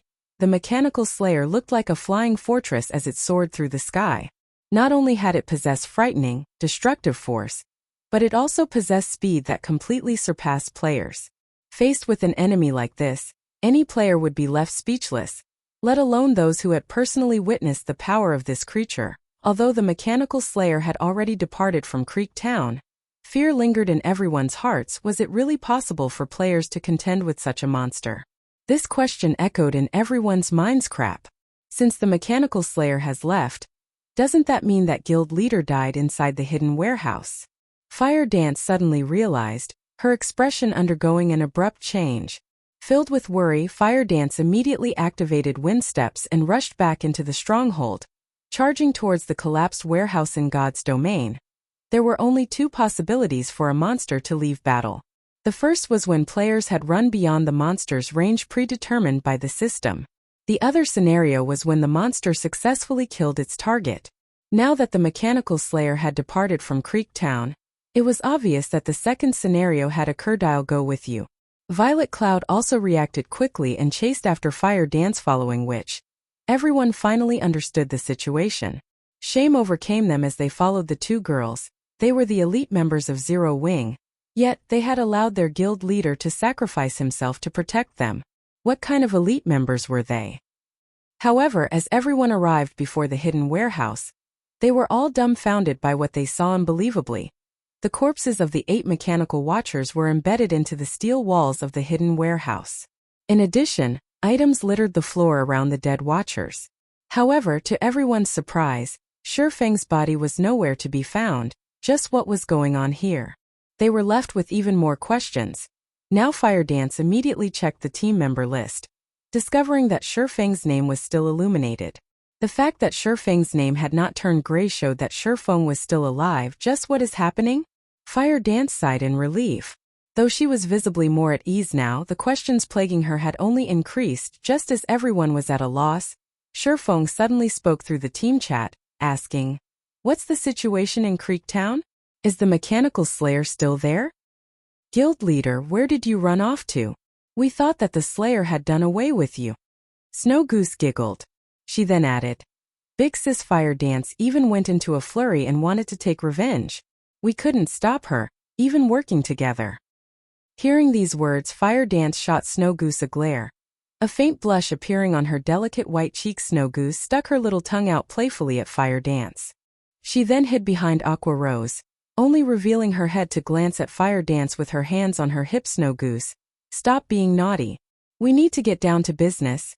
Aqua Rose flicked a finger at Snow Goose's forehead, pretending to be angry. "Big Sis Aqua, I was wrong.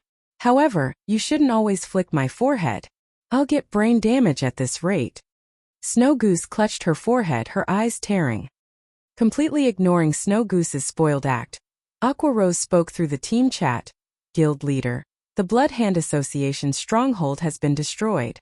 Moreover, the Mechanical Slayer departed from Creek Town and flew towards the northwest. As I expected, it's still chasing after me." Shifeng pondered. He then smiled, saying, "I guess it's good that it is coming after me. Since the Mechanical Slayer is no longer in Creek Town, I'll leave collecting the treasures inside the warehouse to you. Do not let others take advantage of us." To undo the magic barrier protecting the treasures, they needed to get rid of the 8 mechanical watchers and the Mechanical Slayer.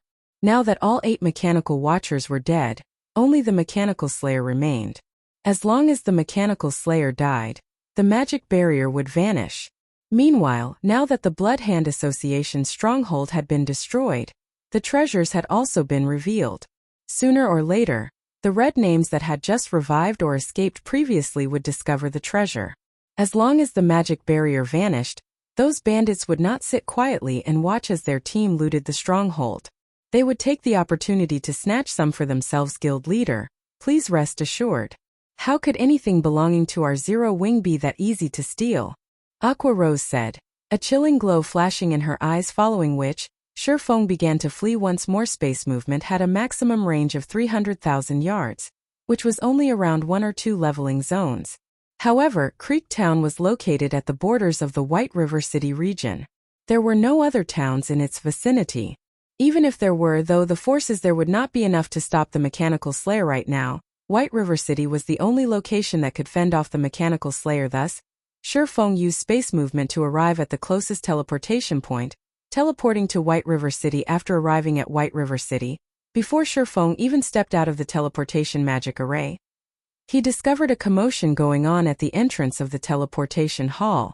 At this moment, there were many guild players surrounding the entrance of the teleportation hall, and every one of them acted overbearingly. Chapter 339, Making an Enemy Out of Everyone. What's going on in White River City? Shifeng thought as he looked at the overbearing crowd blockading the entrance of the teleportation hall. Do they recognize me somehow? However, Shifeng quickly rejected this idea. Realizing that he should not be this crowd's target in order to avoid attracting attention, Shifeng donned the black cloak before he teleported to White River City, hiding both his appearance and ID. Moreover, he had not told anyone of his whereabouts, so why would anyone expect him? Furthermore, this was the teleportation hall of White River City. What reason was there to blockading this place? The White River City guards were not just for show, hence, Shifeng was sure that these guilds occupied the teleportation hall for some other purpose. Interesting. I wonder what sort of evil plan these guilds have this time? Shifeng revealed a faint smile as he walked towards the entrance of the teleportation hall. Currently, Zero Wing was like the sun at noon. Naturally, many guilds would feel insecure about losing their position, so it was normal for them to take action at this moment. The entrance of the teleportation hall was filled with noise. Several guilds had gathered, many of which were third-rate guilds. Even the members of Dark Star and World Dominators, 2 of the top 6 guilds of White River City, were present. What are you guilds trying to do here? Didn't we tell you already that we're not interested in joining you? A female guardian knight growled in annoyance. The woman was an extraordinary beauty with bright eyes. Lady, don't say that. Interest is something that can be nurtured. Your disinterest is simply because you don't fully understand us right now. I believe that as long as we spend some time together, your enthusiasm in joining us will grow. A level 18 male assassin insisted, laughing. The assassin was fully geared with mysterious iron equipment. After the male assassin spoke, the tens of players behind him tightened their blockade of the entrance with no intentions of letting anyone get past them. Are all guilds in White River City like you guys? The female guardian knight said as she wrinkled her brows. Ha ha ha. Don't misunderstand us. We aren't forcing you to join any of the guilds present. If you aren't interested in joining any of us, you only need to pay a 5 silver coin service fee. After all, you can't expect us to make a trip here for nothing. The male assassin chuckled coldly. You all are going too far. In a fit of rage, the female guardian knight unsheathed her saber and shield. Although her equipment was a mix of common and bronze rank, her level of 17 was not to be underestimated. Currently, the majority of players were only level 13, and few among the average players had reached level 14. Those who managed to reach level 15 were all veteran players. As for those who were level 16 or above, such players were usually the elite members of guilds. The fact that an independent player like the female guardian knight had managed to reach level 17 showed that she possessed definite abilities. What? You want to challenge me? Come at me then. I'll even stand here and let you hit me. Hit me if you can. The male assassin laughed arrogantly. He even took the initiative to move closer towards the female guardian knight's saber. You shameless bastard. Although the female guardian knight was furious, she did not take action. They were in White River City. If she attacked first, the guards would capture or kill her. Yet, with so many people blocking the entrance, there was simply no way to leave the building. However, She was also unwilling to pay these bastards to teleport to White River City. They had spent a lot of money. Now these guilds wanted to charge them a passage fee of 5 silver coins per person. That was practically everything an average player would have. Turtledove. Don't let them get to you, a tall and sturdy male berserker said, pulling back the female guardian knight Big Brother Shadow Sword. They are simply too much. I need to teach them a lesson. At worst, the guards will just lock me up. The female guardian knight named Turtledove persisted, the expression on her face showing that she was not afraid of death. Even if you take action, you might not necessarily be able to deal with the problem at hand. We've just arrived at White River City, and we don't have any reputation here. However, they are different. They have already accumulated a certain amount of reputation in White River City. Even if they aren't nobles, they will still be citizens of White River City. If we attack them, they can retaliate without suffering any consequences. The berserker named Shadow Sword warned. It seems that you still possess some insight. The male assassin sneered. That's right. We have earned enough reputation to become White River City citizens. Some of us here are even first-class citizens, which is only a rank behind nobles. I believe you should know what a first-class citizen signifies, right? In God's domain, citizens of any particular city would receive a special treatment. When a confrontation occurred between players inside a city, as long as no damage occurred, the guards of the city would not pay any attention. Meanwhile, when attacking a first-class citizen inside a city, if one were not a citizen of that particular city, then the punishment they received would double. If Turtledove dared to attack a first-class citizen of White River City, a very severe punishment would await her. Even if said first-class citizen killed her, she would still be arrested and jailed once she respawned. She would also have to pay a fine. If she did not possess sufficient funds to pay the fine, she would have to pawn the item she had on her to make up for it. At this moment, Turtledove came to a realization. She was inwardly relieved that she had not acted rashly just now. Otherwise, she would have truly played into those bastards' hands. Did you think that you could leave just because you didn't make a move?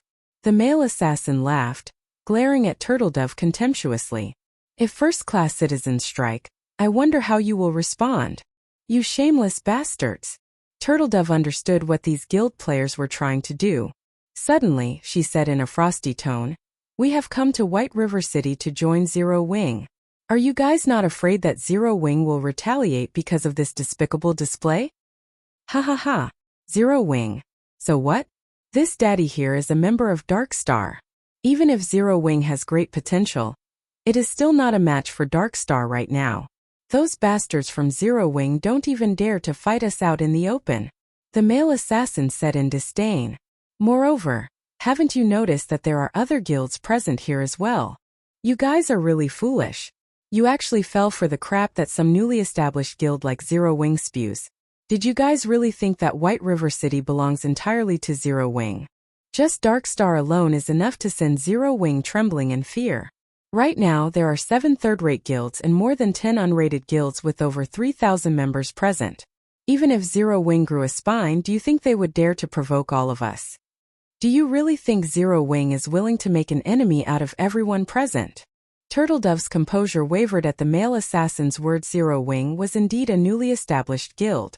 Moreover, although there were over 1 million guild players in White River City, only a fraction belonged to the top 6 guilds of White River City, whereas the majority belonged to normal unrated guilds. Although these unrated guilds only possessed 3,000 to 5,000 members on average, there was a large number of unrated guilds in White River City. If their numbers combined, the total members that these unrated guilds possess far surpassed the top 6 guilds of White River City. If these unrated guilds allied with each other, not even the top 6 guilds of White River City would be a match for them. With so many guilds working together, how could Zero Wing possibly oppose them? Thinking up to this point, Turtledove started growing anxious. Turtledove, my inconsideration has implicated you in this matter. In a moment I'll hold them off while you take the chance to escape. As long as you leave the teleportation hall, none of these guilds can do anything to you. Shadow Sword whispered to Turtledove. No. At worst, we'll die together.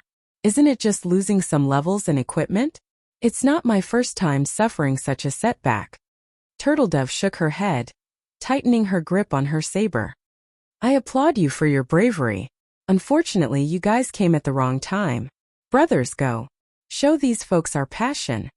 The male assassin's lips curled up into a mocking sneer. He then motioned with his hand. Immediately, 3 players possessing the status of first-class citizens moved, however. Before the 3 first-class citizen players arrived in front of Shadow Sword and Turtledove, a black figure suddenly appeared. Blocking them, this person hidden under a black cloak was none other than Sure Feng, making an enemy of everyone. Such a bold claim. Is Dark Star not afraid of biting its own tongue? Do you really think Dark Star is the overlord of White River City? Chapter 340 Major Noble. Sure Feng's appearance stunned the guild players blocking the entrance. To think there was actually someone so foolish, brat. You must be a newcomer, right? In White River City we are the sky. Even Zero Wing, which is in its heyday right now, has to bow before us. Since you are also new, I'll give you a piece of advice. Join us. Why bother with a guild that has no future like Zero Wing? Of course, it's also fine if you don't wish to join us. Just pay 5 silver coins and we'll let you be on your way. The various guild players laughed maniacally. Sure Feng paid no mind to the ridicule and laughter. Instead he said, "So, it turns out that your guilds are such good-for-nothings. Instead of growing the courage to confront Zero Wing, you came here to target the players intending to join them. Don't you think you're ridiculous? Brat, you trying to challenge us?" The male assassin from Dark Star sneered disdainfully as the male assassin spoke. The other guilds sent forward a few of their own first-class citizens as first-class citizens, as long as they did not damage any players without reputation. Even if they manhandled the other party, they would not face any consequences. Hence, they could simply drag Sure Feng and the other 2 newcomers out of White River City. Kill them? Cut them? They could do whatever they wanted. It would be even better if the newcomers retaliated. As long as the newcomers retaliated, they could kill them. In other words, regardless of whether Sure Feng and the other 2 retaliated or not, they would not have a happy ending at this moment. Shadow Sword whispered to Sure Feng, saying, "Fellow brother, thank you for standing up for us. In a moment I'll charge ahead, so take the chance to escape. As long as you leave the teleportation hall, you should be able to avoid them. If you hide in the high-class area of the city, they can't use force against you." There were differences between the areas in a city. In the common areas of the city, as long as no actual damage occurred, the NPC guards would not pay any attention to the friction between players. However, it was a different story if such a situation occurred in the high-class areas or trade area. The same applied to the restaurants and shops inside the city. Even first-class citizens would be arrested and jailed if they tried to create trouble in this area. Sure Feng smiled in reply to Shadow Sword's words. However, he did not take them to heart as he continued advancing, walking step by step towards Drunken Maniac, the male assassin from Dark Star. What's wrong with this person? Originally, Turtledove had some goodwill towards Sure Feng. However, seeing that Sure Feng ignored Shadow Sword's words, her impression of him worsened slightly. Turtledove. Shadow Sword chided in a low tone. "Humph. I want to see what he's going to do next." Turtledove snorted as she frowned. Sure Feng's frail back. Shadow Sword remained silent, quietly watching Sure Feng. Shadow Sword felt that Sure Feng was not as simple as he appeared. Although the black cloak that Sure Feng wore hid his appearance, level and name, it could not hide the air of an expert his body exuded. Moreover, looking at Sure Feng's unperturbed appearance, Shadow Sword's certainty that Sure Feng was a powerful expert grew. Hence, he hindered Turtledove's actions. However, Shadow Sword had not expected anything to actually happen. After all, they were still within White River City. Even experts were not allowed to take action. "Hero? Since you want to die, we'll play with you." 6 players with statuses of first-class citizens immediately surrounded and grabbed at Sure Feng, intending to drag him away and out of the city. "Huh? What's going on?" One of the 6 first-class citizen players asked, astonished despite the 6 of them working together. No matter how much strength they used, Sure Feng did not even budge a single inch. "What happened to you all? Isn't he just a newcomer? Why haven't you dragged him away yet?" Drunken Maniac demanded. His brows wrinkling. Lone Tyrant had sent him to deal with players that came from other cities to join Zero Wing. Due to Zero Wing's growing popularity, many players on the forums had expressed their intentions to migrate to White River City to join the up-and-coming guild. Faced with such a situation, the various guilds in White River City were unable to sit still. It was especially true for Dark Star and World Dominators. Currently, Zero Wing was a huge headache for them. If they allowed experts from other cities to bolster Zero Wing's ranks, the guild would soon grow to become an unstoppable force in White River City. Hence, many guilds decided to cooperate with each other and sent a few of their members with high reputation to occupy the teleportation hall. With so many guilds working together, even Zero Wing would not dare create conflict casually by doing so. Not only could they reduce the numbers joining Zero Wing, but they could also reduce some of Zero Wing's prestige, killing two birds with one stone. However, the only reply Drunken Maniac received was the flash of a sword Earth Splitter. The players surrounding Shurfeng were only level 16. Their HP was only slightly over 2,000. They could not endure Shurfeng's sword at all. With a single attack, all 6 players surrounding Shurfeng fell like puppets who had their strings cut. You actually attacked us. Drunken Maniac gaped Shurfeng in disbelief. He could not understand why Shurfeng dared to attack them. They were still inside White River City. They also had so many players on their side. So shouldn't Shurfeng be on his knees, begging for mercy and allowing them to trample him? Meanwhile, Turtledove, who stood behind Shurfeng, had her mouth open wide in shock. With her eyes fixed on Shurfeng's back, she couldn't help but mutter in a low tone. Who is he? At this moment, Shadow Sword's expression turned solemn. He was not surprised by the fact that Shurfeng had made a move. However, being able to kill 6 elite guild members with a single hit was simply unbelievable. Shurfeng's attack power was practically on the same level as a boss monster. After killing the 6 players who had surrounded him, Shurfeng turned to Drunken Maniac. With a faint smile he asked, "So what if I attacked you?" Shurfeng was a Viscount of White River City. He was a bona fide major noble. Yet, these players had dared to flaunt their slight skill before him. These players simply did not know their own place. First-class citizen was just a nice-sounding title. In reality, they were commoners in White River City. Meanwhile, a commoner that dared to make a move against a major noble was a commoner that did not know the meaning of the word death. Drunken Maniac felt a chill crawl down his body when Shurfeng had glanced at him. It was as if Shurfeng were a towering giant that could easily stomp him to death. Involuntarily, Drunken Maniac retreated a few steps. However, when he thought of the many allies behind him, courage filled his heart. He then pointed at Shurfeng with unflattering rage. "Brat, you're courting death. Since you dared to kill us within White River City, nobody in the entire city can save you now. It would be the same even if Black Flame were here right now. Brothers, kill him." Tens of Dark Star members charged at Shurfeng. In the distance, over a dozen mages had also begun to chant their spells. In the next moment, however, everyone discovered that they were actually unable to use any of their skills. Immediately, Shurfeng swung the abyssal blade and sent 3 arcs of lightning at the group charging at him, causing damages of over -1,000 points to appear 3 times over everyone's head. Under the lightning's might, none survived at this moment. Even a fool could tell that Shurfeng was not a simple character originally. The members of the various guilds present had laughed at Shurfeng for his foolishness. Now, however, no one laughed. Shurfeng's first strike had killed 6 players, while his second had killed tens of players. At this moment, nobody dared to make even the slightest movement, deeply afraid that the next person to die would be themselves. The only thing they could do right now was to wait for the arrival of the city guards. Only the city guards could deal with a monster like Shurfeng. "Just who are you?" Drunken Maniac retreated, his body trembling uncontrollably. Shurfeng was simply too powerful. This was the first time Drunken Maniac had felt such an invisible power. Although there was nothing surrounding his body, Drunken Maniac felt as if his body were made of lead. Even his breath became extremely heavy. "You said that it would be useless even if Black Flame were here. Well, I'm standing here right now. What you are going to do about it?" Shurfeng removed the black cloak. He then smiled at Drunken Maniac once more, slowly advancing towards the assassin. Step by step without the black cloak, everyone recognized him as Black Flame. Chapter 341. It has come. As long as one was from White River City, they would definitely recognize Black Flamite's Zero Wings guild leader, Black Flame. Why is he here? No wonder he's so strong.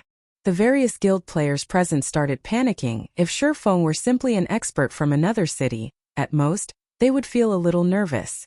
After all, no matter how powerful Shurfeng was, he could not contend with the entire city. However, Black Flame was different. Not only did the man possess astonishing strength, but he also had a powerful guild backing him up.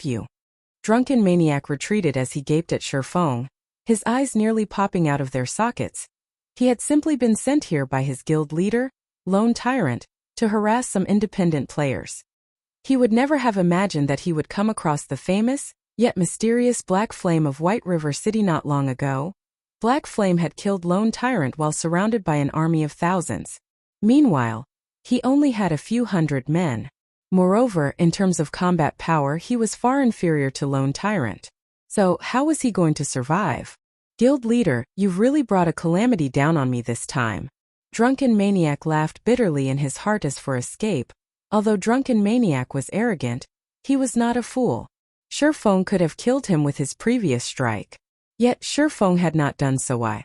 It was because to Shifeng, taking his life would be as easy as shooting fish in a barrel. I really did not expect Guild Leader Black Flame to pay us a visit. Although I know that I am certainly not strong enough to challenge you, if Guild Leader Black Flame wishes to kill me, I will not resist. However, I stand here today as not just the representative of Dark Star, but also the many guilds in White River City. Guild Leader Black Flame, you should know that by killing me, Zero Wing will show its opposition to the many guilds present today. Drunken Maniac did not wish to die. Moreover, the support of so many guilds standing by him emboldened and strengthened the assassin. However, although Drunken Maniac's words sounded awe-inspiring and many guilds stood by his backup, Shifeng's footsteps did not stop Guild Leader Black Flame. Our guilds have chosen Drunken Maniac as our representative here today. If you kill him, your actions will offend our guilds. So I hope Guild Leader Black Flame will think things through. That's right, that's right. Although Zero Wing is powerful in White River City, we are not that easily bullied. Moreover, nobody will benefit from a life and death struggle. Guild Leader Black Flame, you have to think it through carefully. Guild Leader Black Flame, in my opinion, you should just let bygones be bygones. Wouldn't it be better if both sides take a step back? Why must you push the situation to an impasse? Neither party will benefit from such a situation. Zero Wing only has around 5,000 members. However, our guild's combined numbers exceed 100,000. Even if experts are plenty in Zero Wing, could each of these experts take on 20 people by themselves? After one person stood up Shifeng, the other guilds also started to voice their opinions. Although these guild players' persuasion attempts seemed gentle, in reality, they were using another method to strike at Zero Wing. If Shifeng did not retaliate today, it would mean that Zero Wing's invincible momentum had finally broken. To outsiders, it would look as if Black Flame had admitted defeat.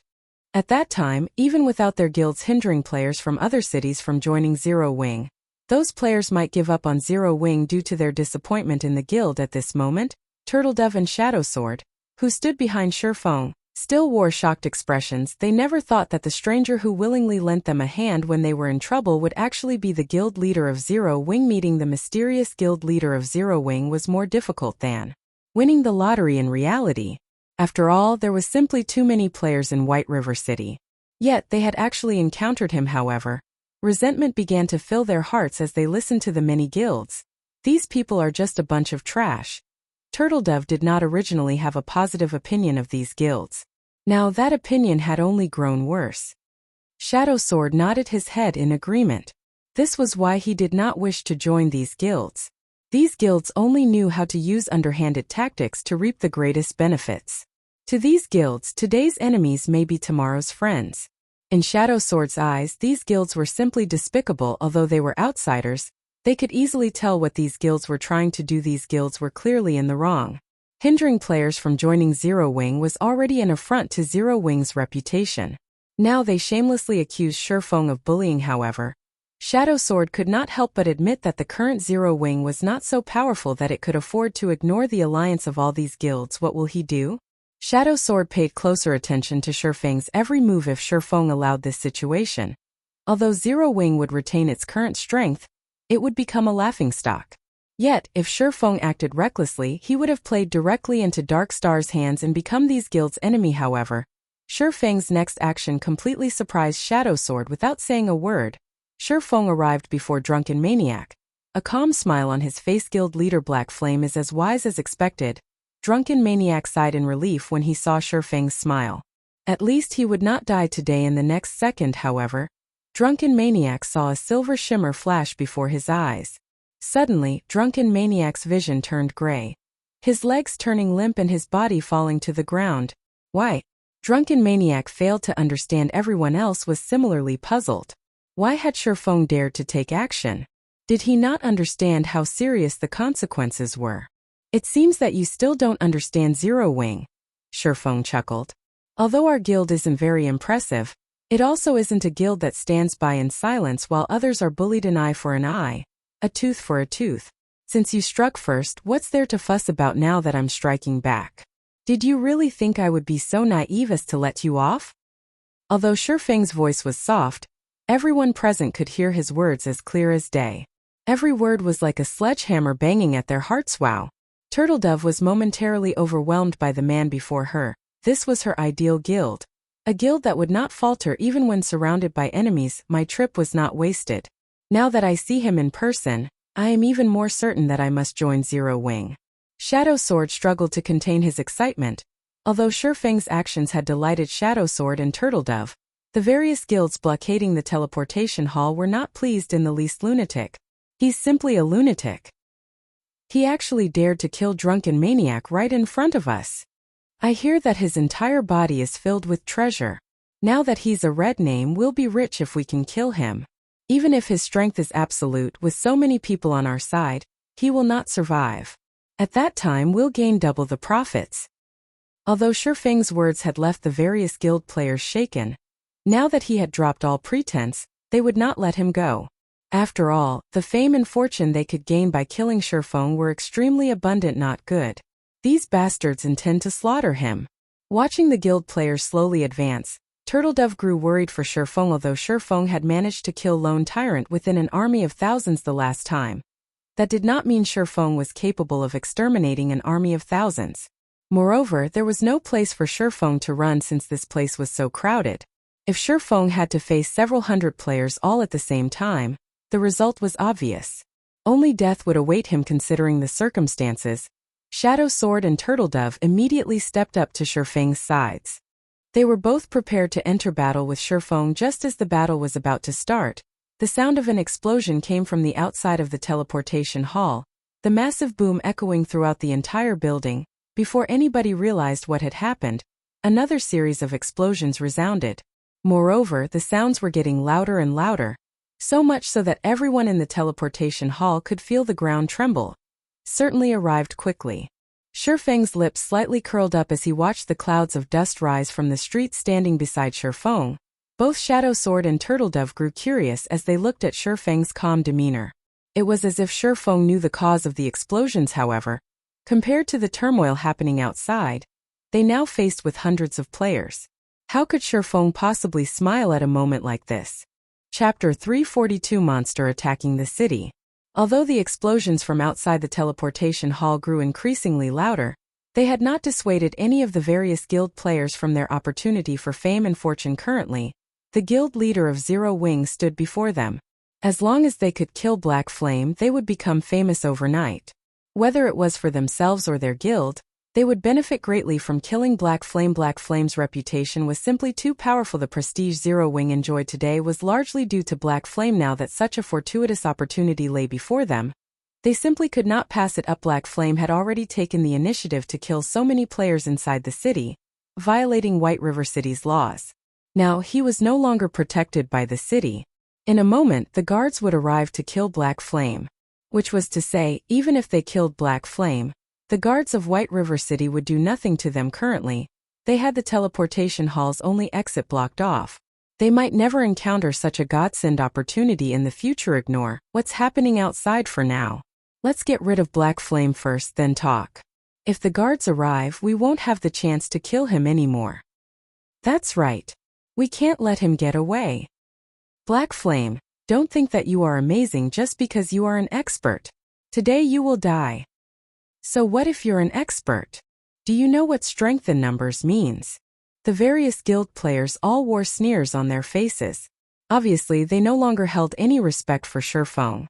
There was only greed and highly inflated confidence in their eyes right now. Guild leader Black Flame, I'll attract their attention in a moment, so take the chance to escape, Shadow Sword said as he suddenly moved in front of Shifeng. Shifeng looked at Shadow Sword strangely. Previously, Shifeng had not been too concerned about Shadow Sword as he had focused on the situation itself. Now that he took a closer look at Shadow Sword, he suddenly discovered that this person was not as simple as he seemed. Although Shadow Sword's equipment was nothing special, and he was only level 17, his every movement exuded the unique temperament that only martial arts practitioners possessed. Although I had never heard of an expert named Shadow Sword in the past, this person is still quite interesting. Shifeng revealed a faint smile as he examined Shadow Sword's figure. Although Shifeng had been the guild leader of Shadow in the past and had played God's Domain for over a decade, it was simply impossible for him to remember the names of every expert in God's Domain. After all, there were simply too many experts in this game. However, what Shifeng admired about Shadow Sword was not his skills. Rather, it was Shadow Sword's behavior in a situation where most people would hide and cower. Shadow Sword actively rushed forward instead.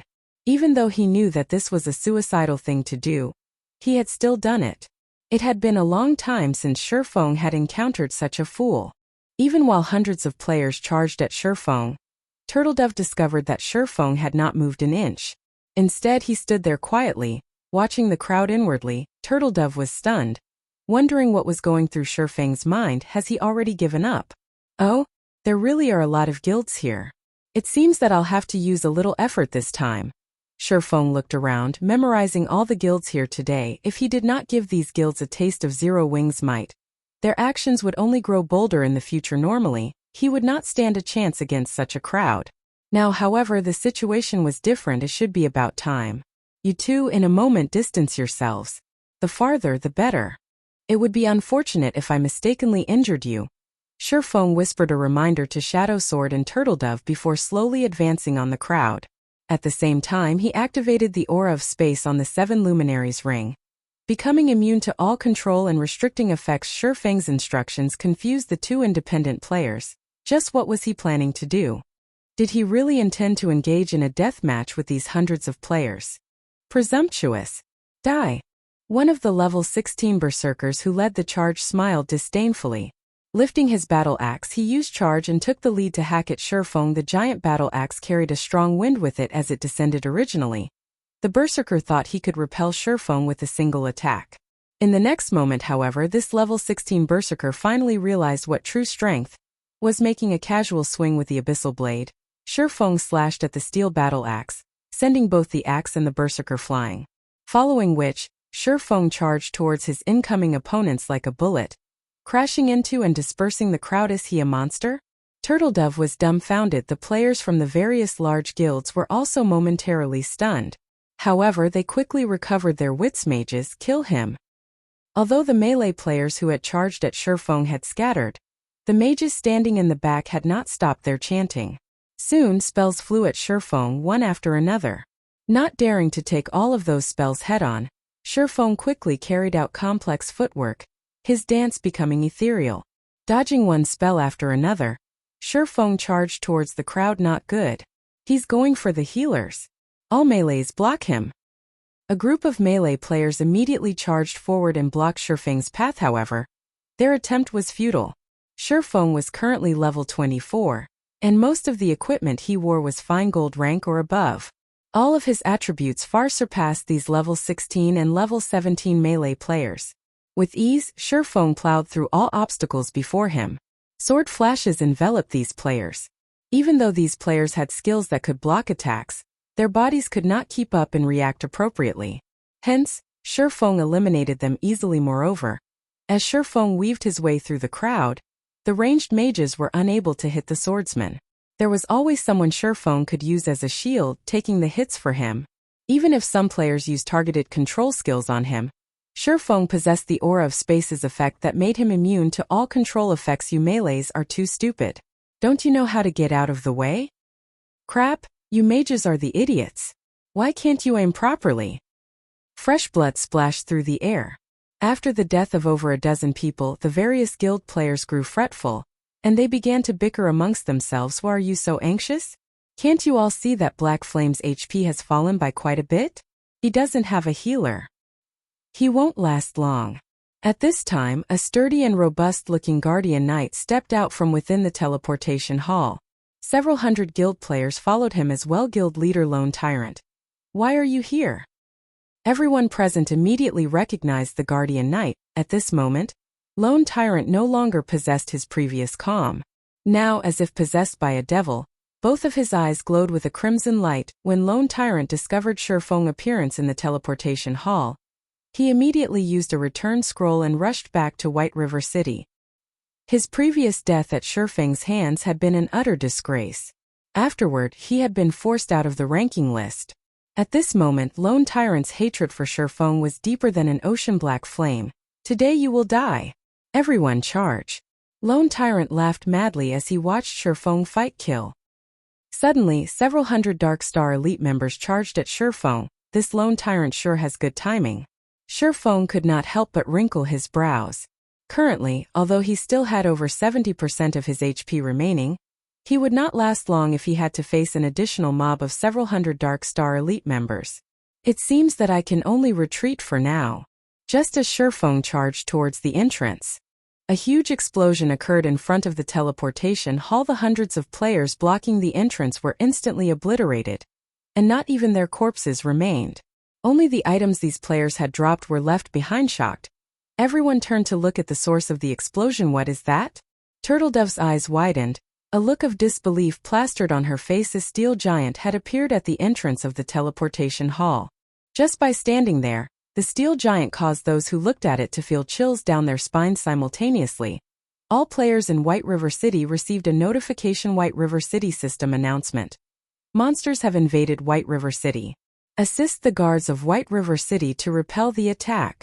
Players will receive bountiful rewards based on contributions. However, despite this system notification, this steel giant's contemptuous laughter petrified any player who heard it. Have finally found you. Chapter 343 Slaughter Time. The players in White River City grew excited when they heard the announcement. It was extremely rare for monsters to attack a city. Furthermore, they could obtain bountiful rewards and witness experts' techniques. These factors alone were reason enough for players to involve themselves. Let's head over to the city gates and have a look. We won't get any rewards if we let the guards wipe out all of the monsters. I heard that a monster has appeared at the teleportation hall. Hopefully they haven't killed it already. Let's hurry to the teleportation hall then. Immediately, groups of players resting inside bars and hotels started running towards the teleportation hall, which was only a short distance away from White River City's gates. At this moment, silence filled the inside of the teleportation hall. The steel giant that had suddenly appeared currently captivated everyone's attention. Mechanical Slayer. Mutant High Lord rank. Level 50. HP 40,000,000/40, 000,000. Compared to the first time Shifeng had seen it, the Mechanical Slayer's current HP had undergone an earth-shattering change.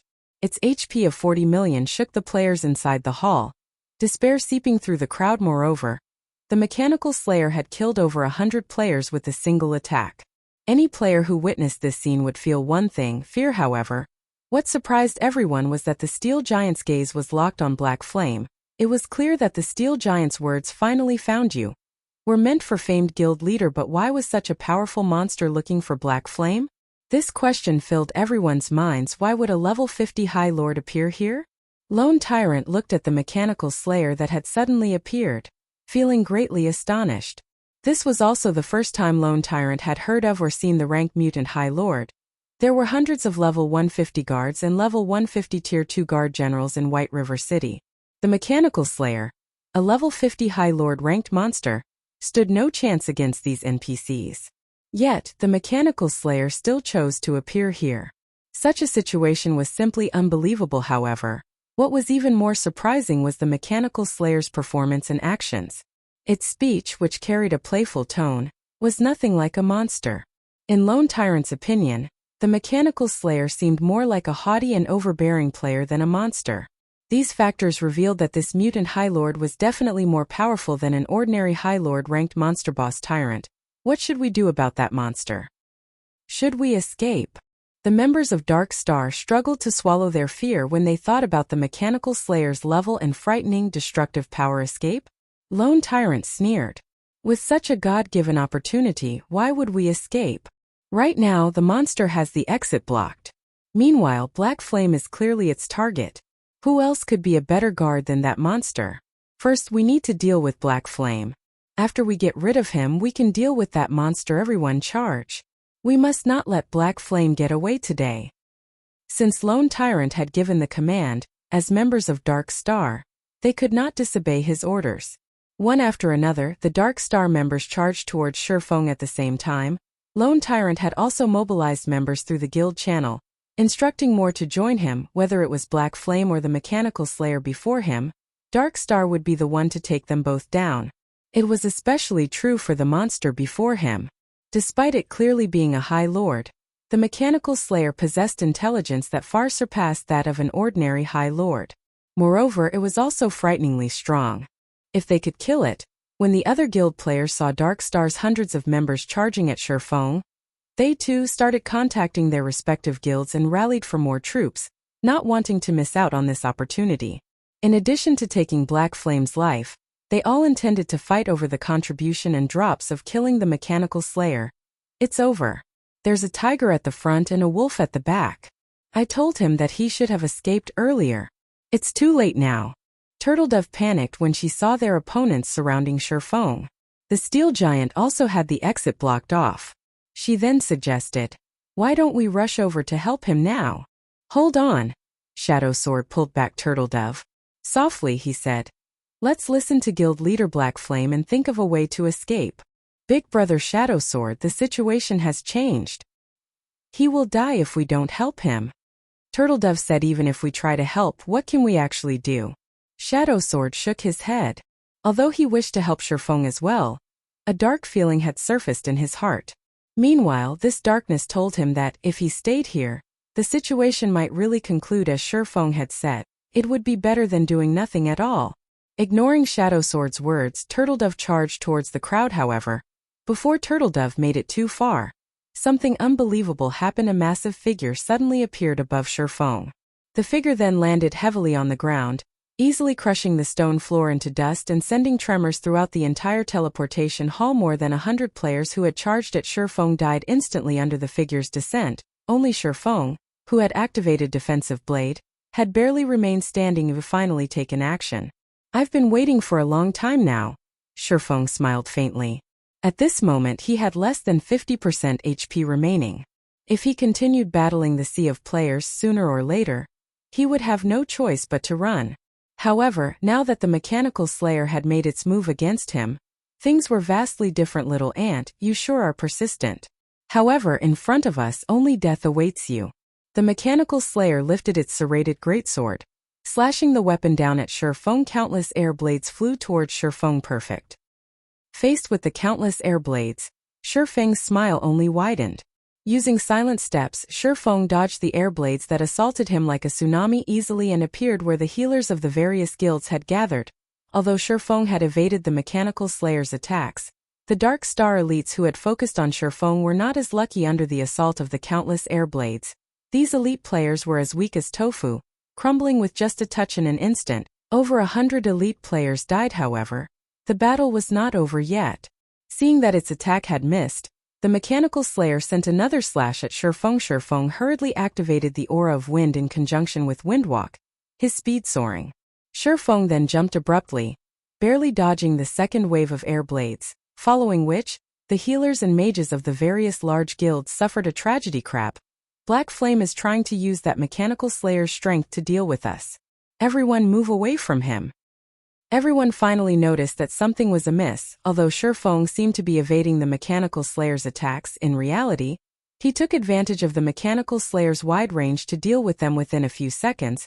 The various large guilds had lost over 80% of the elites in the teleportation hall, while Dark Star had lost over half of the elites who had just arrived. If they continued to allow Shifeng to have his way, they would face annihilation in just a moment. Black Flame.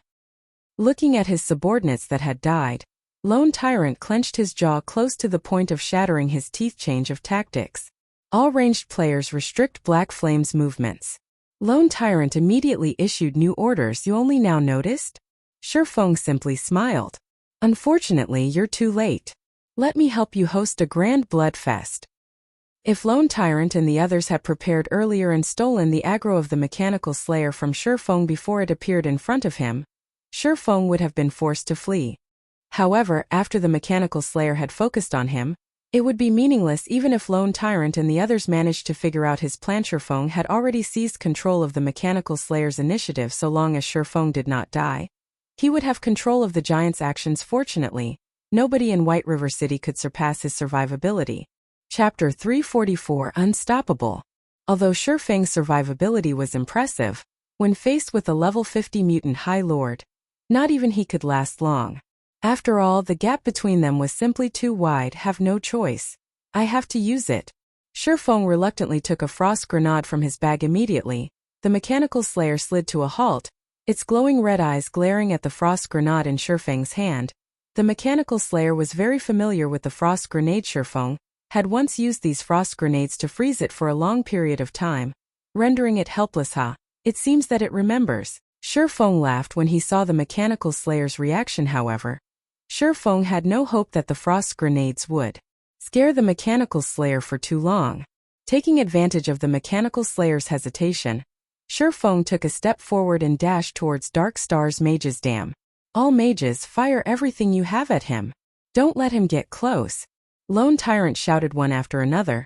Spells flew towards Shifeng in quick succession: frost arrows, ice spheres, ice walls, spiritual bondage, and other control skills aimed for Shifeng. Meanwhile, the Mechanical Slayer behind Shifeng had finally responded. Immediately, it threw the serrated greatsword in its hand at Shifeng. The greatsword generated a sonic boom as it flew, punching a hole through the air. The sword was so fast that it was impossible for anyone to dodge it. On one side, there were the numerous spells players had cast, and on the other, there was the Mechanical Slayer's greatsword. Shifeng could not afford to be careless. Immediately, he used Phantom Kill, creating a doppelganger of himself 10 yards away from his main body. Just as the serrated greatsword was about to skewer him by the skin of his teeth, he swapped positions with his doppelganger. Shifeng's doppelganger was utterly powerless against the serrated greatsword, dying instantly. However, even after killing Shifeng's doppelganger, the greatsword did not slow and soared towards the Dark Star mages. Before the members of Dark Star could react, the greatsword plunged itself into the crowd.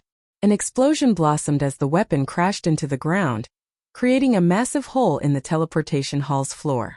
Following which, with the greatsword as the epicenter, shockwaves radiated throughout the surroundings. A single shockwave had decimated all players within a 30-yard radius. From this, Shifeng once more witnessed just how terrifying a mutant was. Meanwhile, Shadow Sword and Turtledove, who now hid in a corner, were dumbfounded by what they saw. Big Brother Shadow Sword, are all High Lords so powerful? Turtledove asked in shock. According to my knowledge, there is not a single High Lord as powerful as this Mechanical Slayer. It seems that Guild Leader Black Flame's command to withdraw was not without reason. Shadow Sword watched Shifeng in the distance, a hint of admiration appearing on his face. Although the Mechanical Slayer's combat power was horrific, it did not possess the techniques to utilize it fully. Shifeng, on the other hand, was different. Not only did he possess a firm grasp of his surroundings, but he also possessed meticulous dodging techniques. It was precisely what he, Shadow Sword, aimed to learn. If I join Zero Wing in the future, won't I be able to learn many more techniques from him? An idea suddenly occurred to Shadow Sword, and his determination to attend Zero Wing's next recruitment increased. He must join Zero Wing. While Shadow Sword and Turtledove admired Shifeng, Lone Tyrant's anger grew rampant. With a single attack, the Mechanical Slayer had slaughtered over 100 Dark Star elites. Damn that Black Flame. Have the others not arrived yet? Lone Tyrant bellowed. Guild Leader, the closest members number around 4,000, and they are rushing to join us. With some time, there should be no problems boosting that number to 10,000. One of Lone Tyrant's subordinate reported. Lone Tyrant nodded, wearing a satisfied smile as he said, "Good. Tell the team to buy us some time. Also, send someone to Zero Wing side to check for any movements. With so much commotion, they won't stand silently by." By the time everyone had gathered, whether it was Black Flame or the Mechanical Slayer, all would be his for the taking. At this moment, the members of Dark Star and the other guilds began to dart around. Wherever Shifeng appeared, these players would run in the opposite direction, playing the mouse to Shifeng's cat. Just as Shifeng used the frost grenades to pin the Mechanical Slayer down and manipulate the monster's strength to kill the members of Dark Star and the various guilds, The level 150 guards of White River City had finally arrived at the teleportation hall. Over 100 guards stormed the teleportation hall. Among them, there was a level 150 Tier 2 guard general, as well as plenty of Tier 1 guard captains. These NPCs stood neatly in order, surrounding the teleportation hall. The guards are here. We're saved. The players present released a sigh of relief at the guards' arrival. Borrowing the mechanical slayer's strength, Shifeng had killed countless of their allies. If they had not continuously avoided him, they would have long since died under Shifeng's demonic claws. Good. Now that the guards are here, when they pin down this monster, they will attract its aggro. We'll see how arrogant you are then. When my men arrive, we'll introduce you to death. Lone Tyrant laughed coldly as he watched Shifeng dodge the mechanical slayer's attacks. At this moment, however, Shifeng also revealed a smile. Immediately, he dashed out of the teleportation hall, holding nothing back while doing so. Meanwhile, under the Tier 2 guard general's command, the guards started their assault on the mechanical slayer. The NPCs were uniformly level 150. The ordinary guards possessed 800,000 HP, the Tier 1 guard captains possess 1,600,000 HP, and the Tier 2 guard general possessed 2,400,000 HP. To players, these guards were invincible. These guards only needed a single strike to kill a level 50 player instantly. Hence, in everyone's eyes, a level 50 monster stood no chance against these NPCs. The same went for the mutant High Lord with 40 million HP. Unfortunately, mutants were different. When the level 150 ordinary guards attacked the mechanical slayer, the highest damage they had dealt was only around -1,000 points. Even the level 150 Tier 1 guard captains only managed to deal around -3,000 damage to the mechanical slayer. As for the most powerful level 150 Tier 2 guard general, he could only deal around -10,000 damage. Such damages were barely a scratch to the mechanical slayer's 40 million HP. Indeed, just like Lone Tyrant had predicted, the mechanical slayer's attention immediately switched towards the Tier 2 guard general. Following which, the mechanical slayer swung its serrated greatsword at the guard general, while the guard general responded quickly by raising his spear to defend against the attack. Boom. The attack threw the level 150 guard general into a wall. The mechanical slayer then brandished its greatsword repeatedly, creating a storm that engulfed the entire teleportation hall. In retaliation, the other guards began a frenzied assault on the mechanical slayer. After a short moment, the entire teleportation hall had changed beyond recognition. Under the barrage of the countless sword auras, none of the level 150 guards survived. Even the 10 Tier 1 guard captains and the Tier 2 guard general died under the mechanical slayer's sword. Meanwhile, the mechanical slayer still had 91% of its HP remaining. Just what kind of monster is this? Lone Tyrant could not believe his own eyes. Before today, players had believed that these NPC guards were invulnerable, yet they had all been annihilated. While the mechanical slayer remained healthy, there had been over 100 level 150 guards. A Tier 2 NPC had even led the attack, but in the end they all died. At this point, Lone Tyrant began to wonder if anyone could defeat the mechanical slayer seated on top of a roof. Shifeng enjoyed a few refreshments while resting. Previously, to dodge the mechanical slayer's attacks, Shifeng had exhausted himself, both mentally and physically. Meanwhile, the arrival of the guards had been the perfect chance to break away from the battle and rest. Only, he had not imagined that his break would be so short-lived. A mutant mutated from a High Lord is scary indeed. With this, I can safely proceed with the next part of the plan. Shifeng smiled, shifting his gaze towards the tens of thousands of players in a distance who currently rushed towards the battle. Chapter 345 Storm Domain. Look, there's a monster over there. It's massive. Wait, why does a level 50 High Lord possess 40 million HP? This is the most powerful High Lord I've ever seen. I wonder what items it will drop after it dies? At the very least, it should drop some fine gold items, right? Are all of you blind? That mutant High Lord is clearly stronger than ordinary High Lords. If a High Lord already drops fine gold items, then a mutant High Lord, which is a higher rank, should drop dark gold items. Dark gold items? There should only be a few items of such rank in Star Moon Kingdom, right? At this moment, the many players in White River City had started to gather at the teleportation hall. A sea of players covered the nearby streets, all of them watching the mechanical slayer with hungry gazes. These players considered the mechanical slayer to be a field boss that could be easily killed. Meanwhile, among this sea of players, There was actually not a single Zero-Wing member to be found. Shifeng had long since informed his guild that they were not allowed to participate in this battle. Shifeng's reason was not due to lack of interest in the loot of the mechanical slayer. Instead, he understood that they would only throw away their lives by joining this battle guild leader tyrant. Our men have arrived. Good. The mechanical slayer belongs to us. Tell everyone to spread out and take positions. None of the melees are allowed to approach the mechanical slayer. Ranged players should distance themselves from the mechanical slayer and attack from maximum range. Let the other players draw the aggro and die for us. As for the melee players, have them aim for Black Flame. We must not let him escape. Although Lone Tyrant was shocked by how powerful the mechanical slayer was, such a powerful monster also represented a ridiculous amount of valuable loot despite the fact that Dark Star only had several thousand members present. Its main army was on its way. In addition to the other guilds and independent players of White River City, the final number of players they could gather would exceed 200,000 currently. If the players present attacked the mechanical slayer, most of their attacks would either deal -1 damage or Mississippi. Even so, this mechanical slayer with 40 million HP would not survive for long under the continuous assault of 200,000 players. Moreover, there weren't just 100 or so guards in White River City. In time, the city would send more guards into the fray. In a way, the mechanical slayer's death was a guarantee. It was only a matter of who would obtain the loot of the mechanical slayer after it died. At the same time Dark Star took action, the other guilds also initiated their assault.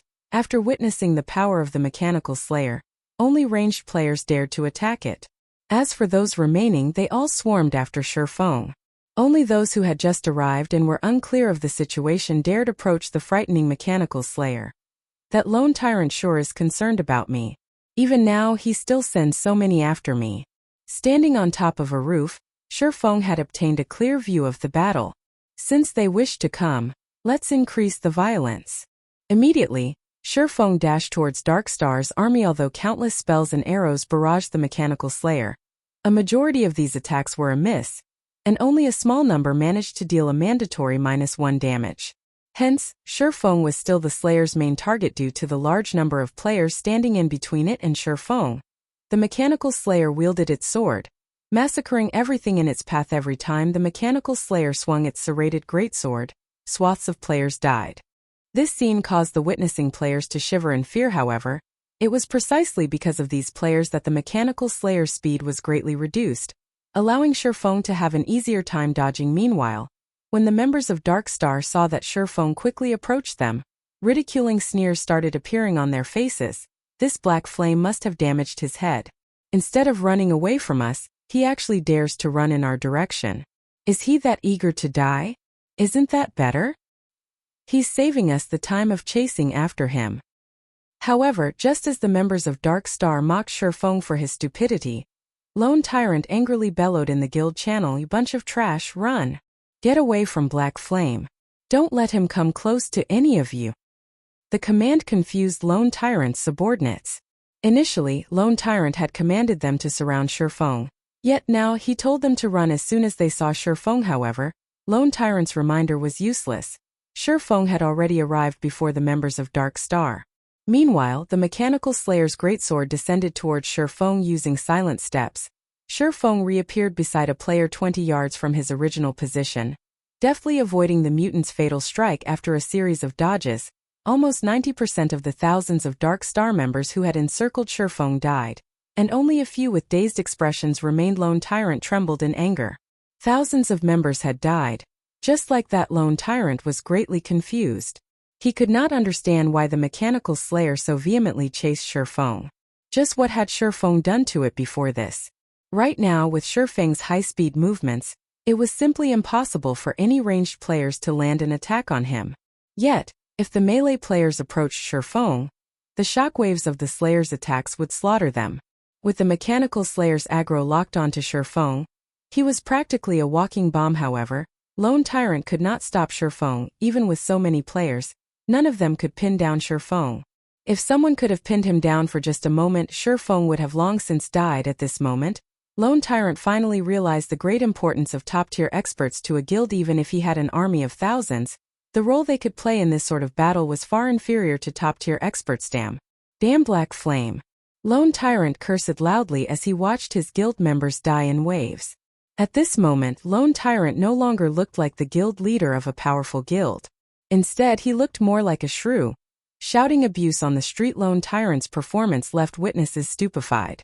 It turned out that even the guild leader of Dark Star had such a side to him. One could just imagine how helpless and infuriated Lone Tyrant felt at this moment. As for the other guild leaders watching this, at this moment, rather than expressing ridicule, they all wore gloomy expressions. Their guilds were in the same boat as Dark Star. After Shifeng finished dealing with Dark Star, he would certainly turn his blade in their directions. So, how could they possibly feel happy over Lone Tyrant's miserable fortune? Why don't we admit our mistakes and apologize to guild leader Black Flame? Are you kidding me? If all of our guilds lower our heads to Zero Wing, how are we supposed to succeed in White River City in the future? But if we don't apologize, what will we do if he retaliates against us? Oh. Wait, look over there. More guards have shown up. While the guards deal with the Mechanical Slayer, we can work together to get rid of Black Flame. With so many on our side, Black Flame can't survive regardless of how powerful he may be. As long as he dies, Zero Wing will lose its momentum in becoming the overlord of White River City. At that time, we might still be able to thrive. Watching the hundreds of guards who had already surrounded the Mechanical Slayer, the guild leaders of the various large guilds agreed with the logic. Black Flame's death would be a huge blow to Zero Wing's prestige. If unrated guilds like them wished to thrive, they could not allow a single guild to obtain an absolute advantage in White River City. Currently, Zero Wing was like the sun at noon. If they allowed the guild to continue sooner or later, they would stand no chance against Zero Wing at all. Hence, the various guild leaders instructed their members to focus all of their strength on killing Shifeng. Shifeng wrinkled his sharp brows when he saw the NPC guards charge at the Mechanical Slayer and the various guilds who took action. Knowing that his situation had become unstable, Shifeng spun around and started running towards the Mechanical Slayer, no longer charging towards the members of the various guilds. Within a moment, everyone from the various guilds had surrounded both Shifeng and the Mechanical Slayer. However, these guild players had finally wisened up. Instead of recklessly rushing forward to attack Shifeng, they allowed the ranged players to attack him as they slowly tightened their circle around him, forcing Shifeng into a constant retreat just as Shifeng was about to enter the Mechanical Slayer's attack range of 30 yards. The Mechanical Slayer's HP fell to 80%. Suddenly, its eyes shone a bright red, and clasping its greatsword with both hands, the mutant slammed the weapon into the ground naturally.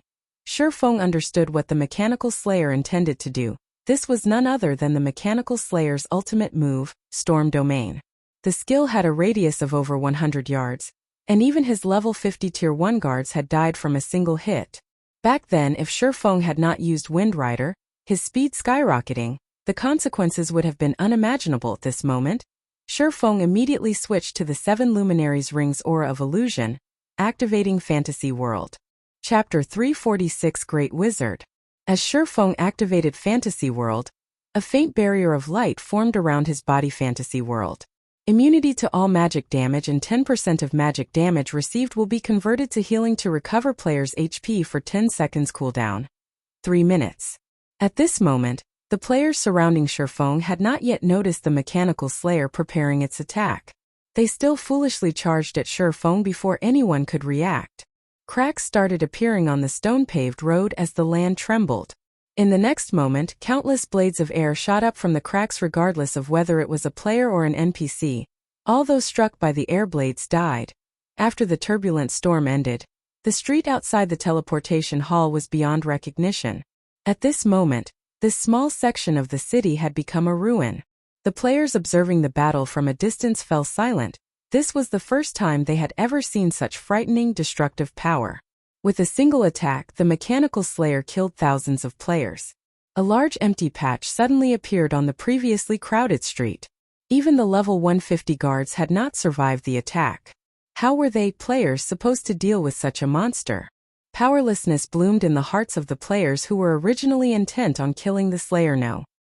At this moment, the guild leaders of the various guilds who had ordered their members to encircle Shifeng no longer possessed the calm they had before.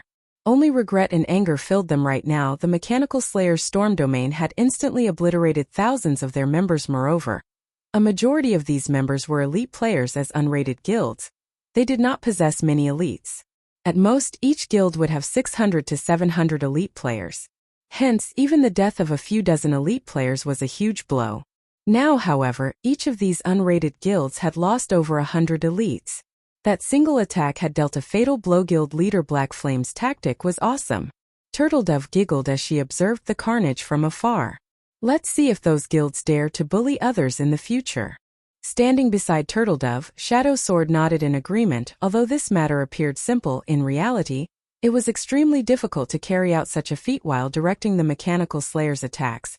Shifeng also had to dodge the attacks from other players constantly. Shifeng also had to know where he could and could not run.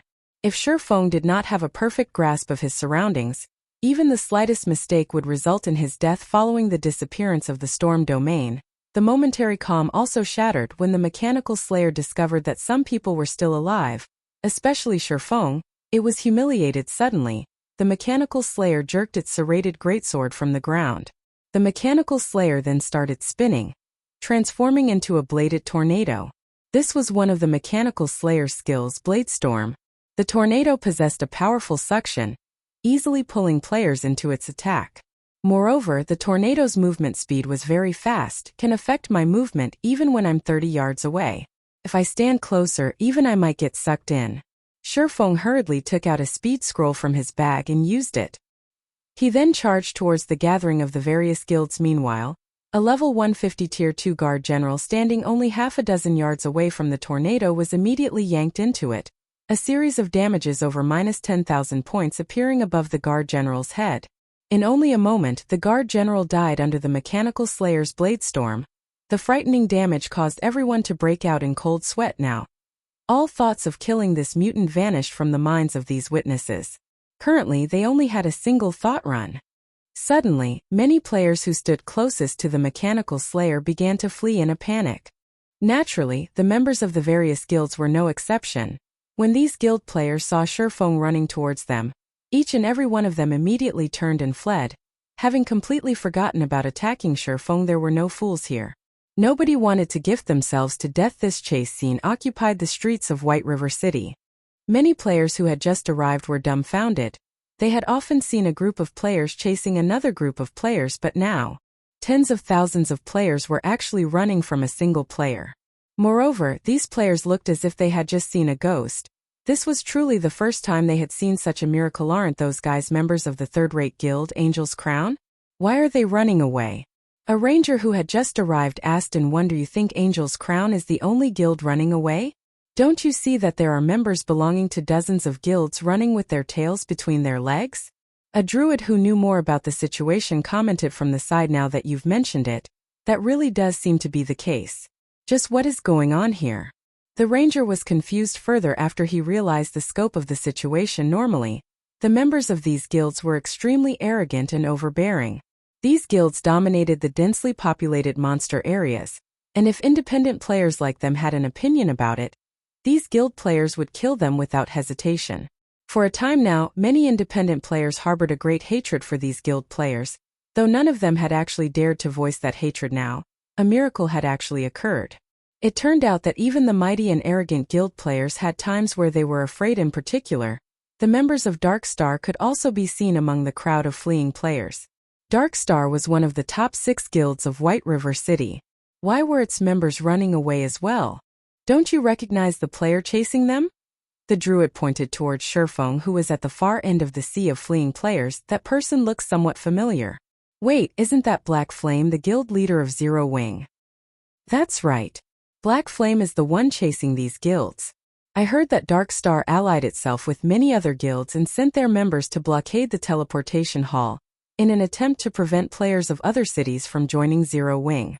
After Black Flame discovered their plot, well, this is the result. Listening to the druid's explanation, shock filled the ranger's heart. A single player was actually capable of facing dozens of guilds. Was Black Flame even still considered a player? The other players standing near the druid and ranger pair, who had been clueless about the situation, were also stupefied by this revelation. Although they had long since knew that Black Flame was strong, they had not known exactly how strong. He was actually capable of forcing tens of thousands of players to run for their lives frantically were they even playing the same VR game. Guild leader Black Flame, why don't we talk out our differences peacefully? Darkstar forced us to join their scheme. We really have no intentions of becoming enemies with Zero Wing. That's right, Guild leader Black Flame.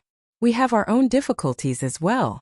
If you stop chasing us, we are willing to offer you an apology and compensate you for all your losses. Please forgive us. We won't cause Zero Wing trouble ever again.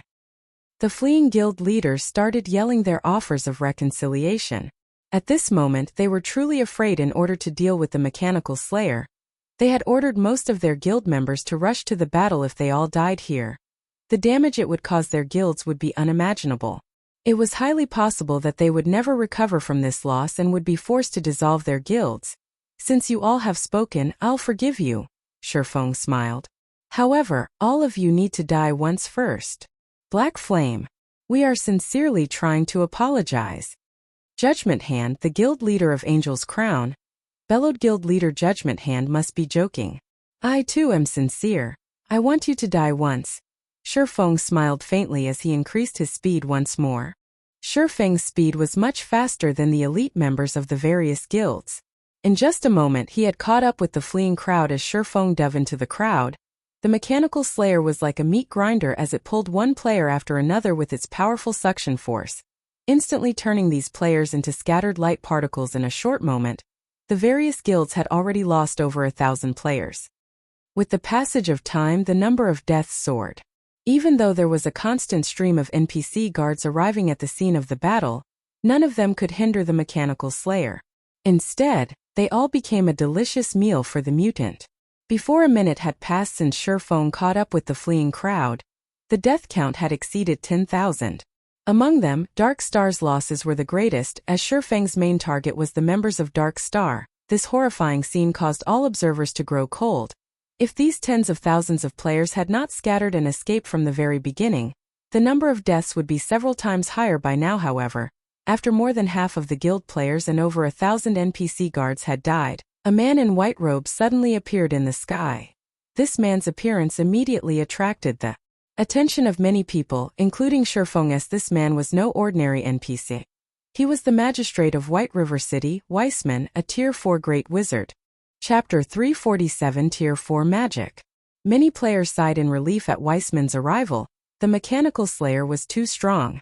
Even though so many guards had attempted to slow its assault, over 50,000 players had died. Moreover, turned several White River City streets into ruins. If given more time, the slayer would have slaughtered every player in White River City. Meanwhile, the city itself would become nothing more than rubble. Despite being only a level 50 mutant High Lord, the mechanical slayer had caused so much damage. If dozens of such powerful monsters appeared, wouldn't they obliterate White River City? However, among all of the players present, only Shifeng understood how powerful a mutant was. An ordinary High Lord could never be so strong. Mutants were considered natural disasters. I wonder which is stronger, a great wizard or a mutant? At this moment, Shifeng stood far from the commotion, quietly observing Weissman and the Slayer's every action. Great Wizard was a Tier 4 class. Even in Star Moon Kingdom, Weissman was one of the heavyweights. Such a powerhouse would only offer protection to a major city like White River City. Smaller cities would only be guarded by Tier 3 NPCs at best. Meanwhile, the mechanical slayer was also unique. It was a mutant that had transformed from a High Lord. If classified as a tier, Shifeng's initial judgment placed the mechanical slayer at Tier 3 upper rank. Otherwise, it could not have defeated a Tier 2 guard general so effortlessly. At this moment, the level 200 Weissman and the level 50 mechanical slayer were only 30 yards apart. Staring each other down, the level gap between the two was very wide. No matter how one looked at it, they were not equals. Yet, when Weissman and the Slayer stood together, nobody felt any sense of disharmony from looking at Thema Mutant. No wonder the guards could not defeat it. Weissman did not rush to attack the mechanical slayer. Instead, he carefully observed the mutant. He then shifted his gaze towards his surroundings. The spacious streets around him no longer possessed the splendor they had in the past. There were collapsed buildings everywhere, and this caused Weissman's gentle gaze to chill with anger. Suddenly, Weissman's body exuded an intimidating authority. Even while standing hundreds of yards away, everyone could feel their bodies grow heavy, their breath quickening as this authority grew increasingly powerful. Some ordinary players who had withstood the pressure suddenly crouched, their faces filled with fear while their bodies trembled. Authority was intangible, and it could not physically influence substantial change. This was closer to spiritual pressure. It was an instinctual warning for when living creatures faced an enemy that was far superior, altering them to the danger. Humans had long since detached themselves from the various threats of Mother Nature, so their instincts were extremely weak. However, due to God's domain, players began to recover these instincts gradually. Although players had recovered these senses, they still sorely lacked spiritual training. As a result, many were unable to withstand Weissman's authority and had crouched in fear. Aside from exuding his frightening authority, Weissman had also enveloped an area 100 yards around him as his magic domain. As long as one were within this domain, the magic would suppress their strength unless they possessed equal or stronger magic. Simultaneously, this magic domain also strengthened Weissman. This was a frightening aspect of Tier 4 classes. As soon as a Tier 4 class used their domain, Tier 3 classes and below would be sheep for the slaughter. At this time, the Mechanical Slayer also began to move. Raising its serrated greatsword, it sent a powerful slash at Weissman. Just as countless air blades swept across the expanse, Weissman suddenly vanished. In the blink of an eye, he appeared on the other side of the Mechanical Slayer. Responding quickly, the Slayer swung its greatsword towards Weissman's new location. However, the result was the same. Weissman dodged the attack using instantaneous movement again. After over a dozen consecutive slashes, Weissman had yet to receive a single point of damage.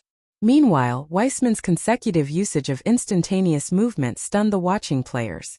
It was common knowledge that the instantaneous movement that elementalists possessed had a cooldown of 25 seconds with a maximum moving distance of 20 yards. However, Weissman's instantaneous movement looked like it did not have a cooldown. Moreover, every time Weissman used instantaneous movement, he moved over 40 yards from his original position. It's as expected of a Tier 4 class. Even instantaneous movement has become far more powerful. If a Tier 4 assassin grasped this skill, the Slayer would have suffered over 100 attacks by now. Shifeng had fought his fair share of Tier 4 classes in the past, so he knew just how powerful they were. Among the many Tier 4 classes he had fought, quite a few were Great Wizards. So, Shifeng had a general understanding of Great Wizards. From his knowledge, Shifeng knew that there were differences between Tier 4 Great Wizards. As for Weissman, a Great Wizard capable of using instantaneous movement effortlessly over a dozen times in quick succession, at the very least, he should be an upper-rank Great Wizard. After a frenzied assault, scars around 4 meters deep and 40 meters long were visible throughout the street. However, no matter how the Mechanical Slayer attacked, it could not land a single hit on Weissman. The Slayer had also started to panic. Gripping its serrated greatsword with both hands tightly, it stabbed its weapon into the ground. It was obvious that the Mechanical Slayer intended to use Storm Domain once more. However, Weissman, who had continuously dodged the Slayer's attacks, had begun his attack. One of his hands currently held up his white jade staff, gathering a horrifying amount of magic power around it, while his mouth chanted complex incantations and his other hand swiftly traced lines of runes. Such quick writing and complex runes. The incantation for an ordinary Tier 3 spell normally only has around a dozen lines or so, yet Weissman has already written at least 20. At the very least, he should be casting a Tier 4 spell.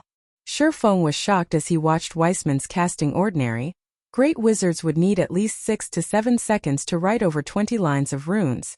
Meanwhile, Weissman had only needed 4 seconds. This is bad. This distance is still too dangerous. Shifeng knew how powerful a Tier 4 spell was. Such a spell possessed the destructive force of a missile. With his distance of 150 yards, he could easily be caught in the crossfire. Hence, Shifeng turned and ran as the ground started to fragment.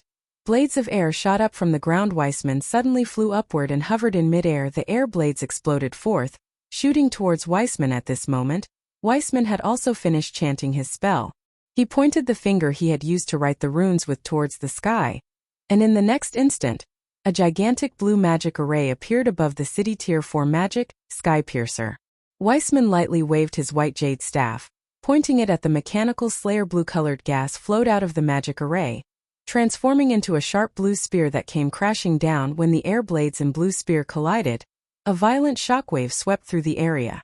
Even houses over 100 yards away were blown away. Players who stood within a 200-yard radius died instantly, while players who stood 200 yards to 300 yards away suffered varying degrees of damage after the brief collision between the two skills. Blue spear pierced through the air blades and struck the mechanical slayer's body. The spear was like a meteorite crashing into the ground in the wake of the impact. Strong winds blew and dust rolled. A shockwave far more powerful than the one before also spread from the site of impact. It was as if a huge earthquake had just occurred after the dust settled. Everyone's gazes shifted towards where the Skypiercer had fallen. Immediately, everyone's jaws dropped in shock. The spear's landing site had become a massive crater that was over 30 meters deep. Chapter 348: Stealing Food from the Tiger's Mouth. The Skypiercer's destructive power had far surpassed everyone's imaginations. The entire street had been destroyed, and other than Weissman and the mechanical slayer, nothing remained. It was simply a spell, yet it carried the power to decimate the heaven and earth. Many of the players present even began to wonder whether they were still inside a game. The heavy air, the chilling wind, the pungent smell of blood, the vibrations from the ground, and the pain they felt were constant reminders of where they were. Suddenly, everyone realized that God's domain was completely different from the virtual reality games they had played in the past. In their opinion, a virtual reality game was merely an accumulation of numbers and data. Even if they grew powerful inside a game, at most they would deal higher amounts of damage. It wouldn't be surprising for a player to deal damage in the millions or tens of millions. After all, it was just a bunch of data. No matter how realistic God's domain was, at the end of the day it was still only a virtual reality game. Nothing inside the game was real at this day and age. This belief was well rooted in players' minds, and they never strayed from it. However, they suddenly realized that they were wrong. So strong. Is this the strength of a Tier 4 class? If we can become Tier 4 classes, will we be that strong as well? Everyone gazed at Weissman, who was still hovering in midair. At this moment, excitement, fear and longing filled their minds. There were no superheroes or espers in real life. No human was capable of flying freely in the sky. However, such feats could actually be achieved in this incomparably realistic world, known as God's domain. It was as if everyone had arrived in a world of miracles. Considering the current situation, people no longer thought of God's domain as just another virtual reality game. Instead, God's domain was a world where they could start their second life. I have underestimated Weissman to think he could actually cast Tier 4 magic with such ease. Relying on his astonishing speed, Shifeng had managed to escape the effective range of Weissman's Skypiercer, so he had not received any damage from the resulting shockwave. Normally, high-tiered spells required a very long casting time. During this period, others could easily interrupt the caster and inflict significant amounts of damage. Normally, when one fought an opponent of the same tier, very rarely did they have the chance to cast high-tiered spells. Instead, they would use low-tiered spells with shorter cast times. It was extremely difficult to cast a Tier 4 spell in the midst of battle like Weissman had when faced with an equal opponent. Yet, even when facing a mutant like the mechanical slayer, Weissman had still managed to cast a Tier 4 destructive spell effortlessly. It was apparent just how powerful Weissman was. While Shifeng had focused on Weissman, the mechanical slayer had flown out from the crater the Skypiercer had created. What? It's still alive. Even after taking a hit from a Tier 4 spell? Shifeng was slightly surprised when he saw the wounded slayer. The effects of high-level magic weren't limited to HP damage alone. It could also damage the enemy's physical condition in battles. HP only served as a reference. In certain cases, even when players only had 1 HP remaining, their combat power would not be affected in the slightest. They could still display 100% of their actual combat power. Yet, sometimes, despite losing only a thread of their HP, players' combat power might be greatly affected. Leaving them capable of displaying only 10%. High-tiered skills were so powerful was because not only could they cause a frightening amount of damage, but they could also greatly affect the enemy's combat power. At this moment, although the mechanical slayer looked like a mess with many wounds covering its body, and less than 50% of its HP remaining, the spell had not significantly damaged its combat power. What an enviable physique. Shifeng had been a Tier 3 Sword King in his past life, so he understood how important a strong physique was to a player. Although the mechanical slayer had less than 50% HP remaining right now, its remaining HP was not much different than the HP Weissman possessed. With its combat power unaffected, the mechanical slayer could still challenge Weissman. However, The Mechanical Slayer's next action had completely surpassed Shifeng's imagination.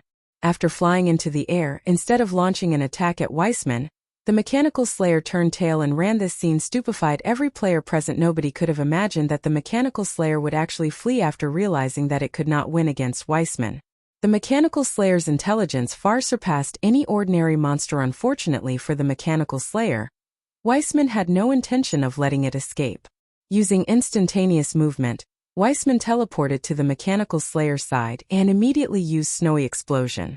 Countless frost arrows pelted the Mechanical Slayer's body. In the blink of an eye, the Mechanical Slayer had frozen into an ice sculpture. The Mechanical Slayer's frozen body then plummeted towards the ground, the impact creating a massive hole in the ground, following which, Weissman waved his staff. Suddenly, multiple aqua-blue magic arrays appeared around his body. Water dragons emerged from these magic arrays and shot towards the mutant. These water dragons wrapped around the Slayer and buried their vicious teeth in its flesh, restraining the Mechanical Slayer in a large ball of water. This was the Tier 2 spell, Water Binding. When used, it restricted the target's movements. Now unable to move, the Mechanical Slayer immediately used Bladestorm. Not only did the skill increase its movement speed, but it also made the Mechanical Slayer immune to all magical control effects. After breaking out of Weissman's water binding, the Mechanical Slayer spun towards the Great Wizard. Reacting quickly, Weissman immediately started chanting the incantation of another spell, his hand having already written 3 lines of runes. A moment later, an ice shield appeared, covering his body. The ice shield could absorb a massive amount of damage. At the same time, the shield would slow enemies who managed to land a hit. Even after the Mechanical Slayer's greatsword repeatedly struck Weissman's ice shield for 3 full seconds, the ice shield remained in one piece. At this moment, however, multiple scars had appeared on the ice shield, and from the looks of it, the layer of ice would not hold on for long. At this moment, Weissman had also readied the Tier 3 spell, Earthen Spear. Suddenly, brownish-yellow spears protruded and shot out of the ground, bombarding the spinning Mechanical Slayer. Not only did these spears cause significant damage, but they had also forced the Mechanical Slayer into a constant retreat.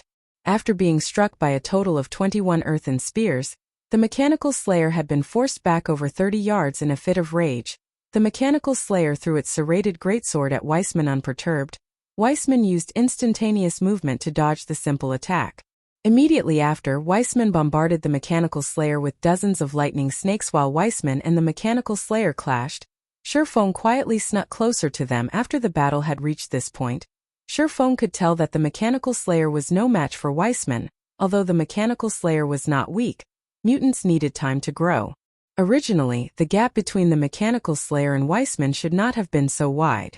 However, aside from having a severely lacking repertoire of skills, the Mechanical Slayer was also inexperienced with evading attacks and controlling its own body, resulting in such a wide gap between itself and its opponent. With the Mechanical Slayer's current combat power, it would have no problems dealing with Tier 3 upper-rank NPCs if given more time to grow.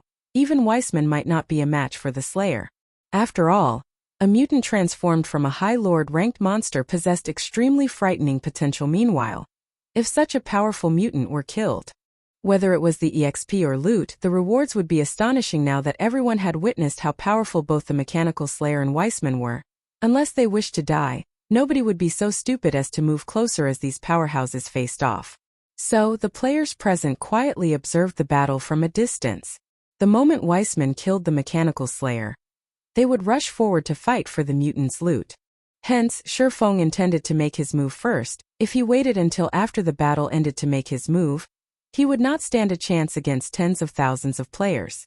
Moreover, Shifeng was not interested in the Mechanical Slayer's loot alone. He also desired the EXP the Mechanical Slayer would provide. Both the 7 Luminaries ring and the skill Flame Burst were of great use to Shifeng. However, if he wanted to upgrade and increase their might, he needed a large amount of EXP. If he could steal the last hit of the Mechanical Slayer, he could obtain 60% of the Slayer's EXP for himself. This would not be a small number. Chapter 349 Skyrocketing Experience. While Shifeng slowly approached the battlefield, the other players stared intently at the Mechanical Slayer's HP. As the battle grew more intense, the Mechanical Slayer's HP fell at an increasing rate. If they were a step ahead of others, they would have a higher chance of obtaining some of the Slayer's loot for themselves. Naturally, they all watched the mutant's HP intently, prepared to dash forward when it dropped to 0 at the same time. Various guild leaders began issuing commands to surround the battlefield. Although Shifeng had killed many of their members with the aid of the mechanical slayer, many were still alive. At this time, these guilds no longer paid attention to Shifeng. Including Lone Tyrant, who hated Shifeng down to the bone, they all focused on the mechanical slayer guild leader. Tyrant, we have people stationed as close to the mechanical slayer as possible. Our men will charge forward as soon as the slayer dies. An assassin standing beside Lone Tyrant reported. Good. If someone steals the loot, kill them, Lone Tyrant ordered. According to his estimation, the loot of such a powerful monster like the mechanical slayer, at the very least, would be dark gold items. It might even drop epic items. As long as they could obtain these items, they could make up for some of the losses they had previously suffered. Right? Have there been any movements from Zero Wing and Ouroboros? Lone Tyrant asked. None at the moment. I don't know what happened with Zero Wing, but none of their members have arrived. It seems they're not interested in this situation. As for Ouroboros, they are still focused on raiding the 3 great dungeons.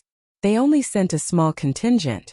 On the other hand, Emperor's Light and Assassin's Alliance have sent quite a few members, the assassin reported. He then added, if we had not lost so many members because of Black Flame, we could have contended with these guilds evenly. Ha ha ha. Gentle Snow, in your eagerness to conquer the 3 great dungeons, you have missed out on the chance to conquer the 3 great dungeons. Pass down my command. Have everyone focus on grabbing the most valuable items. Don't let any dark gold items or epic items fall into other guilds' hands. Lone Tyrant's excitement grew as he thought about the bountiful loot of the mechanical slayer before. Darkstar had lost many of their members and suffered massive losses due to Black Flame. It would take a long time for the guild to recover.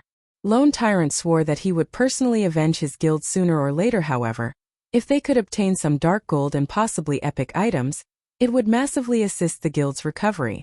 It was especially true for dungeon raiding. If they could use dark gold and epic ranked weapons and equipment to fight the bosses in the 3 great dungeons, they would have a much easier time conquering these dungeons. By the time they obtained the first clear of the 3 great dungeons, Darkstar would take its place in the public eye once more, restoring its past glory.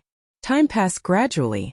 While everyone focused on the mechanical slayer's HP, the number of players in White River City who had gathered continuously increased. After all, it was the first time a monster attack had occurred in Star Moon Kingdom. Shortly after the White River City system announcement appeared, a report appeared on the God's Domain official forums. Even players from other cities rushed over to experience this rare event. However, the teleportation fee between cities was very expensive, so there weren't a lot of players from other cities.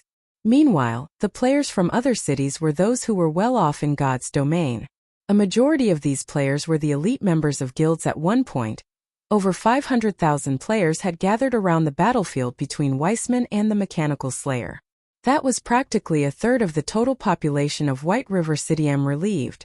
To see such a powerful monster, we have not wasted the trip. Only a few of us teleported here, and we haven't occupied any strategic locations. In a moment, if any of you manage to snatch some loot, escape immediately. Understood? Don't stay behind to throw away your lives. A handsome man in black robes told the people standing around him. If Shifeng could see this man's name, he would be shocked. This man was a famous expert in the virtual gaming world. His fame even surpassed Gentle Snow's. The man was also an individual ranked within the top 1,000 on the global experts list. This man was Redfeather, and he was one of the elders of the first-rate guild Star Alliance. Boss Redfeather, rest assured, you should know our strengths the best. Not in another 100 years could these noobs of White River City compete with us. A level 20 assassin with tan skin said disdainfully as he observed the various guilds members of White River City. Big Brother Red, you're being overly cautious. We are the trump card of Star Alliance. Since we've arrived, how could we not walk away with all of the loot? Flourishing Willow, a female ranger with an enchanting body, chuckled. You guys. Redfeather helplessly shook his head. His companion's confident words. There are still plenty of experts in White River City. Although Gentle Snow is not participating, don't forget that there are still the branch leader of World Dominators, Bloodhalberd, the guild leader of the Assassin's Alliance, Cruel Sword, and the branch leader of Emperor's Light, 13th Swallow. There is also the expert that has recently appeared, Black Flame. In addition, experts from other cities have also come to take part in this event. No matter what, we have to act prudently. Unfortunately, Red Feather's reminder fell on deaf ears. None of his companions took his words to heart after all. Every one of them was above level 20, and a majority of the equipment they wore was secret silver rank. One of them even wore nothing but secret silver equipment. In addition, they were all veteran gamers who had fought in the virtual gaming industry for many years now. They were all top-tier experts. Their levels, techniques, and equipment were all first-rate. So, how could they possibly lose to any other guild? Big Brother Red, that mechanical slayer's HP is about to bottom out. Should we rush over there? Flourishing Willow asked in a moment. The more powerful a monster is, the more powerful its counterattack will be before it dies. You have all personally witnessed how powerful the mechanical slayer is for yourselves. Anywhere within a 200 yards is a danger zone.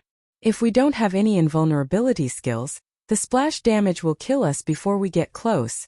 Red Feather stopped his companions. However, we can approach the 200-yard range. Just as Red Feather finished speaking, suddenly, a black figure charged towards the mechanical slayer so fast that it left observers tongue-tied. Ha ha ha. What a fool. The mechanical slayer still has 2% of its HP left. Yet he dares to rush ahead. Based on his speed, that person should be an expert. Unfortunately, his greed has overpowered his judgment. If he waited until the mechanical slayer died with his speed, he could have snatched one or two items. Many onlookers ridiculed the figure that had boldly charged into the fray. Nobody believed that the figure would survive to reach the slayer. However, there was also a small number of players who rushed after him. Meanwhile, the black figure leading the charge was none other than Shifeng. At this moment, the mechanical slayer was already on the verge of death. Weissman only needed 2 or 3 more skills to finish it off. Naturally, Shifeng would not wait any longer. However, when Shifeng was 100 yards from the battlefield, the mechanical slayer erupted. The mechanical slayer's body suddenly turned crimson, shrinking by half. The serrated greatsword also transformed into a blood-red scythe. A pitch-black aura of death surrounded the blade. Tightly gripping the scythe with both hands, the slayer swung it at its surroundings. Suddenly, black streaks of light shot out in all directions. Why does it have the Tier 4 skill, Death Sigh? Shifeng panicked at the sight of this skill. Hurriedly, he activated Fantasy World the instant the black lights collided with the barrier of light formed by the Fantasy World. Although Shifeng had not lost any HP, he felt as if he had been struck by a sledgehammer.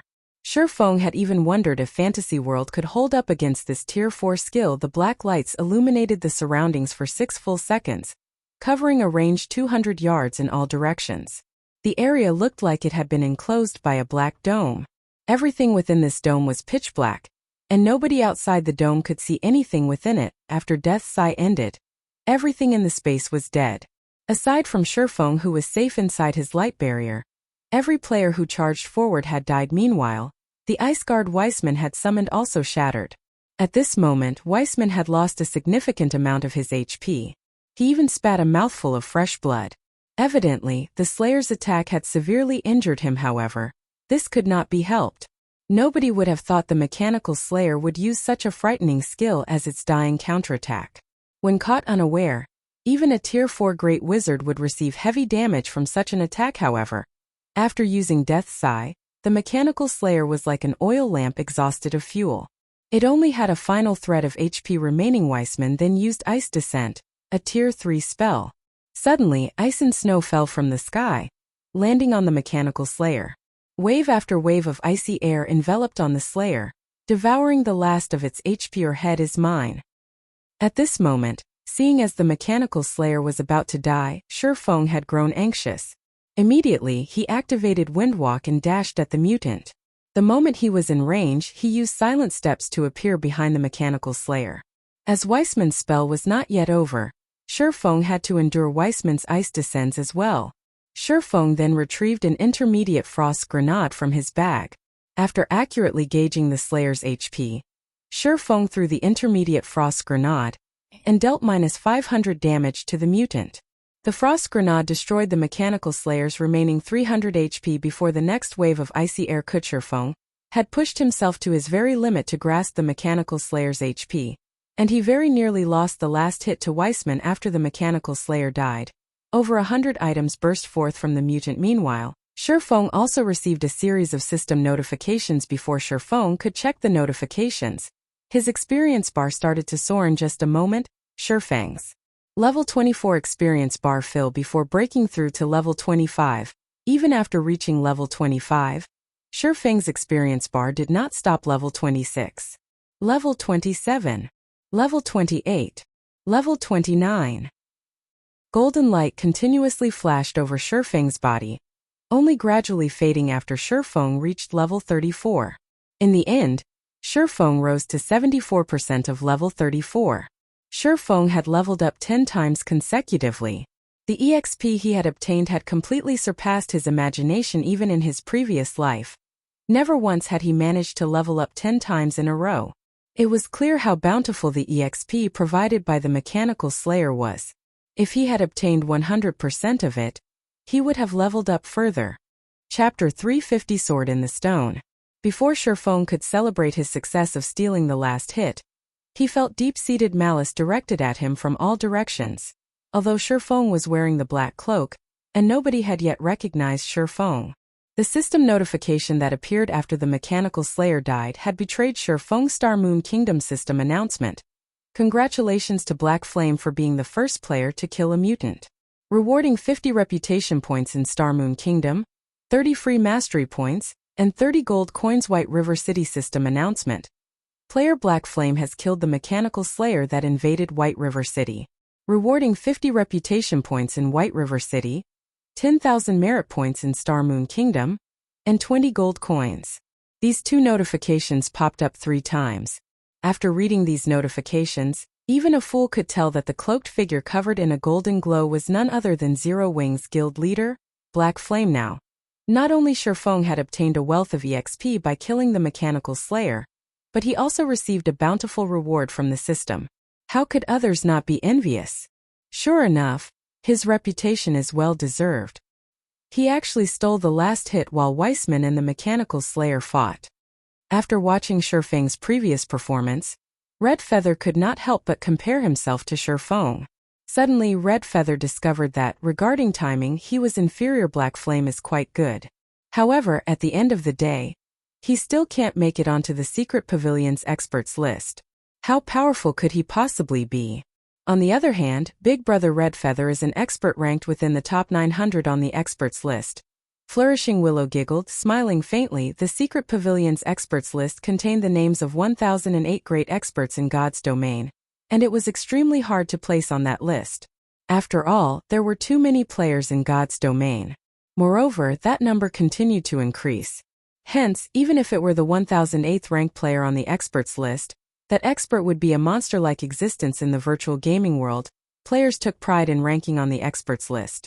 Not only was it a symbol of strength, but it was also a symbol of honor. Since Red Feather ranked in the top 900, it sufficed to say that he was very powerful. On the other hand, Black Flame's absence from the experts list showed that the Secret Pavilion judged him as inferior to Red Feather. However, Shifeng did not care what others thought about him. Without hesitation, he started picking up the items the Mechanical Slayer had dropped after the Mechanical Slayer died. Over 100 items had scattered around its body. Needless to say, everyone present knew that if one could take all of these items for themselves, it would massively assist guild's development. Seeing as the Mechanical Slayer had been such a powerful monster, even the worst items it dropped should be fine gold rank at this stage of the game. Fine gold ranked weapons and equipment were extremely rare. With over 100 weapons and equipment of such quality, they could either fully arm a 20-man team, qualitative improve a 50-man team, or significantly upgrade a 100-man team. Damn. All of you go. Those drops are mine. Lone Tyrant shouted in rage. Clenching his fists, Lone Tyrant's eyes resembled a poisonous snake's as he glared at Shifeng. The Dark Star members who had been on standby all this time charged forward naturally. The players from other guilds did not lag behind. They all simultaneously dashed towards the dropped items. Of course, Shifeng would not let anyone have any of the drops.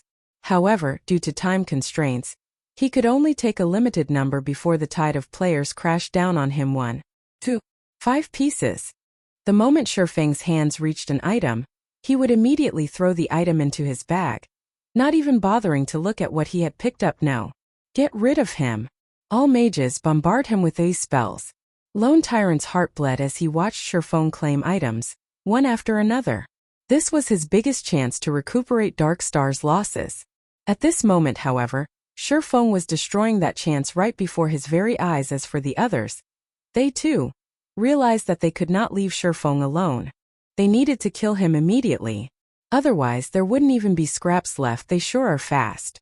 Shurfeng wrinkled his brows, his hands moving even faster than before. Unlike the items dropped by dungeon bosses, there was an additional rule for the loot from field bosses. Even if a player obtained an item from field boss, if someone killed them within 2 hours, that item would drop from their dead body with 100% certainty.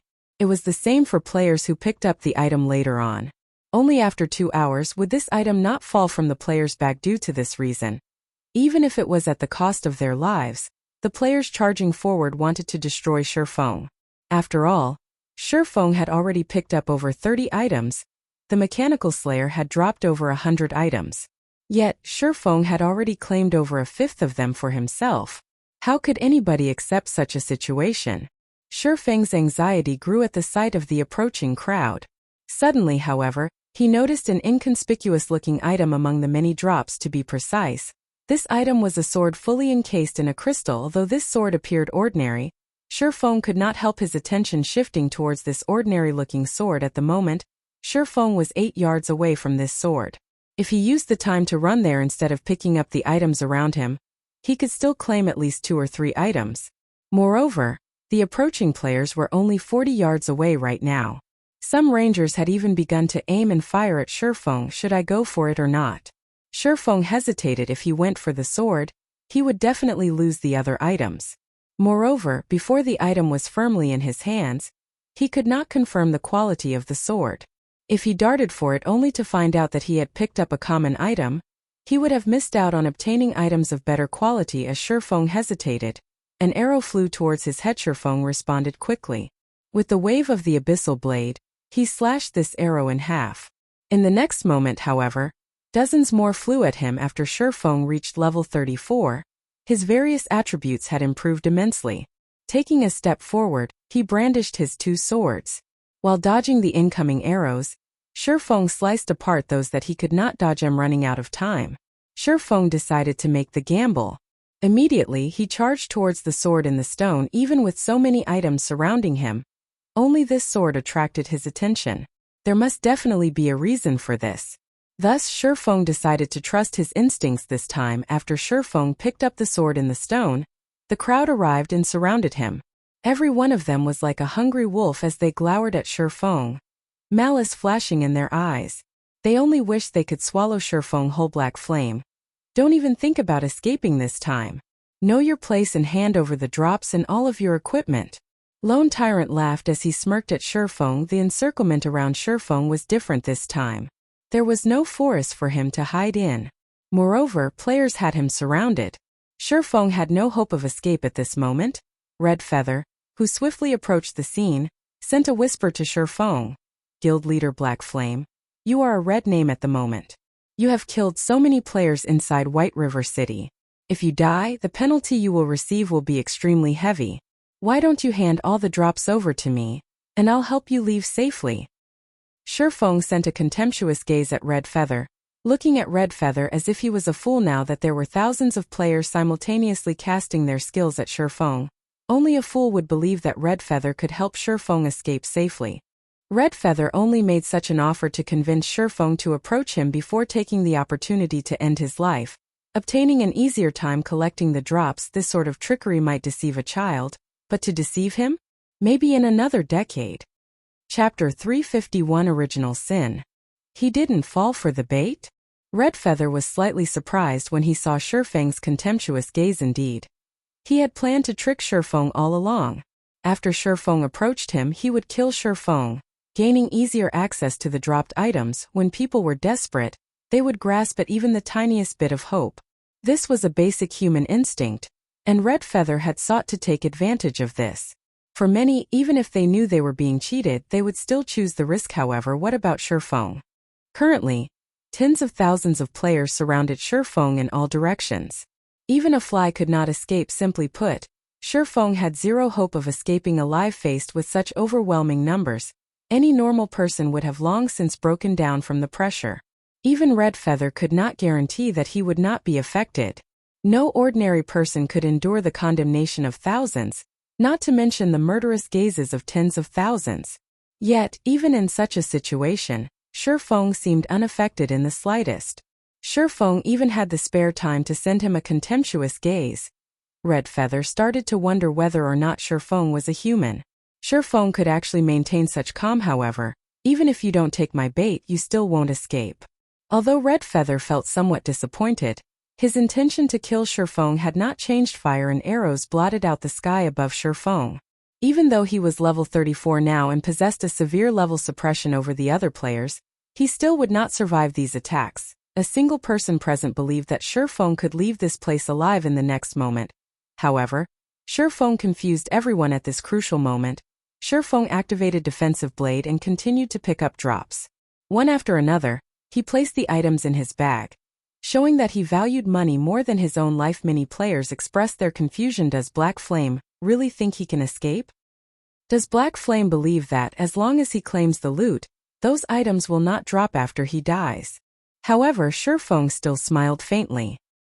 He paid no attention to the incoming attacks, following which, wave after wave of spells and arrows landed within 20 yards around Shifeng, transforming the area into an ocean of ice and fire. Meanwhile, all players within this 20-yard radius turned into ash. Shifeng was no exception. Ha ha ha. Black Flame. Finally. Lone Tyrant laughed psychotically as he watched Shifeng turn into particles of light. Although Lone Tyrant had not done the deed personally, when the news of Black Flame's death spread, he would definitely become the laughingstock of God's Domain. Zero Wings guild leader Black Flame had actually thrown his life away because of greed. What could be more ironic than this? Wait, none of the items Black Flame picked have dropped. A player with powerful eyesight suddenly shouted in surprise. Hearing this, a realization struck the crowd. Indeed, just as the player had said, although Black Flame had died, the number of items on the ground had not increased. Rather, there even seemed to be a few more pieces missing. What was happening? Did this mean that there was no 2-hour wait to claim the loot from the Mechanical Slayer? At this moment, Lone Tyrant was stunned as well. His eyes were glued to the location where Shifeng had died. However, no matter how hard he racked his mind, he could not figure out what had happened. Even if there really was no 2-hour waiting time for the dropped items, as a red name, Black Flame should have at least dropped a few pieces of the equipment he wore upon death. Yet, he had not dropped a single item after he died. Big Brother Red, this is bad. If the items don't drop from a player's inventory, it will be far more difficult to steal them. Flourishing Willow panics. Since that is the case, we'll grab as many as we can. Let's go. Originally, they had prepared their path of retreat. However, he never would have expected that the drops from the Mechanical Slayer would play such a trick on them, destroying his plans. As for whether Shifeng had actually died or not, Red Feather had no doubts. Thousands of attacks had bombarded the area, and any stealth effects would have been useless. Moreover, even in the very end, he had not seen Shifeng activate any skills. Brothers, attack. Don't let the powerful guilds take the drops. As long as we put the drops into our bags, the items will be ours. Originally, the independent players had only intended to observe. They had no plans to compete for the loot. After all, without a guild protecting them, the moment they picked up an item would be the moment they lost their lives. At that time, not only would they lose the items they picked up, but they would also lose their own equipment and levels. Only a lunatic would try their luck. However, the situation had changed. Black Flame had picked up so many items as everyone watched.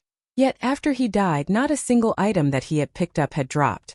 This showed that the Slayer's loot would belong to whoever picked them up previously. None of the independent players saw any chances or hope of obtaining an item for themselves. Now that there was a glimmer of hope of obtaining a fine gold or even dark gold item, why wouldn't they be excited? Suddenly, the tens of thousands of players went into a frenzy. They frantically launched spells and attacks towards the dropped items, barring anyone from claiming the loot unknowingly. The largest war in the entire Star Moon Kingdom, no, in the entire God's Domain, had begun in White River City. The battle was a complete mess. Even great experts could not play much of a role in a war involving tens of thousands of players. They might even find it difficult to survive. Big Brother Shadow Sword, should we try for some of the drops as well? We might grab ourselves a dark gold item. If we're lucky, we might even get an epic item. If we do, we won't have to worry about futures anymore," Turtledove said in excitement. Currently, she stood on a rooftop far from the battlefield. A war of this magnitude would shock anyone. They would find themselves wanting to join the battle and display their skills and obtain some treasures while they're at it. Alright, we'll try out luck. As a person who pursued combat techniques, Shadow Sword would certainly not miss out on this golden opportunity. Although Shifeng had warned them not to involve themselves, Shadow Sword had to agree with Turtledove's suggestion. If they could be like Shifeng, grabbing 30 to 40 items for themselves, even if they died, it would be an admirable death. After all, facing the attacks of tens of thousands of players, even the top-ranking expert on the Secret Pavilion's experts list, the undefeated god, could not possibly survive. For your own good, I advise you not to go. Even if you snatch an item, you won't get anything after you die. At this moment, a calm and indifferent voice reached Turtledove and Shadow Sword's ears. When the two heard this voice and promptly turned their heads towards the source, shock immediately appearing on their faces. "How did you resurrect?" Turtledove gaped at Shifeng with disbelief. Currently, Shifeng still wore his black cloak. A calm expression on his face. "Resurrect? I never died, so why would I need to resurrect?" Shifeng chuckled. Making one-way trips was not brave but stupid. Since he had charged into battle, naturally, he had long since prepared an escape. Before Shifeng had charged towards the mechanical slayer, he had already activated Phantom Kill. He had then sent his doppelganger away from the battlefield while he forged ahead to steal both the last hit and the treasure. After he had his fill, he immediately swapped positions with his doppelganger, letting his doppelganger endure the rain of attacks while he departed from the battlefield. "You didn't die? How is this possible? I saw countless spells hit before you turned into particles of light and disappeared." Turtledove walked up to Shifeng, her bright eyes scanning his body. After an extensive examination, she revealed a look that said, "You can't deceive me." Shifeng laughed and said, "That's only a doppelganger." Doppelganger. Originally, Turtledove had not believed Shifeng in the slightest. However, at the mention of the word doppelganger, she suddenly understood the gist of the situation, feeling slightly shocked. She never expected that Shifeng would have planned an escape. However, Shadow Sword was far more shocked by this revelation. With only the use of a doppelganger, Shifeng had managed to toy with the tens of thousands of players present, causing them to start a massacre of Shadow Sword. And Turtledove knew that Shifeng had come to this tall building to look for an opportunity to re-enter the battlefield. At this moment, Shifeng sat quietly before calling up the system interface for the 7 luminaries ring. "Finally, I can level these skills." Shifeng looked at the 7 great skills displayed on the 7 luminaries ring interface. Growing excited even at level 1, these 7 skills were immensely beneficial. If he could level these skills several times, his combat power would definitely reach the next level. It would also significantly assist with his class change quest. Chapter 352. One-Hit Asura. 1. The battle on the streets of White River City was in full swing now, and a large number of players died with every passing moment. Surprisingly, however, even with such a massive war going on in the middle of White River City, none of the city guards had come forth to stop the players from killing each other. The guards had only sealed off the neighborhood around the teleportation hall where the battle took place. As long as the battle between players remained in this area, the guards would not pay it any mind. They would silently stand aside with spears in hand. Meanwhile, the players in question had already gone completely crazy over the loot of the mechanical slayer. None of them even noticed Shifeng, who currently sat on top of a building at a distance. All of their attention was directed towards the items scattered across the ground. However, when the female guardian knight, Turtledove, who stood beside Shifeng, used an identification skill on him, she abruptly jumped in shock. Level 34. How is his level so high? Currently, a majority of the players in God's domain had yet to reach level 20, yet Shifeng was level 34. The sight of Shifeng's level of 34 was enough to cause any player to despair in God's domain. The suppression of 5 levels was detrimental, let alone a suppression of over 10 levels. However, Turtledove had quickly discovered Shifeng's level falling by 1. She was confused.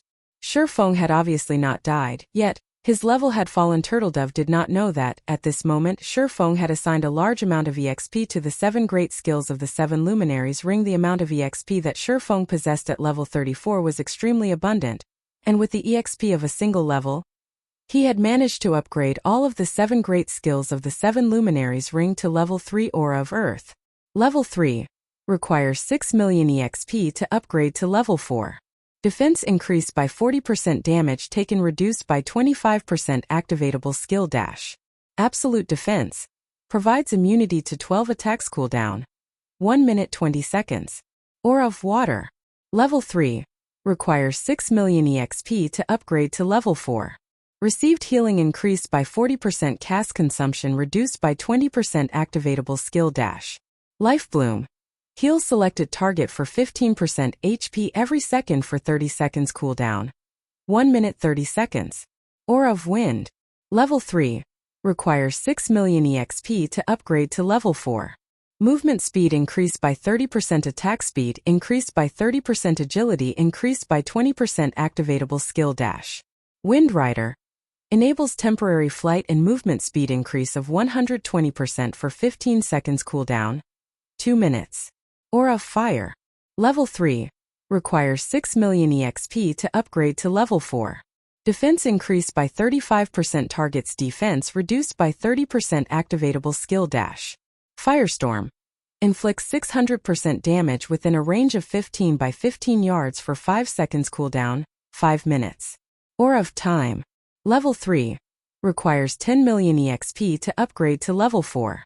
Cooldown of all skills reduced by 25%, enemies within a 100-yard radius will have their movement speed and attack speed reduced by 25%, and cooldown of skills increased by 30%, activatable skill dash. Absolute Time prevents enemies within a radius of 60 yards from using any skills or tools for 20 seconds cooldown. 2 minutes 30 seconds. Aura of Illusion. Level 3 requires 10 million EXP to upgrade to level 4. All attributes increased by 25%, enemies within a 100-yard radius will have all their attributes reduced by 30%, activatable skill dash. Fantasy World. Immunity to all magic damage and 15% of magic damage received will be converted to healing to recover player's HP for 15 seconds cooldown. 3 minutes. Aura of Space. Level 3 requires 10 million EXP to upgrade to level 4. Immunity to all control and restricting effects, activatable skill dash. Space Movement. Instantly move to any location within a radius of 360,000 yards cooldown. 8 minutes. As expected, the EXP required becomes increasingly abundant at the further levels. However, the skills have indeed significantly improved. I wonder how far I can upgrade them to if I dump in all the EXP I have? Once again, Shifeng started assigning EXP to the 7 Luminaries ring this time.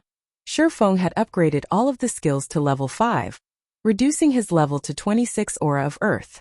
Level 5 requires 12 million EXP to upgrade to level 6. Defense increased by 45%, damage taken reduced by 35%, activatable skill dash. Absolute Defense provides immunity to 16 attacks cooldown. 1 minute 20 seconds. Aura of Water. Level 5 requires 12 million EXP to upgrade to level 6. Received healing increased by 60%, cast consumption reduced by 30%, activatable skill dash. Life Bloom. Heals selected target for 20% HP every second for 40 seconds cooldown. 1 minute 30 seconds. Aura of Wind.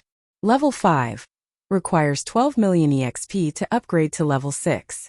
Movement speed increased by 40%, attack speed increased by 40%, agility increased by 30%, activatable skill dash. Wind Rider. Enables temporary flight and movement speed increase of 150% for 20 seconds cooldown. 2 minutes. Aura of Fire. Level 5 requires 12 million EXP to upgrade to level 6. Defense increased by 40%, target's defense reduced by 40%, activatable skill dash. Firestorm. Inflicts 800% damage within a range of 25 by 25 yards for 5 seconds cooldown. 5 minutes. Aura of Time. Level 5 requires 20 million EXP to upgrade to level 6. Cooldown of all skills reduced by 30%, enemies within a 150-yard radius will have their movement speed and attack speed reduced by 30%, and cooldown of skills increased by 40%, activatable skill dash. Absolute Time Prevents enemies within a radius of 75 yards from using any skills or tools for 24 seconds cooldown. 2 minutes 30 seconds. Aura of Illusion. Level 5. Requires 20 million EXP to upgrade to level 6. All attributes increase by 30%. Enemies within a 150-yard radius will have all their attributes reduced by 30%. Activatable skill dash. Fantasy World. Immunity to all magic damage and 15% of magic damage received will be converted to healing to recover players' HP for 20 seconds cooldown. 3 minutes. Aura of Space. Level 5. Requires 20 million EXP to upgrade to level 6. Immunity to all control and restricting effects. Activatable skill dash. Space Movement. Instantly move to any location within a radius of 400,000 yards cooldown. 6 minutes. After Shifeng examined the attributes of the level 5-7 Luminaries ring, his calm heart inadvertently grew excited. In the legends, the 7 Luminaries ring was said to be a godly relic. Even if it were just an epic ranked replica of the item, its strength far surpassed any player's imagination. Currently, the 7 Luminaries ring replica Shifeng possessed was only level 5. Looking at the replica's current attributes, Shifeng had even wondered if this 7 Luminaries ring replica could rival the strength an actual legendary item. However, if Shifeng wanted to continue upgrading the 7 Luminaries ring, he would need a horrifying amount of EXP. In his current position, it was simply impossible to upgrade the ring to level 6. Next, I need to work on the Surekill skill Flame Burst. Shifeng called up the skill interface and began to upgrade Flame Burst. Back in the Flame God's Cave, Shifeng had upgraded the skill to level 5 Flame Burst. Level 5. Requires 4 million EXP to upgrade to level 6. Channeling time 2 seconds. Gathers the power of flames to a single point and causes 420% damage to the target attack count. 6 times. Cooldown. 3 minutes 30 seconds. In a single breath, Shifeng upgraded Flame Burst 4 times, the skill reaching level 9. Meanwhile, Shifeng's level had fallen from 26 to 21. Flame Burst. Level 9. Requires 60 million EXP to upgrade to Tier 1 skill. Channeling time. 1 seconds. Gathers the power of flames to a single point and causes 750% damage to the target attack count. 12 times. Cooldown 3 minutes. Chapter 353 One Hit Asura 2. I never really have enough EXP. However, I can only leave it for now. Even if I fall back to level 0, I won't have enough EXP to upgrade the skill. Shifeng laughed bitterly as he looked at his own level 21. His current level was even lower than before he had returned to White River City.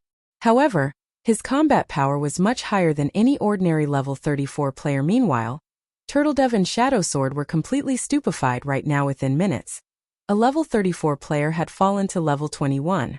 Turtledove and Shadowsword had even wondered if their eyes were playing tricks on them. How could a player's level decrease by itself? Although they both eagerly wanted to ask Shifeng about his level, they felt embarrassed to do so. After all, they had yet to join Zero Wing officially.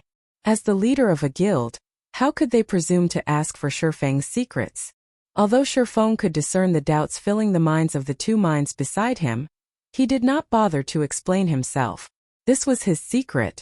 If the matter of the 7 Luminaries ring were revealed, a calamity would definitely befall him in the future. At this moment, Shifeng received another system notification system. Guild Crusade quest completed. Zero Wing's popularity increased by 30,000 points. System. Congratulations player for completing a Guild Crusade quest.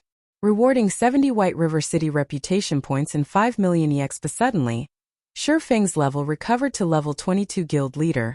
We've secured all of the treasure in Creek Town. Everyone's reputation had increased beyond 100 points. And we've become nobles. We won't suffer any consequences if we enter the city as red names now.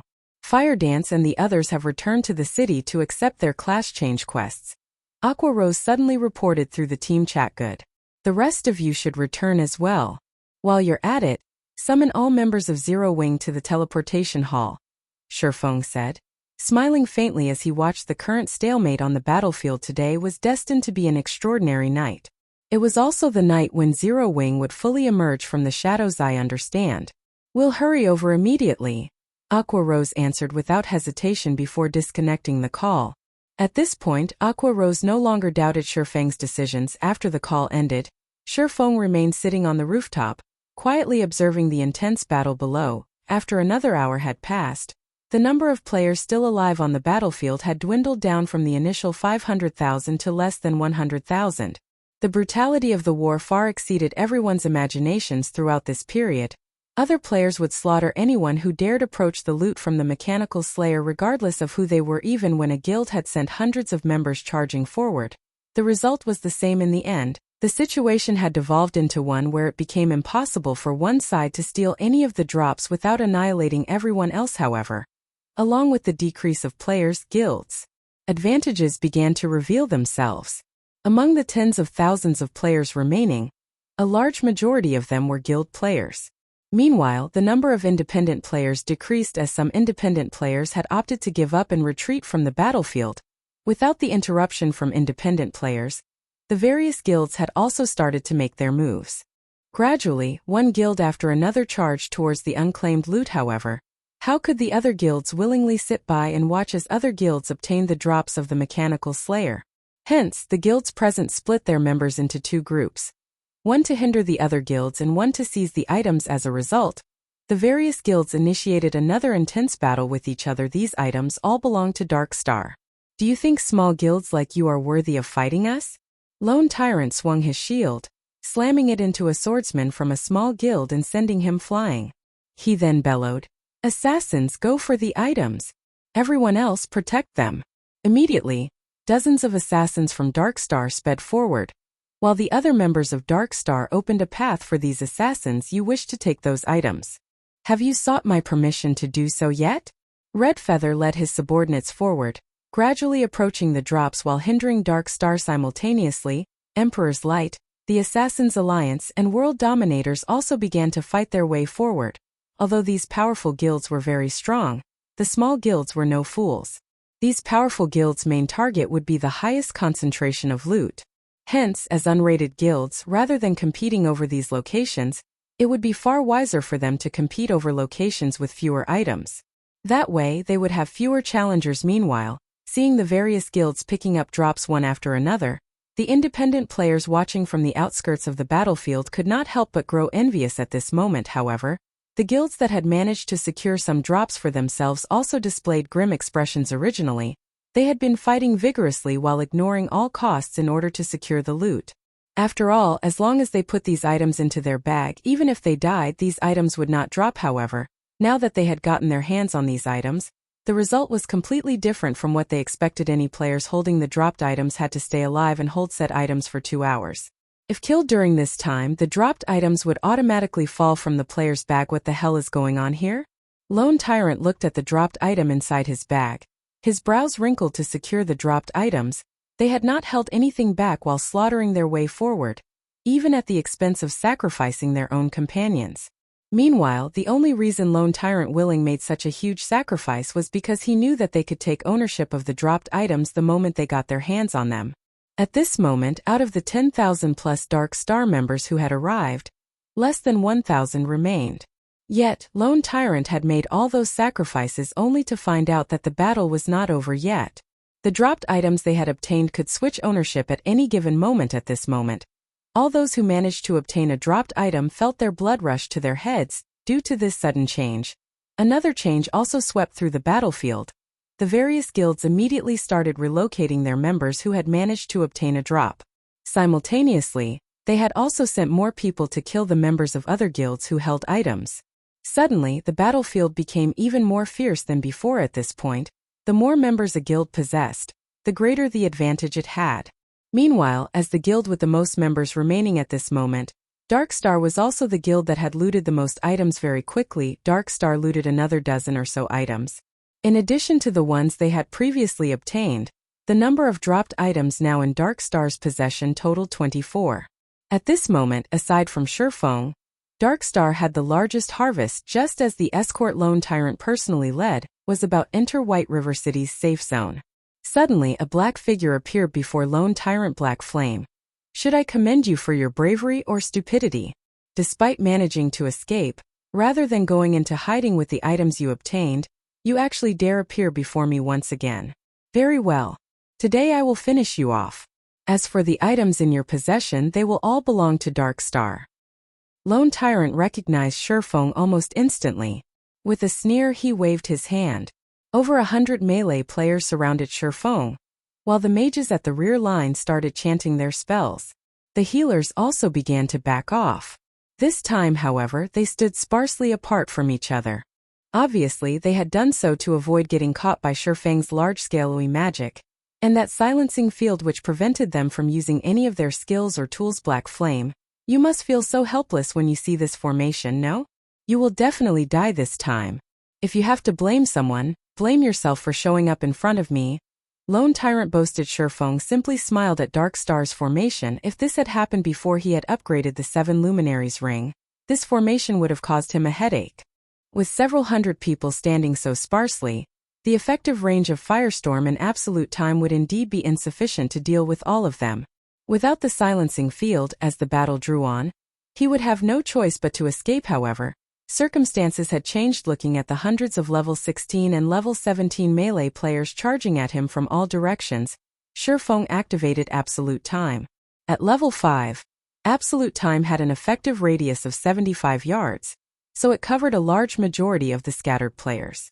As for those that were outside the range of Absolute Time, they were no threat to Shifeng, following which, Shifeng switched out the Aura of Time for the Aura of Fire on the 7 Luminaries ring, increasing his damage dealt by 40%, while reducing his target's defense by 40%. However, Shifeng was not done yet. Shifeng then activated the additional skill of Purgatory's Shadow, Purgatory Power, increasing his attack speed by 100% and damage by 30% for 15 seconds. Immediately after, Shifeng used Windwalk and advanced, abruptly charging towards the members of Dark Star. Shifeng's first target was a level 17 Shield Warrior. Raising the Abyssal Blade, Shifeng lightly slashed at the Shield Warrior. The silvery gray Abyssal Blade transformed into a streak of silvery gray light. Before the Shield Warrior could lift his shield against Shifeng's attack, a deep slash appeared on his mysterious iron-ranked breastplate. A critical damage of -3,216 appeared above the Shield Warrior's head, following which, this level 17 Shield Warrior, which possessed slightly more than 2,600 HP, died before the Shield Warrior's body hit the ground. Shifeng had already arrived in front of a Berserker. Similarly, Shifeng struck once before leaving behind an afterimage and charging towards the next swordsman. From an outsider's point of view, they could only see a dark shadow passing by the members of Dark Star. Then, for reasons unknown, those Dark Star members suddenly fell to the ground, their HP bars completely depleted. Meanwhile, this dark shadow was so fast that it only took around 6 seconds to move through every single member of Dark Star. By the time this shadow stopped moving, the several hundred Dark Star members had become corpses. Only silence and hundreds of dropped items accompanied these corpses. The players watching this scene play out from afar were completely stupefied. This was too horrifying. Are you a ghost or a human? Lone Tyrant gaped at the hundreds of dead Dark Star elites in front of him in disbelief. Before he could make sense of what was happening, all of his companions had died. The word fear was no longer sufficient to describe what Lone Tyrant currently felt. What do you think? Shifeng said, smiling faintly as he shifted his gaze to Lone Tyrant. Lone Tyrant's heart jumped when he saw the ridiculing smile on Shifeng's face. At this moment he no longer thought of retaliating. He even doubted that the person before him was Black Flame, but an evil Rakshasa of God's domain instead. Otherwise, how could he possibly explain the unbelievable sight before him? How was it even possible for a player to be so powerful? At this moment, escape was Lone Tyrant's only hope. Even if he had 10 lives, they wouldn't be enough against such an evil Rakshasa. However, as soon as Lone Tyrant turned around, he discovered that Shifeng had already appeared in front of him. Immediately after, he saw the Abyssal Blade in Shifeng's hand give off a dazzling light.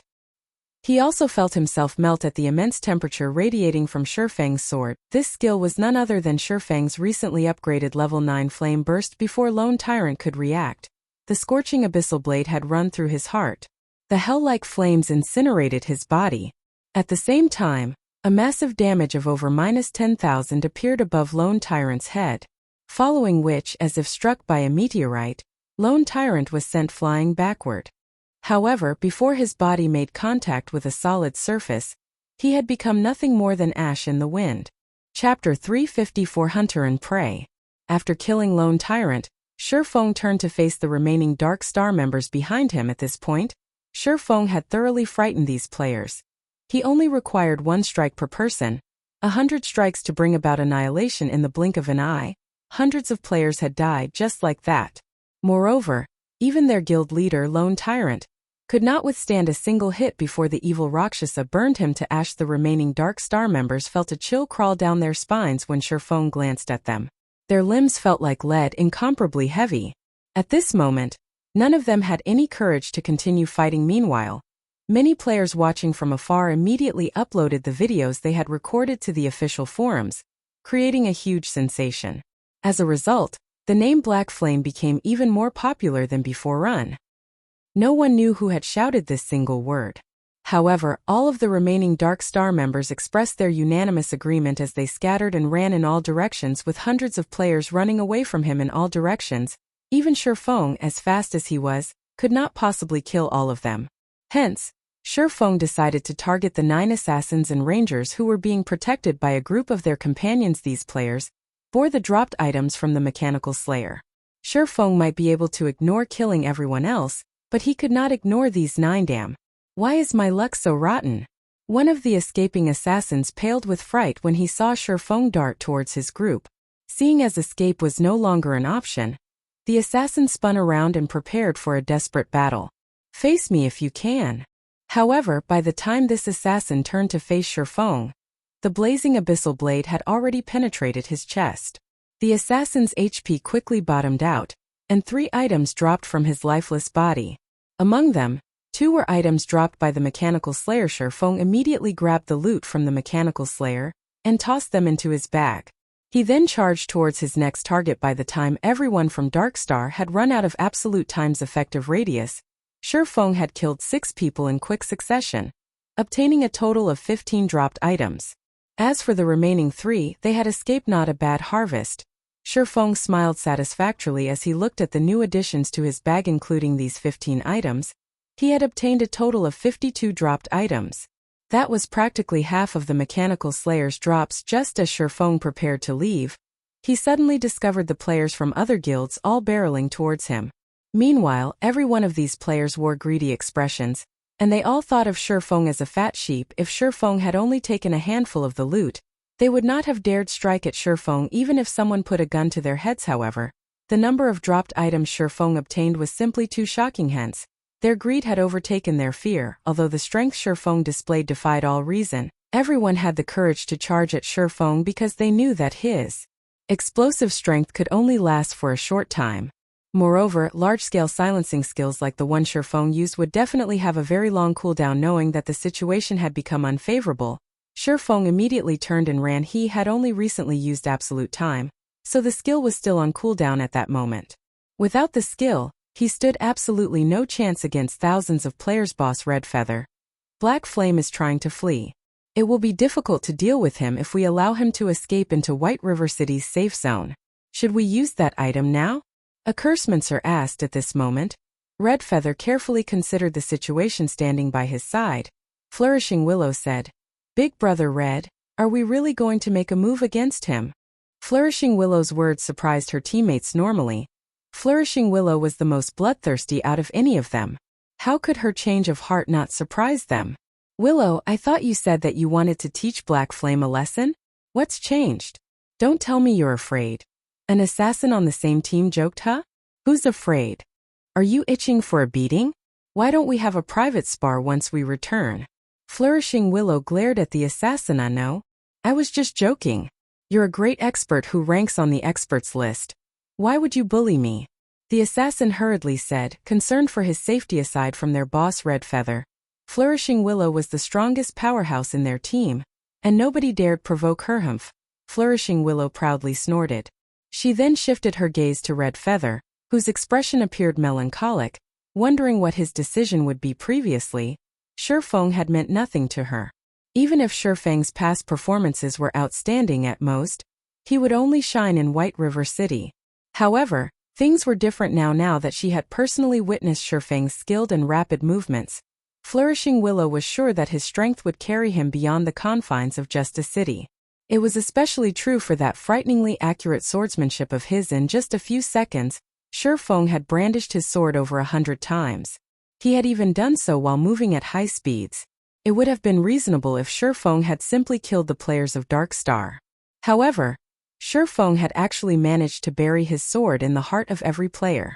Even Red Feather could not achieve such a feat. In addition to being so highly skilled, Black Flame was also the guild leader of Zero Wing. His status was not low. Even if they discarded all pretenses and killed Black Flame, it would not benefit the Star Alliance move out. In the end, Red Feather still made his decision. They had an opportunity of obtaining a large number of fine gold and dark gold items, so what if they had to offend Zero Wing? Moreover, the Star Alliance was a first-rate guild.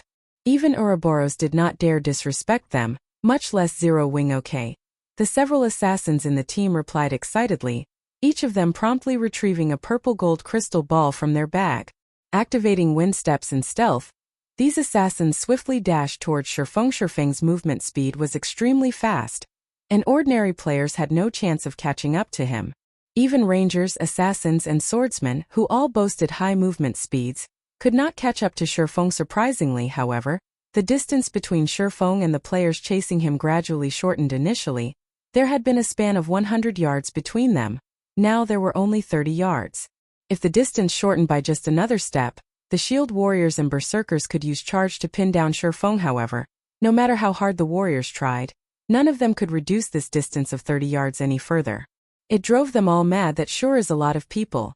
Shi Feng turned to look at the crowd chasing him, his lips curling upwards. At this moment, none of the players pursuing Shi Feng had discovered that, instead of moving closer to White River City's safe zone, they were actually moving farther from it. Soon, Shi Feng would reach the entrance of the teleportation hall. Crap. He's trying to escape through the teleportation array. The crowd started growing anxious. If they allowed Shi Feng to teleport from White River City, it would be extremely difficult for them to catch him. Look, there seems to be a group of people coming out from the teleportation hall. Hey, help us stop that person. That person has dark gold ranked treasures on him. Those treasures will fall off his body as long as we kill him. Seeing that the group walking out of the teleportation hall consisted of over 100 players, the crowd's hopes rekindled. They tried thinking of how they could convince that group of players to hinder Shi Feng's escape. As long as those players could pin him down for a moment, they could surround him once more. When the players emerging from the teleportation hall heard these words, they immediately took action. Without hesitation, they blocked off the entrance of the teleportation hall. Seeing this, the crowd celebrated. Wait, why do those people look somewhat familiar?